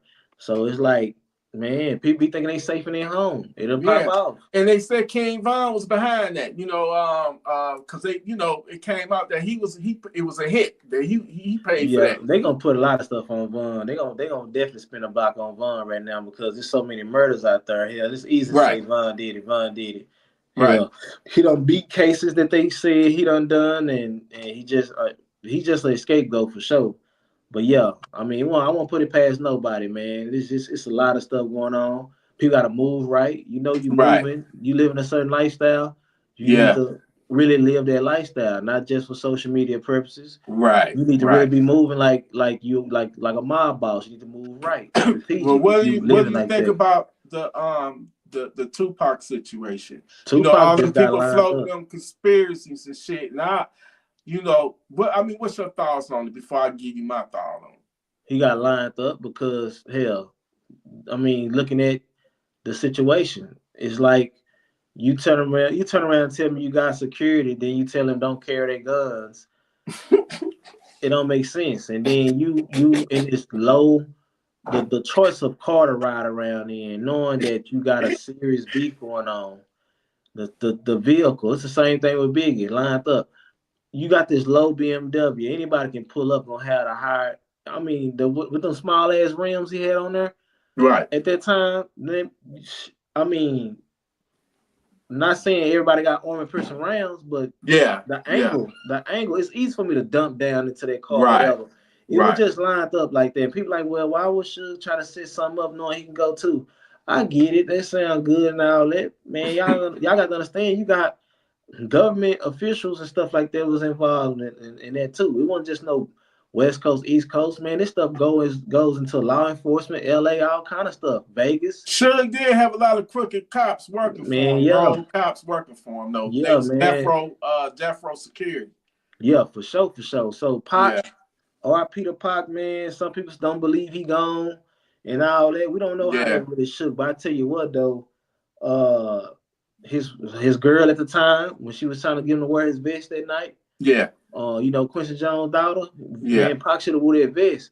But you can tell from Pac's last picture he took from that fan who took that picture. Pac knew his time was up. He was all over his face. Like he knew like some shit was about to pop. You can sense it. You can feel it. You know what I'm saying? So Pac knew what was up, and he took. So you don't think Orlando Anderson is the one that did it? I feel like Orlando was okay. They had that fight, that scuffle. But far as being an actual shooter, I'm not going to even put that on him because we don't know. A lot of stuff that's not really being pushed out there in mainstream media that's known is that Snoop Dogg's cousin was also involved. You know what I'm saying? It don't get pushed a lot heavy. But if you actually been following Pac cases, looking into what the detectives been saying and the documents, Snoop Dogg's cousin was also involved in this. You know what I'm talking about? So when they asked Keefe D who the shooter was, he gonna say his nephew did it. And we don't know who the fuck put them shots in Pac in that seat. But one thing I would say, Pac is not the only one that passed. Pac brother Gaddafi also passed too. The bright one with the dreads and stuff that was in with the braids that was in hit him up. That's his brother. That was his guy. That was his brother on his daddy's side or something, I believe. Yeah. But when they interrogated him and asked him, his brother, what did he see? His response was, and it's in documents, he said the guy looked like a bitch. That was his response. He basically said he saw the person and he said that the person looked like a bitch. That's what he said. So street code, he ain't name dropping, but that lets me know that he knew who shot Pac. He knew who shot him. So he recognized somebody. He either recognized somebody or whoever shot him was a clean cut lame in his eyes. Right. For him to say the man like a bitch, you either what know up, him. D Bonds? Yeah. So, Tupac, that went weird because the way his brother passed too. He went back home, and his conversation with his girl was, "Baby, what if somebody knock on this door and shoot me in the head or take me out or something like that?" Right. And she like, "Don't talk like that." Little do you know, somebody knocked on that door and took him out the same way he just got through talking about. So, hey, and I think he was back in New York or Brooklyn or somewhere when this happened. He was right back home, in his neck of the woods. He was just visiting his baby mama or girlfriend, whoever she was. But yeah, man, it's all kind of wicked stuff in play with this Tupac stuff, man, and a lot of cover-ups. Right. And right now, P. Diddy is being investigated for Pac stuff. I was about to bring that up too. They investigating. Say he got a list of every motherfucker that's been in one of his family investigating. Yeah, it's crazy. Tupac family down lawyered up because they following up on some leads to say that P. Diddy was involved. And hey, it ain't far-fetched to me. Pac been labeling him as a you-know-what. Right. And now we getting all this weird stuff with him with Baby Haitian Jack was the one that was responsible for the New York shooting when he got shot the first time, the robbery. They say Haitian Jack. They said that was in retaliation because they tried to get Pac to sign to his label. He had been, spending money on him and all that shit, and giving them gifts and all that, trying to bribe him over there to his label. And when Pac wouldn't do it, they got mad and they set him up at that studio at Quad Studios in New York. They said that they say Haitian Jack was behind that. Yeah, and they say Big got a hold to the gun that Pac did have. This is undocumented stuff, man. They say Biggie returned the gun to Tupac in a hospital and stuff like that. They hid it in the piano and then he returned it. So they said Pac was strapped. It's just that, hey, draw lash, Dang, it be like that. So yeah, he got a hold to the gun. Shooting back. I saw in the interview, they said Keefe D said that Pac was actually shooting back, that he did have a gun. That he he was reaching for it in the floorboard, and that he was trying to shoot back. I don't know how true that's what he said, though. I saw an interview with Keefe D saying that. Yeah, but they ain't true. Since Pac been unalive, they have not to speak on any firearm in that BMW. Right. You know what I'm saying? Nothing tied to, if they did have a firearm, they must remove it before the cops got there or something. Right. But it don't make sense for them to even have a firearm like that if this fool should gonna tell his security, his bodyguards came out and said this out of his own mouth. He told us not to carry. Damn. They was unarmed. And then nobody tried to follow that right Cadillac either. Nobody took, nobody went in pursuit of it. Yeah, when that happened like that, they made a clean getaway. Everything was set up a certain way. And the funny thing is, after they did the shooting, they say that they actually got a chance to see the ambulance fly past them. They bust out laughing after they ditched the lack. Right. They saw the ambulance coming by. They already knew they worked, but man, it's wild like that. Right. Well, let me ask you this. Do you think Mo 3 was really set up by the woman he spent the night with? Most definitely. Most definitely, because man, here in Dallas, it ain't no secret, man. Everybody know Mo 3 was really like that. So So do you think that when he jumped out on that freeway, he thought he had a gun, or he was just trying to fake like I fake it, thinking, remember when I just told you when they followed me home from the gas station and I faked like I was reaching for a gun? You think he was trying to fake them to make them think that he was having a gun and that they would get the fuck on, or he did have one and somebody took that motherfucker out the car while he was with the woman? Yeah, Mo ain't fit pump fake. It was supposed to been something there that wasn't there. That's for Damn. sure. He ain't his situation, man, where people Right. bodies is dropping and all kind of gang stuff going on. He ain't even in a position to pump fake. You know what I'm saying? Then Right. you behind enemy lines. Ain't no way in Sam Hill you gonna tell me that boy didn't have nothing. So who took the gun out then? It's a few rumors and stuff about what possibly happened for as that gun being removed. He could have stayed asleep and Right. she unlocked the door and let these Yeah. dudes get That's what that, I'm thinking happened. or That's somebody what I'm who knew thinking of that happened. vehicle, where it was at, went and got it themselves and removed it and lined everything up. It's just weird though. I feel bad for that situation for Mo3 to come out like that because they staked out on him. And for Yeah. him to, I guess they say he went to the store or something, get gas or something he did, Right. and he peeped that he was being followed. Well, rumor had it that they had been following him. They knew he was at that apartment complex, and that they followed him. So somebody had to tip him off that he was there at the girl's house. Yeah, Know. Man, it's a lot of money Myers out here. Yeah. This is that Mo3 Money Maya, man. He really like that, man. They line Mo3 up. That's why I feel. And so was he just really that died famous like that? And I think they say it's like you got Dallas and then you got Houston. And you got the Houston rappers, you got the Dallas rappers, and they say like some of them, be beefing like what's his name? Money. Damn, you had Yellow Beezy, you had the dude, damn, it's Money in his name. I forget the name of it. But I think it started over a comedian dude that got, unalived, and that was Mo3's homeboy. And Yellow Beezy van got shot up on the freeway. And they was accusing Mo3 of being behind that. Yeah. I heard some of that stuff about him being shot up on the highway and stuff like that. Yeah. Man, it's a lot of hearsay. Negative violence. A lot of violence been popping off in the city for sure. So damn, they don't know. It's possible they could have blamed him for that.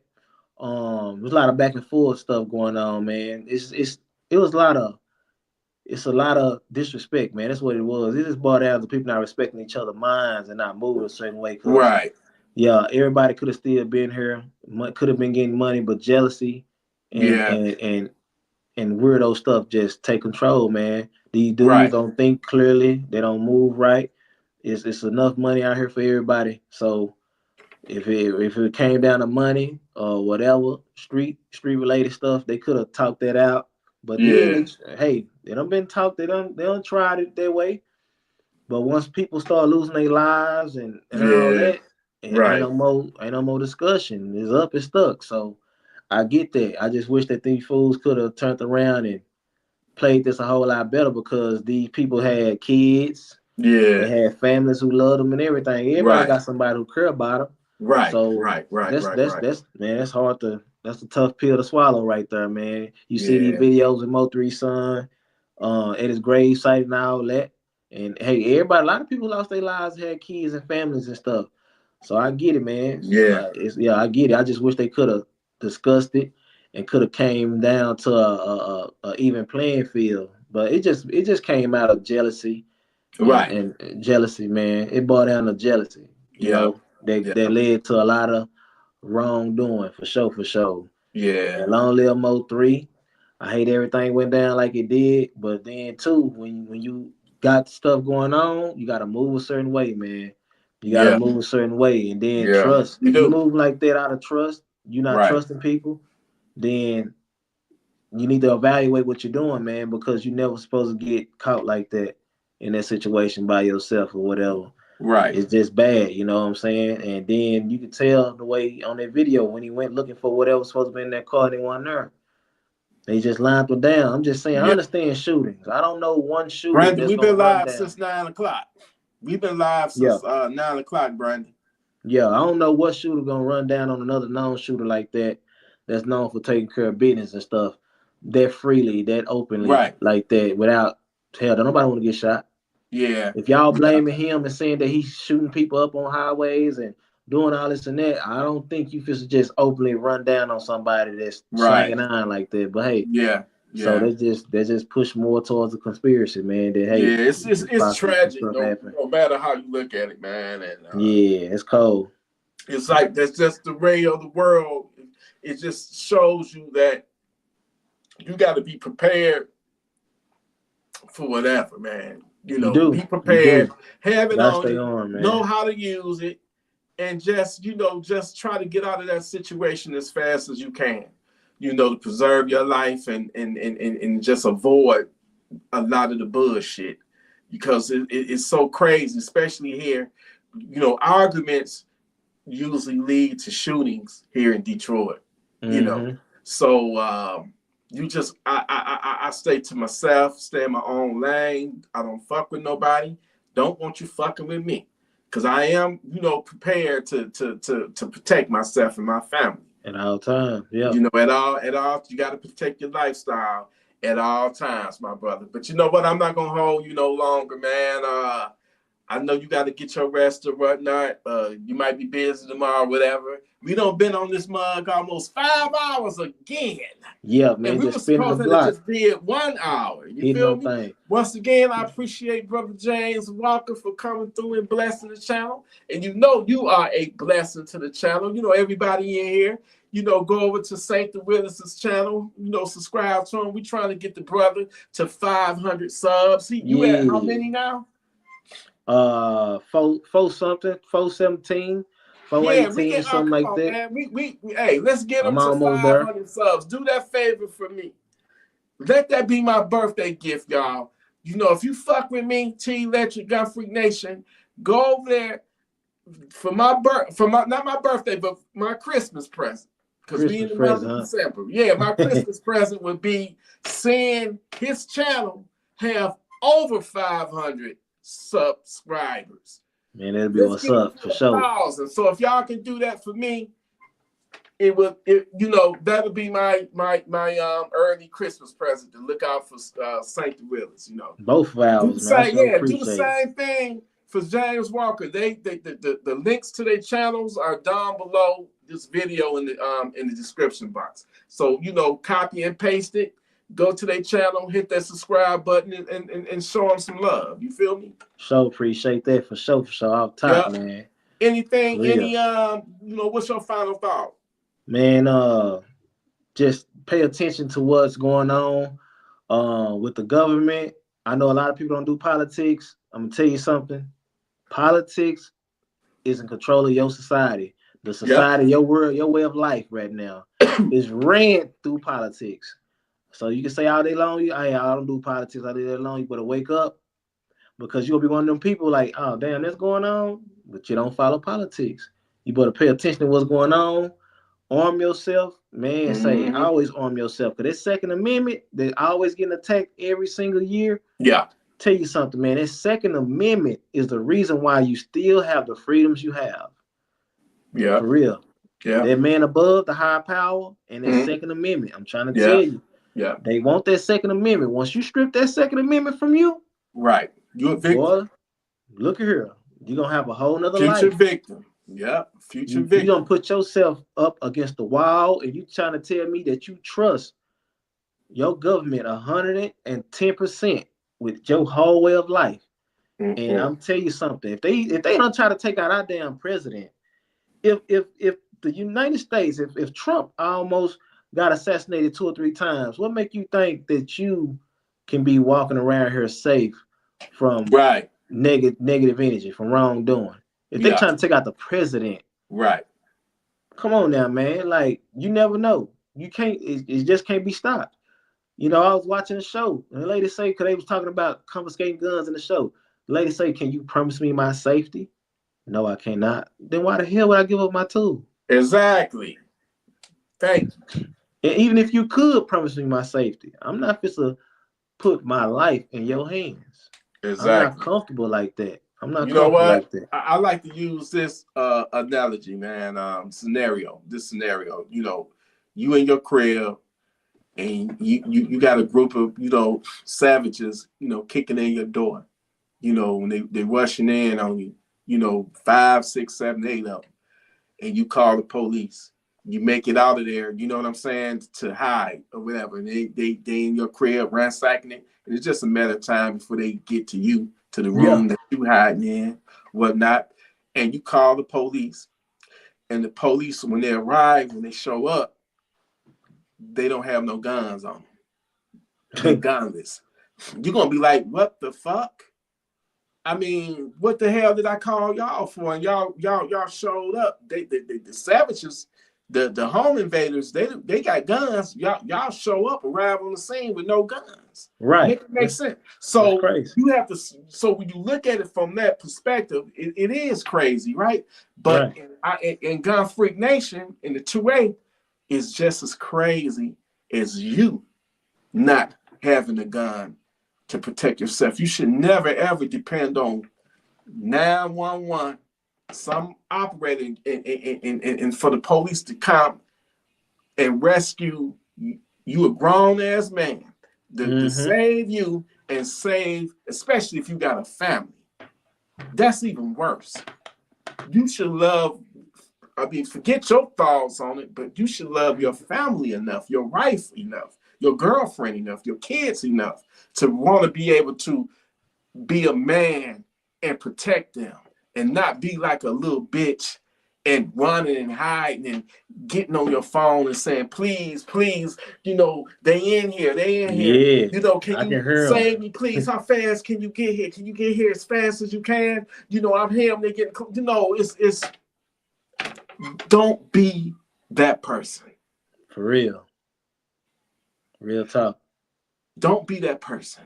I've seen it. I've known people with home invasion that lived through it, and trust me, their life would never be the same. Matter of fact, in the relationships, when the woman was sexually violated, the relationships did not last. They ended up breaking up. Like my homeboy, he got with a woman that was very, very super religious, and she didn't like guns, and she was like, you don't need a gun, all you need is God.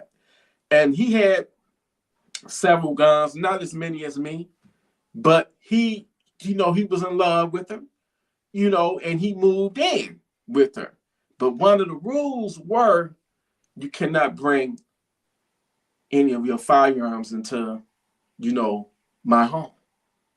And I was like, man, please tell me that you're going to at least sneak one of them up in there. You know, he was like, nah, I got to respect her. I love her. I love her too much to lie to her. I love her too much to disrespect her. The sneak a gun, that's being sneaky, man. You know, we on the up and up. You know, I could never lie to her. So he ended up getting rid of his guns, selling them. So he moved in. You know, everything was good. 2 weeks later, they got hit by a home invasion. And they didn't just come up in there just for their goods, you know. They was violated. She was violated. And I think they got him too. They got him too. I don't know what it is about some of these savages have been in prison. And for them to bend the guy over and sodomize him, it ain't for nothing sexually. I hear it's for just to show dominance, just to show out. That's that prison mentality. So same thing happened in the Shannon Christian, Chris Newsom murder, the kidnapping, carjacking, and murder. They bent him over right in front of her and sodomized that man. When they did the autopsy on him, semen was formed in his anal.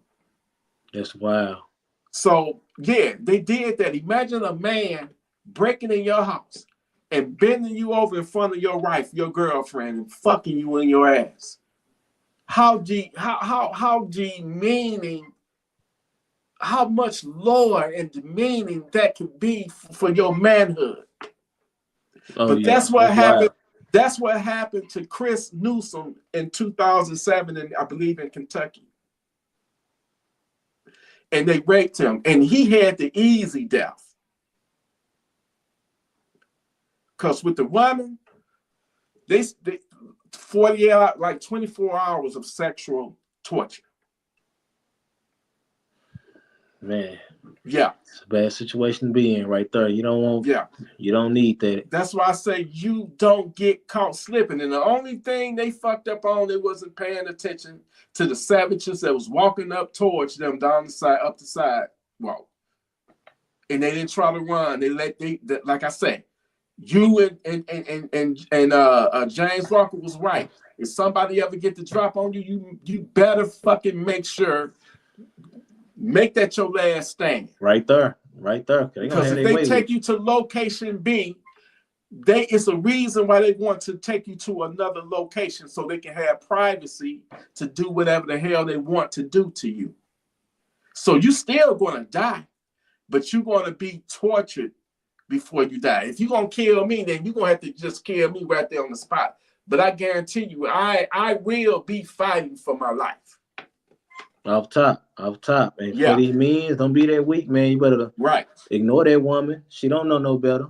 Yeah. You the security factor. Come and tell guess you what? Guess what? They ain't even together no more because she blames him and he blamed her. And I said, you know what? At the end of the day, it's your fault because you supposed to be the man. Even if it ain't in your name, once you move in that motherfucker, you supposed to be man of the motherfucking house. And part of that responsibility is you securing that house and making sure that you can protect that house.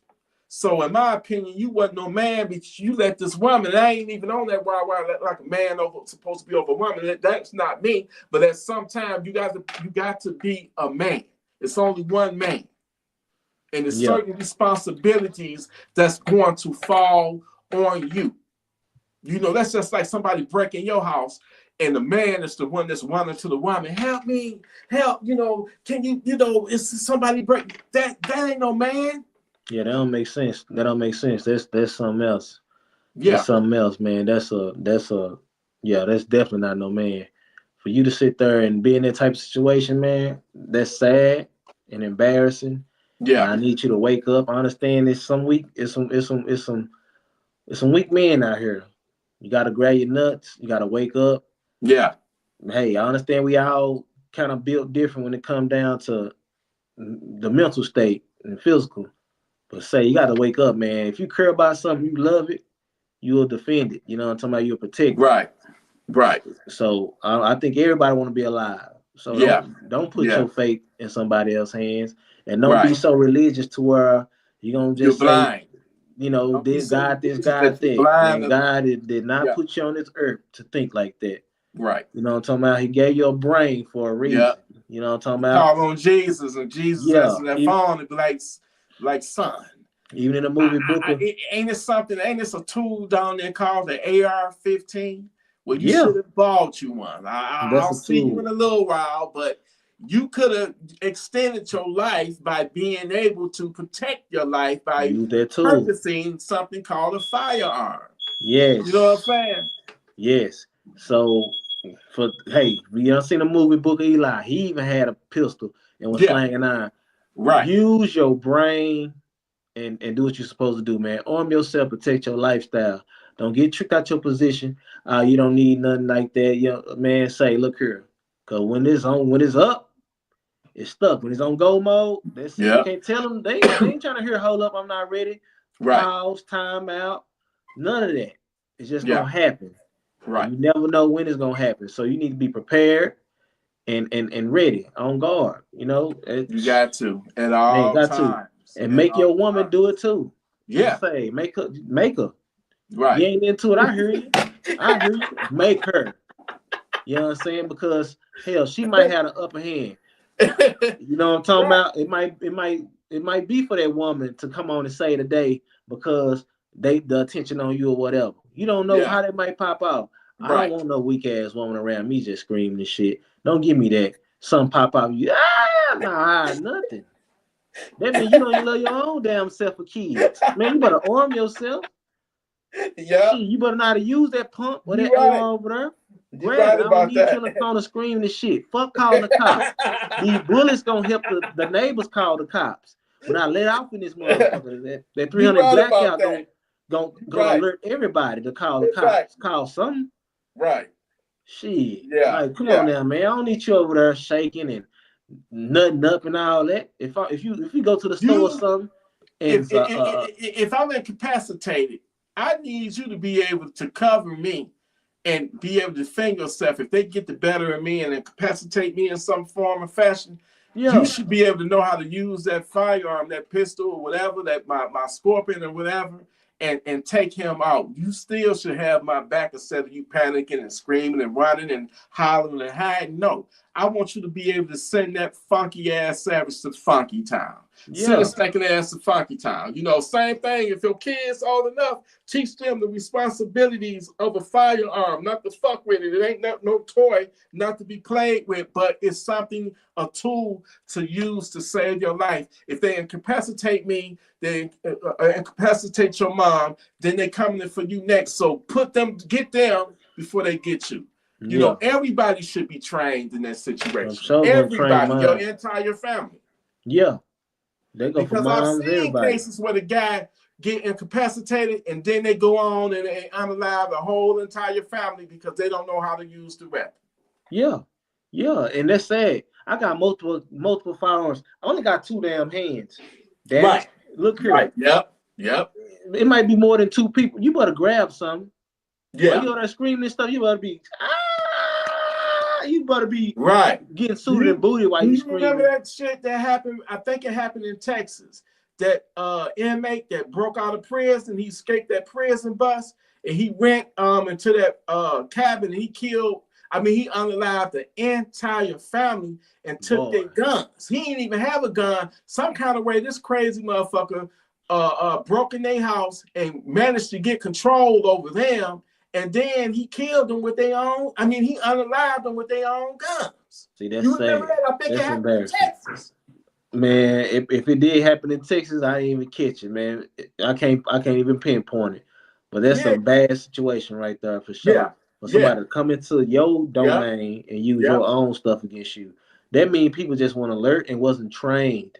You yeah, know, yeah, they panicked, all kind of stuff. Unless he yeah. went through that like a ninja and was just having his way while they was sleeping. It's Right. bro, if that man moving like that in your house, Yeah. you doing something wrong. You You didn't know what I'm train. talking about? You didn't think.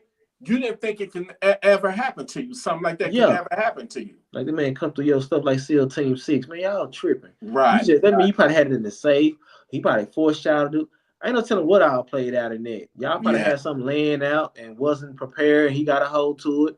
Or he done Right. whooped one of y'all ass or a few of Yep. y'all ass and Yep. took it. All kind of stuff probably spent off of that. It was sad. It broke my heart because that was a whole family that was just basically unalive. Same thing happened at the gun shop not too long ago, where they went in there. Remember that when they robbed the gun store and they killed? They unalived everybody in the gun shop, and then they took the surveillance equipment, the cameras and shit, the video footage. They took that with them. They See, stole people. like I think they said they took like 80,000 in worth in guns. See, that's people just not being alert and ready to take Yeah, action. You right. know, to not meet force with force. They just sit there and just took it on and allowed it to happen to them. You can't Yeah. be that, man. You can't be that. You gotta See, be better than that. right. See, when people realize that it's just some evil savages, demonic savages in this world that, it can, think about that top supermarket Negative. in New York when that racist racist white savage went in there and killed all them old elderly black women, double tapping them in the head. And I got to give it to the security guard. He was able to get off that one shot, but he didn't have body armor, and the savage had body armor, and he didn't stand a chance. With Yeah. his Glock didn't stand a chance against that savage's AR-15. You know Yeah, what I I'm remember saying? that. So I hate that. But do you think them people thought something like that would go down? They wouldn't, they ain't even see that shit coming, Not at all. It But was comfortable. yeah, but see, every time when I'm out and about, like, I often go live a lot for my, when I go out there to Meijer, Walmart. But I'm always thinking, what would I do if somebody come in there or multiple assailants come in there and open fire. I'm looking at exits. I'm looking at places where I can take cover. I'm looking at places where I can hide. I feel like if I was in a situation like that, I'm trying to avoid being seen. Like that. And I'm not going to pull my firearm out right away either, because as soon as you pull your weapon, you automatically, if they acquire you, you automatically going to be a target. So in a situation like that, I would move. I don't want to be seen. I'm trying to avoid attention. I'm not going to be pulling a gun. A situation like that is very tricky, because at that point, you know, say the cops do arrive on the scene, they don't know the good guy from the bad guy. All they know is they see a man with a gun. You could be the good guy with the gun, but they don't know that at the time. So you got to know how to move. But I'm more of a lot of. I was going to ask you this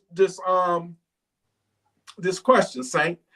Say you and your woman is at Walmart, and you start hearing somebody busting shots, man, an AK, AR-15.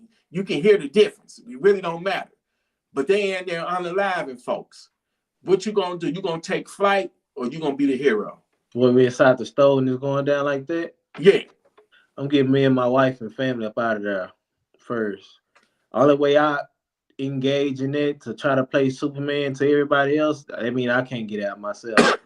Other than that, I'm getting my family and myself up out of there, and I'm gonna let God have it, because I'm not responsible for all that ass. I'm responsible for my family and myself off the rip first. The only way I engage into that gunfight to protect them people like that. Okay. That mean I can't get out, you know, because they can play any kind of way. You know, I can get the drop on them and save the day, and they still look at me as the bad guy and send me all the way through there like that. I ain't no telling who gonna side with who. It might be one of their relatives in there shooting it. I ain't no telling what scenario and story is gonna spin off of that. But if that happened and we shopping, my first priority is getting myself and my family up out of there. Yeah, take flight. Avoid it. You know what I'm saying? Okay. Because that place should have had security and all that shit there. Right. All that money they making up in there. So let me ask you this though. All right. Now, I'm gonna ask you this question. Yeah. Now, what if your family was there, but you wasn't there, but your family was there, and the shooter come in and go to unaliving folks? Would you not want, if it's somebody in there that's armed, would you not want them not to try to take that shooter out so he can protect your family while they in there, while they trapped in there? Would you wish for somebody to be in there with a gun to try to at least take that shooter out? Yeah, but my thing is, hell, my ass should have been there. And if I'm not there, I can't sit there and just put that on that person back like that. They can have that story come out like, hey, it was a couple guys in there with guns, but they got away. They ain't trying to stop them. Technically, shit, it's not their job to do it. You know what I'm saying? It's a choice. It's a freedom of choice. I want them to do it though. Right. Yeah, I want them to, but hell, them people ain't got to put their life in danger. You know what I'm saying? Yeah. Like that. I get it. But I would want them to though. Me personally, it's going to depend on the circumstances in the situation, because I'm more of the hero. Yeah. If I got my family with me, hell yeah, I'm with you. I'm gonna try. My family is gonna be the number one priority, safety. Yeah. I'm riding shotgun for them to get them and everybody else. Mm-hmm. If anybody else in the near vicinity, I want. Hey, come on, safety this way, but come on. Let's escape out this back exit. For sure. But if I feel like I can zero in and see what's really going on, and I see it's only one shooter or two shooters or three shooters or four shooters or one, especially if it's only one shooter, and I see that he's not getting, he's not on to me, because I'm not going to draw my gun. But if I feel like I can sneak up on him and get a good aim at him and get him in target, I'm going for it. I'm gonna do like the brother did at that mall in I believe in Ohio when it was a somebody went in there to shoot up the mall, man. They was in the what was that? What do they call that area in the mall where they have all of the restaurants and shit and the people sitting down eating and shit? Yeah, Not the food court, like something else. Yeah, the food court. Outlet. Yeah, the food court. You have the food court. Yeah. Yeah, he was able to get him like 30 yards or something. He got him. I think he had a Glock on him. And that's good. The shooter had an AR, but he was able to position himself where his rounds landed on target. And he the good guy with the gun won. And that time, the only people that complained and got mad was the damn fucking liberals. And you're right, that shoulder view, that heifer, I forget her name, but she was like, she actually was complaining about the hero. Talking about he broke the law. He shouldn't even had that gun on him. What was he doing in a no gun zone? I said, bitch, pure stupidity. He saved lives, countless lives. And she's complaining. That lets you know the type of people, the mentality that these anti-gun folks have, man. They some dangerous, ignorant, sick people that would get your ass killed. Now, if I'm in a situation like that, or I'm by myself, and hey, I got two options. I can escape, I'm gonna escape. If I can't escape and I see it going down, I already got my mind made up. I'm about to walk through y'all. I'm about to go take care of y'all. Yeah. And after I drop some of you motherfuckers, I'm gonna use y'all shit and get your buddies and everything too. So right. we gonna go down through there. I'm gonna do it that way. When you EDC everyday carry, do you have an extra mag on you, or I had for years. I always just use one mag, but then I thought about scenarios where you got to reload, and that's the last thing you ever want to be in is in a situation where you got to reload, because that means somebody is really trying to unalive you. If you ever in a gunfight and you have to reload, they trying to kill you. Oh yeah. So I carry like 2 spare extra mags on me now. Yeah, carry them extra mags off top. Yeah. That's a necessity, man. Cause you don't know how long that gunfight gonna go. And them bullets go fast. Right. You might think you prepare for a 5, 10 minute, 15-minute fight or whatever. You only there for a minute and a half or 3 minutes in that fight. And you like, damn. Yeah. Yeah.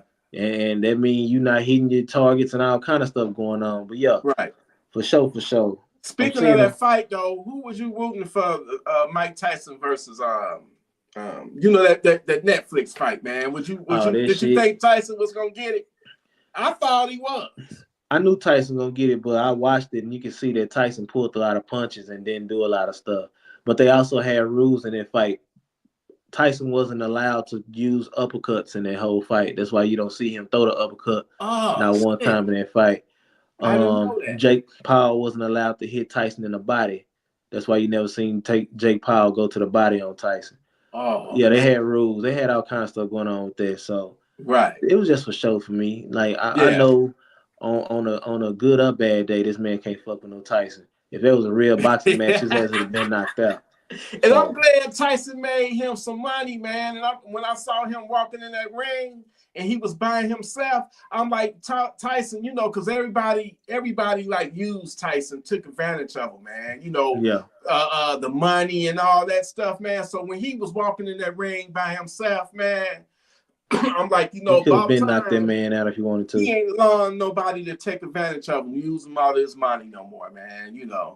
But I heard he got like 20 million off of that fight, and the other guy got like 40 or something. So you see the fight, you see him stepping to the side and Tyson loading up and not shooting it. It was a lot of stuff. It was like people like, bro, you can't tell me you're not a fight and you watching this shit saying that was, bro, this shit was scripted as hell. It is what it is. It's like, damn, dog. Yeah. Like, man, do y'all not understand who Tyson is? Y'all don't know that Tyson is not using his favorite go-to combo. Like, but Tyson 2 years away from being 60 though, Saint. Yeah, he is too, but that man is still right there in that ring. That ring, you talking about somebody who do this for a living, his lifestyle. This is his life. Yeah. I don't give a fuck how old he is. You still got that same square box that y'all fighting in. That man has more boxing knowledge than you. He might not have to move like you, but he know how to cut you off. He knows how to set you up to go a certain way. it's just no excuse for it. He's not like he was chasing you, running. And man, no, it's punches that should have been thrown face to face that he didn't throw. Right. You see him not throwing it. Yeah. It's like, man, even when they locked up, it just wasn't real, man. It was a good show though. It wasn't real. Hey, yo, did you get that Black Ops 6 yet? Nah, my partner was talking to me about we were talking about this yesterday, and I was like, we all waiting on GTA. Everybody waiting on GTA. I'm gonna eventually get it, man, because for the simple fact it's on Game Pass. I'd rather pay $18 versus 70-something bucks to just all out, just buy the game. I'll get it. I'll get Game Pass. It's free with Game Pass, and I think you can still play online too. But you know what? All of the Call of Duty games I ever owned, I never really played online. I would always play it for the solo campaign. I never really played it. If I was going to play a game online, it's Battlefield. Battlefield is my favorite. I'm gonna say this. I'm looking at the comment section. I get Father Time. I'm gonna say this though, man. If Father Time was a problem, y'all wouldn't tell Tyson he couldn't throw an uppercut. Why the fuck you gonna tell an old ass man that's about to be 60 he can't throw a certain punch? It's not Father Time, man. It was scripted. You know what I'm saying? Y'all wouldn't have rules like that. Right. I get the timing. We're gonna cut it down to a minute round, 3 minutes. I get the timing, but you gonna tell me I can't throw a certain type of punch? No. It wasn't Father's Time. He didn't want that man to knock that boy ass out. You know what I'm saying? And messed up this show. It is what it is. You go back and watch that show on Netflix. That's why it's on Netflix. Go watch the show. It was just a show, man. That's all it was. Shit. Yeah. Man, like they said, a lot of blowback to it too. I hear Netflix getting sued because I pay for my Netflix and man, the shit kept on freezing up and all that shit. I missed the majority of the fight, man. And now I'm hearing that they being, I don't know why, but they said a real boxing thing saying they being penalized and that they can't, like they being punished where they can't go in the ring no more, no time soon. Yeah. Because they said they broke the code, broke the law or some shit, they ethics or whatever. I guess because it was on Netflix in the rules and stuff. It wasn't, I guess they don't consider a real fight. It was more, like you said, more so entertainment. Yeah, right. A little show, man. That boy, oh, man. You just gotta see, you just gotta know boxing and actually breathe it. Ain't nobody you ain't just ask now boxing trainer, nobody that's locked into boxing. Yo, bro, how was that? And they gonna say, yeah, Tyson. Nah, they gonna be real with you, hopefully, and be like, say, nah, that was just a show. You go ask anybody. I was entertained until it started freezing up. I mean, I was definitely entertained by it. Yeah, it's good. It was a good show. Yeah. It was a good show, man. But nah, that shit wasn't real. That wasn't real. That boy was holding punches back. Oh, and I also seen they was talking about the Galil Ace versus that honey weasel, that honey badger. Yeah. I say, man, depending on if y'all comparing, maybe y'all talking about going 7.62 then if y'all trying to draw that.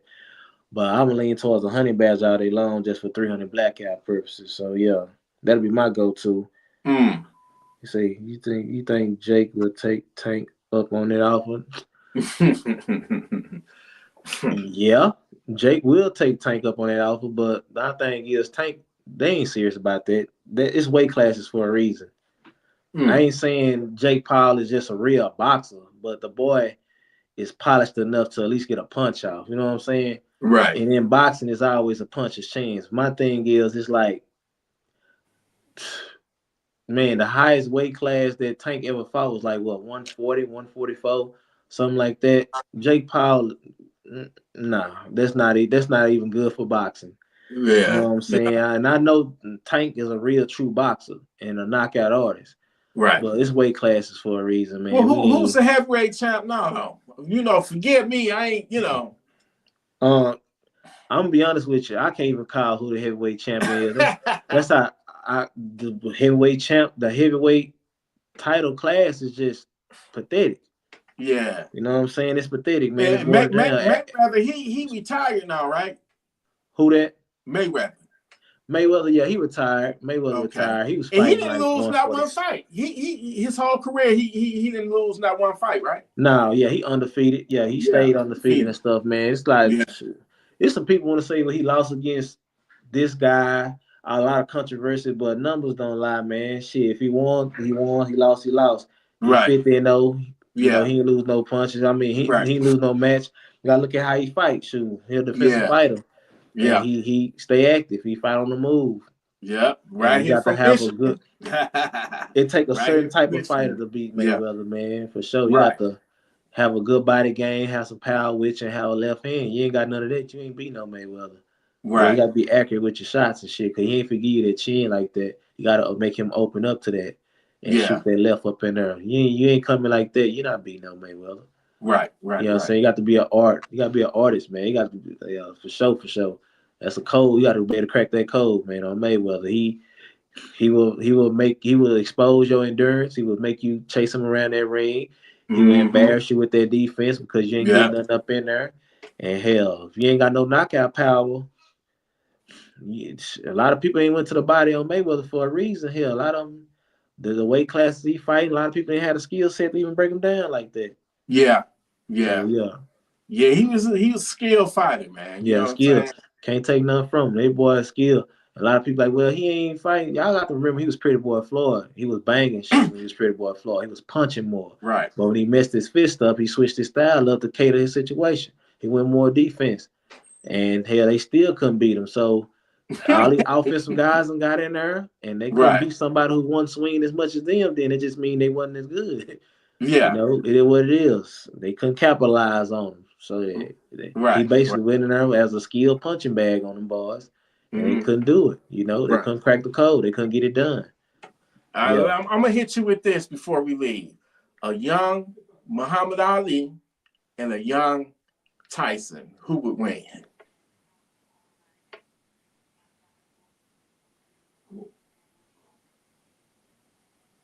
Ali.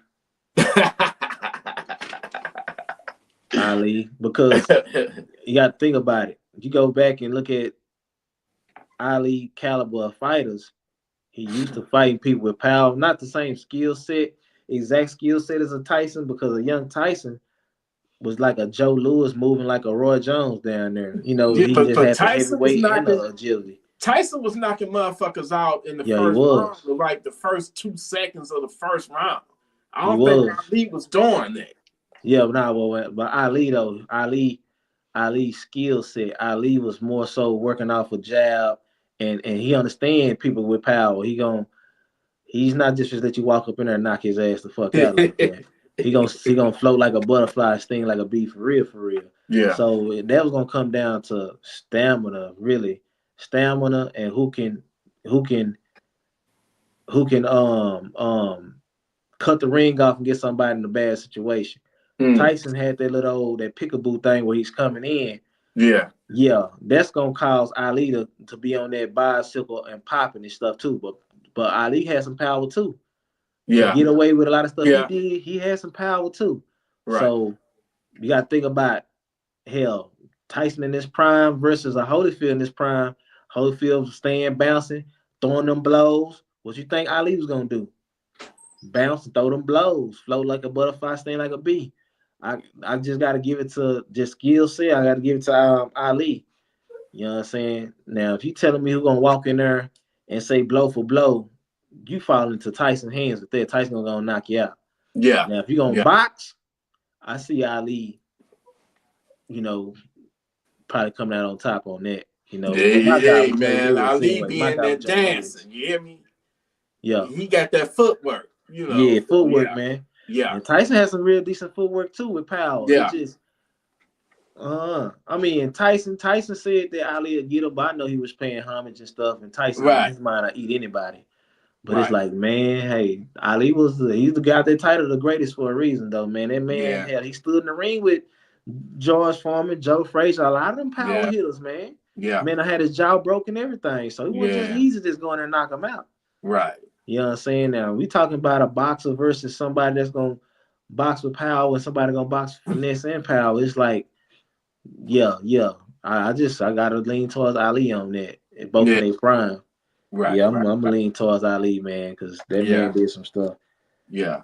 Yeah. All right. Well, you know what? It's 5 hours, man. We don't broke the record. So we gotta definitely link up again, and Oh yeah. later this week, if you're available. Oh yeah, I I'm know be I'll be available, going man. live again, and when you going live on your channel again. Shoot, probably this Tuesday or Wednesday or something. I'm gonna pop back live, another workout live and stuff, I'll be man. there. Yeah, for sure, for Yeah, I'll sure. be there. Yeah. And get it in, man. Yeah. Run one of the lives in the background and lock in, and Right. I'm make some more videos and stuff, man. For sure, for sure. Yeah. Yeah, getting ready. Got a lot of family content coming in for the Christmas. Me and the wife talking about stuff earlier, man. A good idea. We end up hitting this trip and stuff. Then I'm gonna do a whole video on that, a video and a Okay. live and stuff on that and stuff like Sound that. good. Bring a Yeah. lot of family content in and Right. get ready for the gaming channel. My gaming channel, YouTube 214-2TX. Okay. I'm gonna push that. I was talking to my gaming buddy. After I get this channel monetized, I'm gonna make sure next year, like in January, February for next year, I'm gonna push the gaming channel extremely hard too. Try to get that monetized, get that ready for Okay. GTA 6. Right. And I'm gonna be Whatever you popping off need on me to both promote, channels. I'll share it on my channel. Yeah, Whatever I sure appreciate that. Yeah, For sure, I for sure. got you. Gonna push both of them like that, man. For Yeah. real, for real. And I'm just this Christmas, after Christmas, for sure, I'm gonna say after Christmas sometime, man. I'm popping out with a lot of rifle range content and everything. Mix it up, you know what I'm saying? Yeah. I've been doing a lot of talking and showing a lot of handguns and stuff like that. And I'm gonna just spin a block on it, man. I try to mix Same it up thing as a with me. lifestyle. That's I why I'm gotta get into to the working range. out Yeah. and talking about this 2A community, man, for sure, for sure. Right. It ain't no secret. People know I got weapons and stuff, man. Yeah. I'm bring a lot more to the table for real, for real. I'm looking forward to it. So yeah, and I'm trying to cater to a lot of stuff that people can actually get into, like the radicals and your PSAs. I mean, don't get me wrong, people love the expensive stuff and stuff like that, but yeah, the people I be trying to touch, man, I want people that's actually gonna get out there and train and stuff, and not just gonna throw a lot of money towards something and have it put up. Just say I got it. You know what I'm talking about? Get out there and train with it for sure, for sure. Yeah. Yeah. I have a lot. Appreciate I've owned a lot of high end, and it wasn't cracked up to what I thought it would be. Yeah. Like my favorite AR that I owned was that radical. I liked that better than the and I like that too. Mark 18 I had. To me, it was just a regular AR-15. I get it. The quality of it, it was nice. It's nice, but something about that radical that I used to own, man, I regret letting that go. You know what I'm saying? I regret it. Listening to people, and I understand that these guns can hold up to this certain type of tolerance and this reliable history, and I get that. But man, let me tell you something. For our situations where we want something to defend ourselves, we're not out here, military or looking to conquer the city. Bro, we just need something that's gonna function reliable and that's gonna protect our lifestyle. I just want something to get a funky ass Savage up off of me. I'm not trying to shoot a million fucking rounds through it and see if burn it's a barrel out. Barrel gonna melt and all that. Nah, I just want something that's gonna go bang to get a stinking ass Savage up off of me. Trying to break up in my house. Yeah. So if it do that, that's good enough for me. I'm not trying to be in no war and all that stuff, and it's got to be bomb proof. I got to have this suppressor. I gotta have this. Yeah, I'm not gotta have this. Bro, don't get caught up in that shit. Cause I'm telling you something. These people putting all that money on these guns, they scared to shoot the motherfuckers. Yeah. I'm trying to tell you. I'm telling y'all, you get into this lifestyle, man, get you something you're gonna actually use and train. And get into it, man. I'm gonna try to bring a lot of that stuff, man, relatable stuff. And then another thing, say if I have to pop a funky ass Savage, send a funky ass Savage to Funky Town, that gun automatically gonna go into police evidence. And that's gonna be in there for a year, 2 years. Hell, I got one that was stolen from me like 8 years ago. That motherfucker was stolen from me, and they got it, and the case is over with, and they still won't let me have my gun back. I say I feel like I've been victimized all over again, but they don't want to see us armed. They make it difficult for us. So, you know, you don't want, if you know, you don't want to have, I mean, you can, it's up to you, it's your prerogative, but I don't want a high-end expensive gun to be took from me and put in evidence, and then they're gonna make it hard for me to get it back. You gotta go through all kind of loops and red tape just to get it back, something rightfully, lawfully that belongs to you. But they play dirty, you know. So I don't mind if I got a $400 PSA that work, that's reliable. What make that Deadly Defense Mark 18 bullet more deadlier and lethal than the one that's coming off the $400 gun? Yeah, you know for what I'm sure. saying? On fire.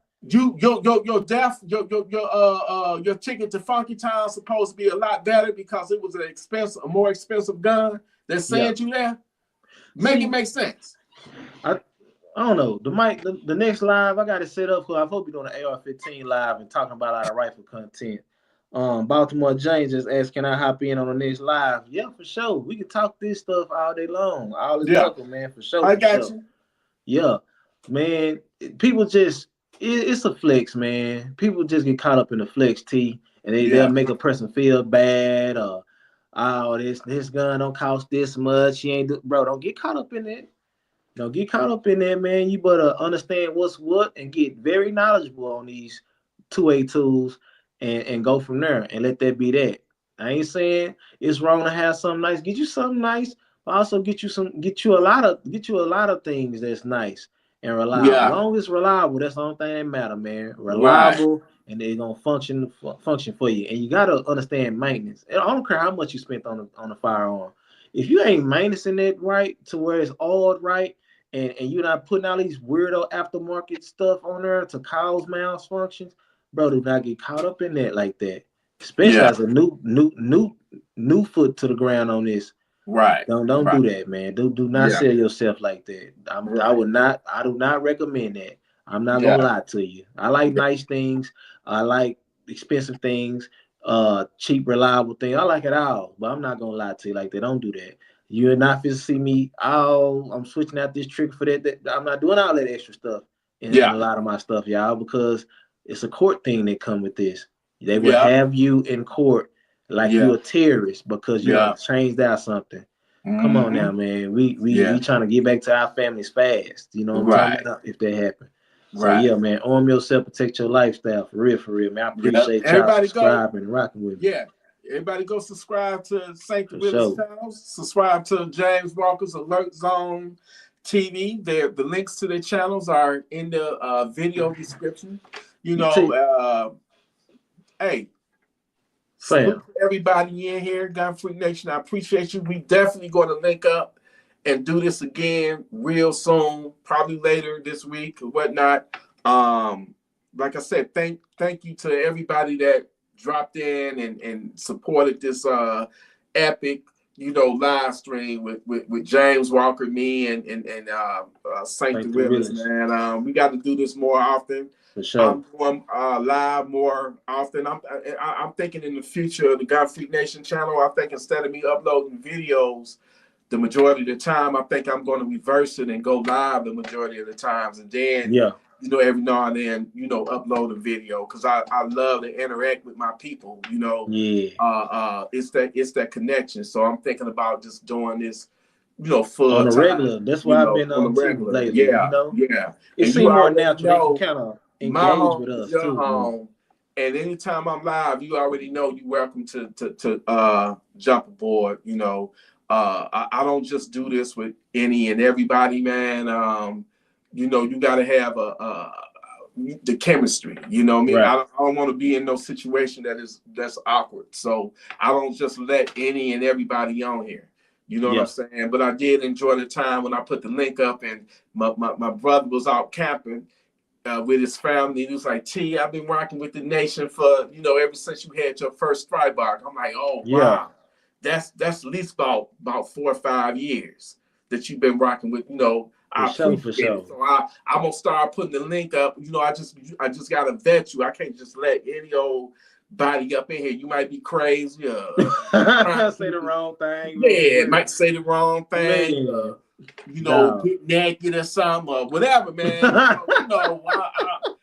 we get to see you before we bring you on the stage. You be backstage, and then I get to vet you, talk to you, and then if you seem all right, I'm gonna invite you, and it might be for like 5 minutes or something. You know what I'm saying? Or if you know what the fuck you doing and talking about, you might be on here as long as we are. You feel me? You know, good conversation. That's you know, that's awesome, man. That's entertainment, man. So you know, thank everybody for being a part of Gun Freak Nation. If you're not, join it. Hit the subscribe button. It's free. Why not? Everybody, you know, go over to Saint the Realist channel, man. You getting quality content. It ain't all just you can use 2A stuff. This brother talking about a lifestyle, eating good, aerobics, you know, working out, video gaming, man. You getting the whole palette. There's a whole buffet over in that motherfucker.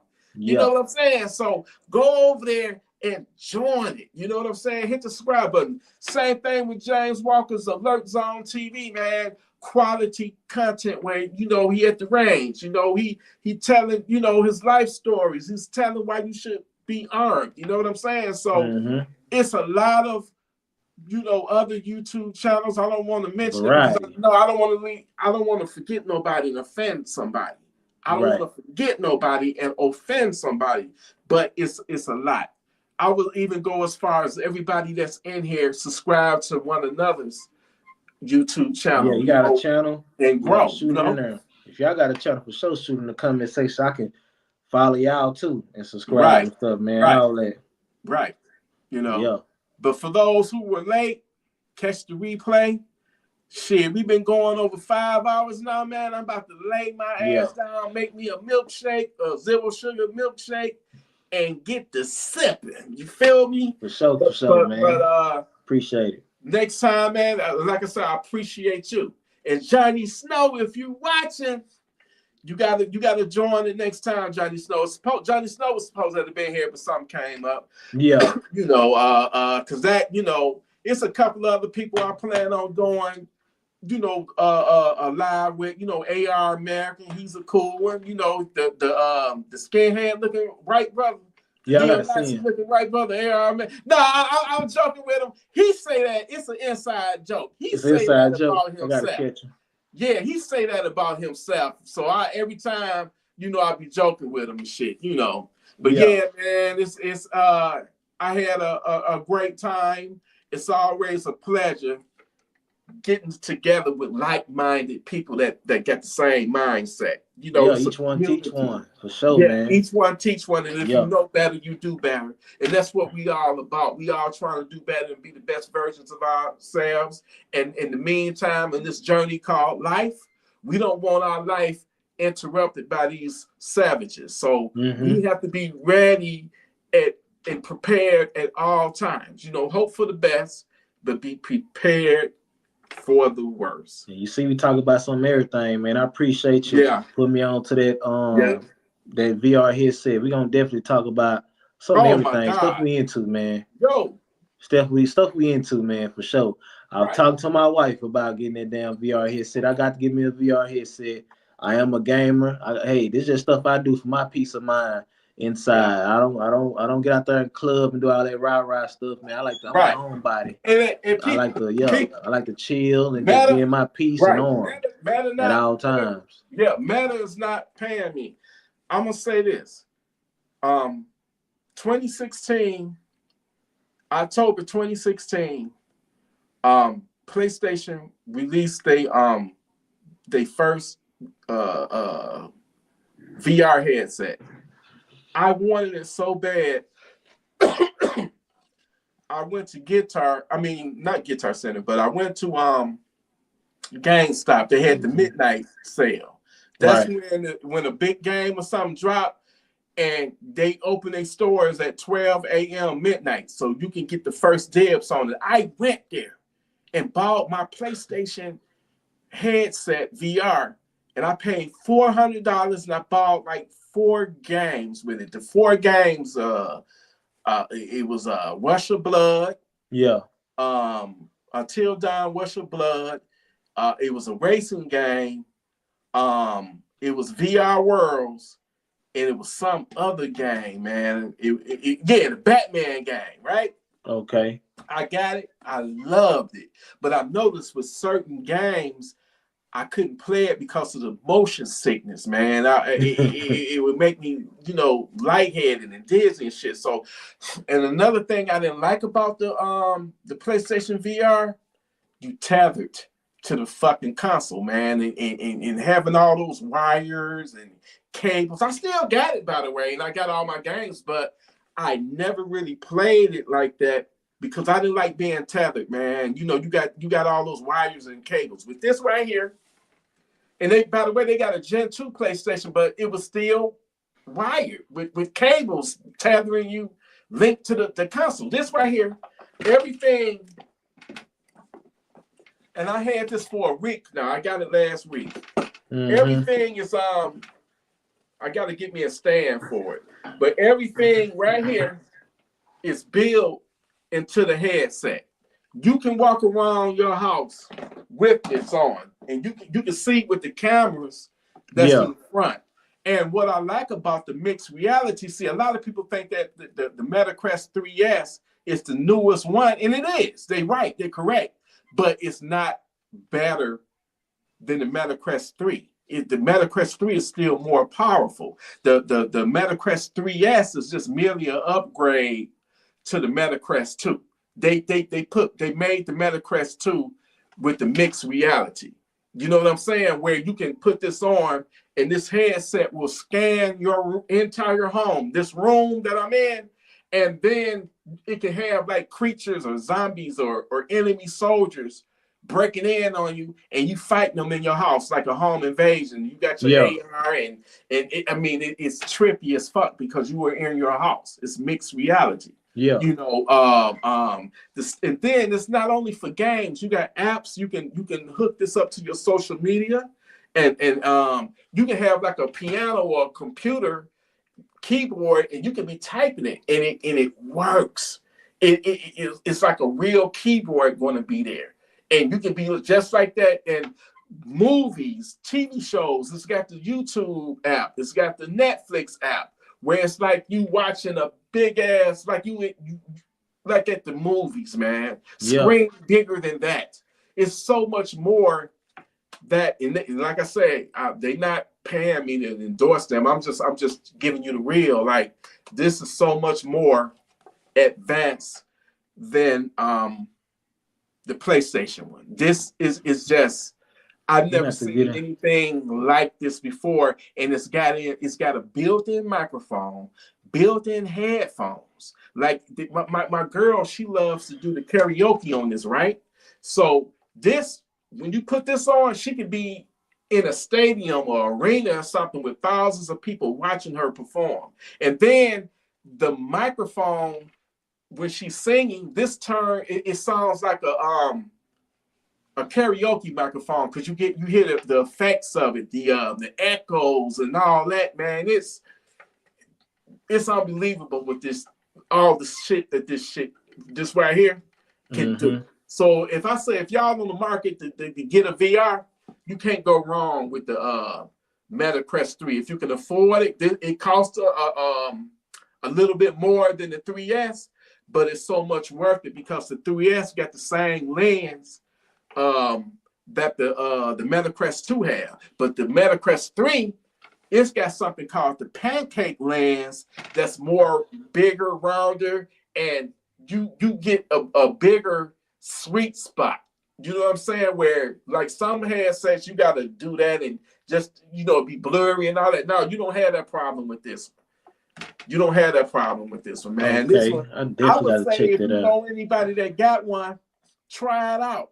And once when you but this right here, amazing. They got, like, you can play games like Call of Duty in virtual reality. It's a game called Split Second where it's different maps on there where you got to go and clear it out, man, from gangbangers and terrorists and stuff like that. And you got access to all type of weapons and stuff, and you by yourself, and you got to go up in there and gain entry into it, and you having firefights with terrorists and gangbangers, man. So something like that. I get something like that, I'll be able to link up with you on something like that. And Oh go yeah, around and get, And that's another.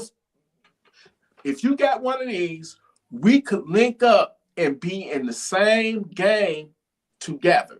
Okay. We can see each other. You can have my back, I got your back, and you know what I'm saying? Yeah. You can do that. They got the boxing game on there where you can box with, the multiplayer where you can box with people, play basketball, football, racing games, you name it.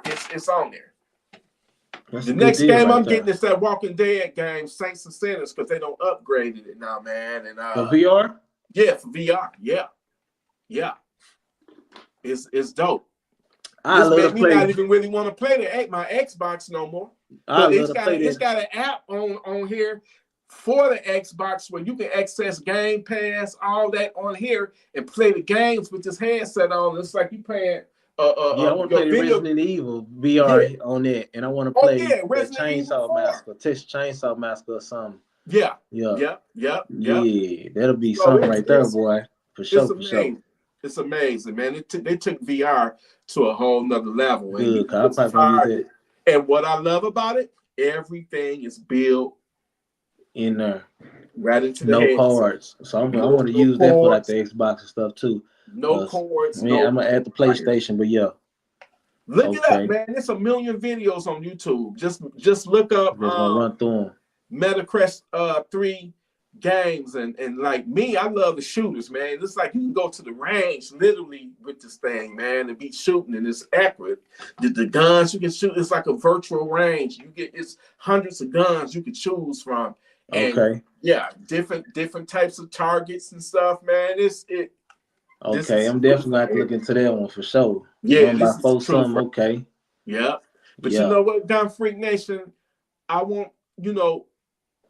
y'all a happy new year, upcoming new year. I wish y'all a peaceful, blissful life. I wish y'all a good night tonight and to the next time. You feel me? We definitely got to do this again. Yeah. But much love and respect to the Gun Freak Nation. Much love and respect to the Saint the Realist crew. The Realists. Yep. And much love and respect to the Alert Zone TV members that's here, man. We about to jump off. Y'all be safe out there, man. Like I say, that devil can come at you anytime and you any place, and you need to be ready at all times. But like my brother Saint say, protect your lifestyle, man. Yes, sir. Yes, indeed. Stay active. Yeah. Right. Appreciate y'all rocking with us. Till the next time, salute and thank you for joining. I appreciate y'all. Much love. Gun Freak Nation. Salute, baby. Yeah.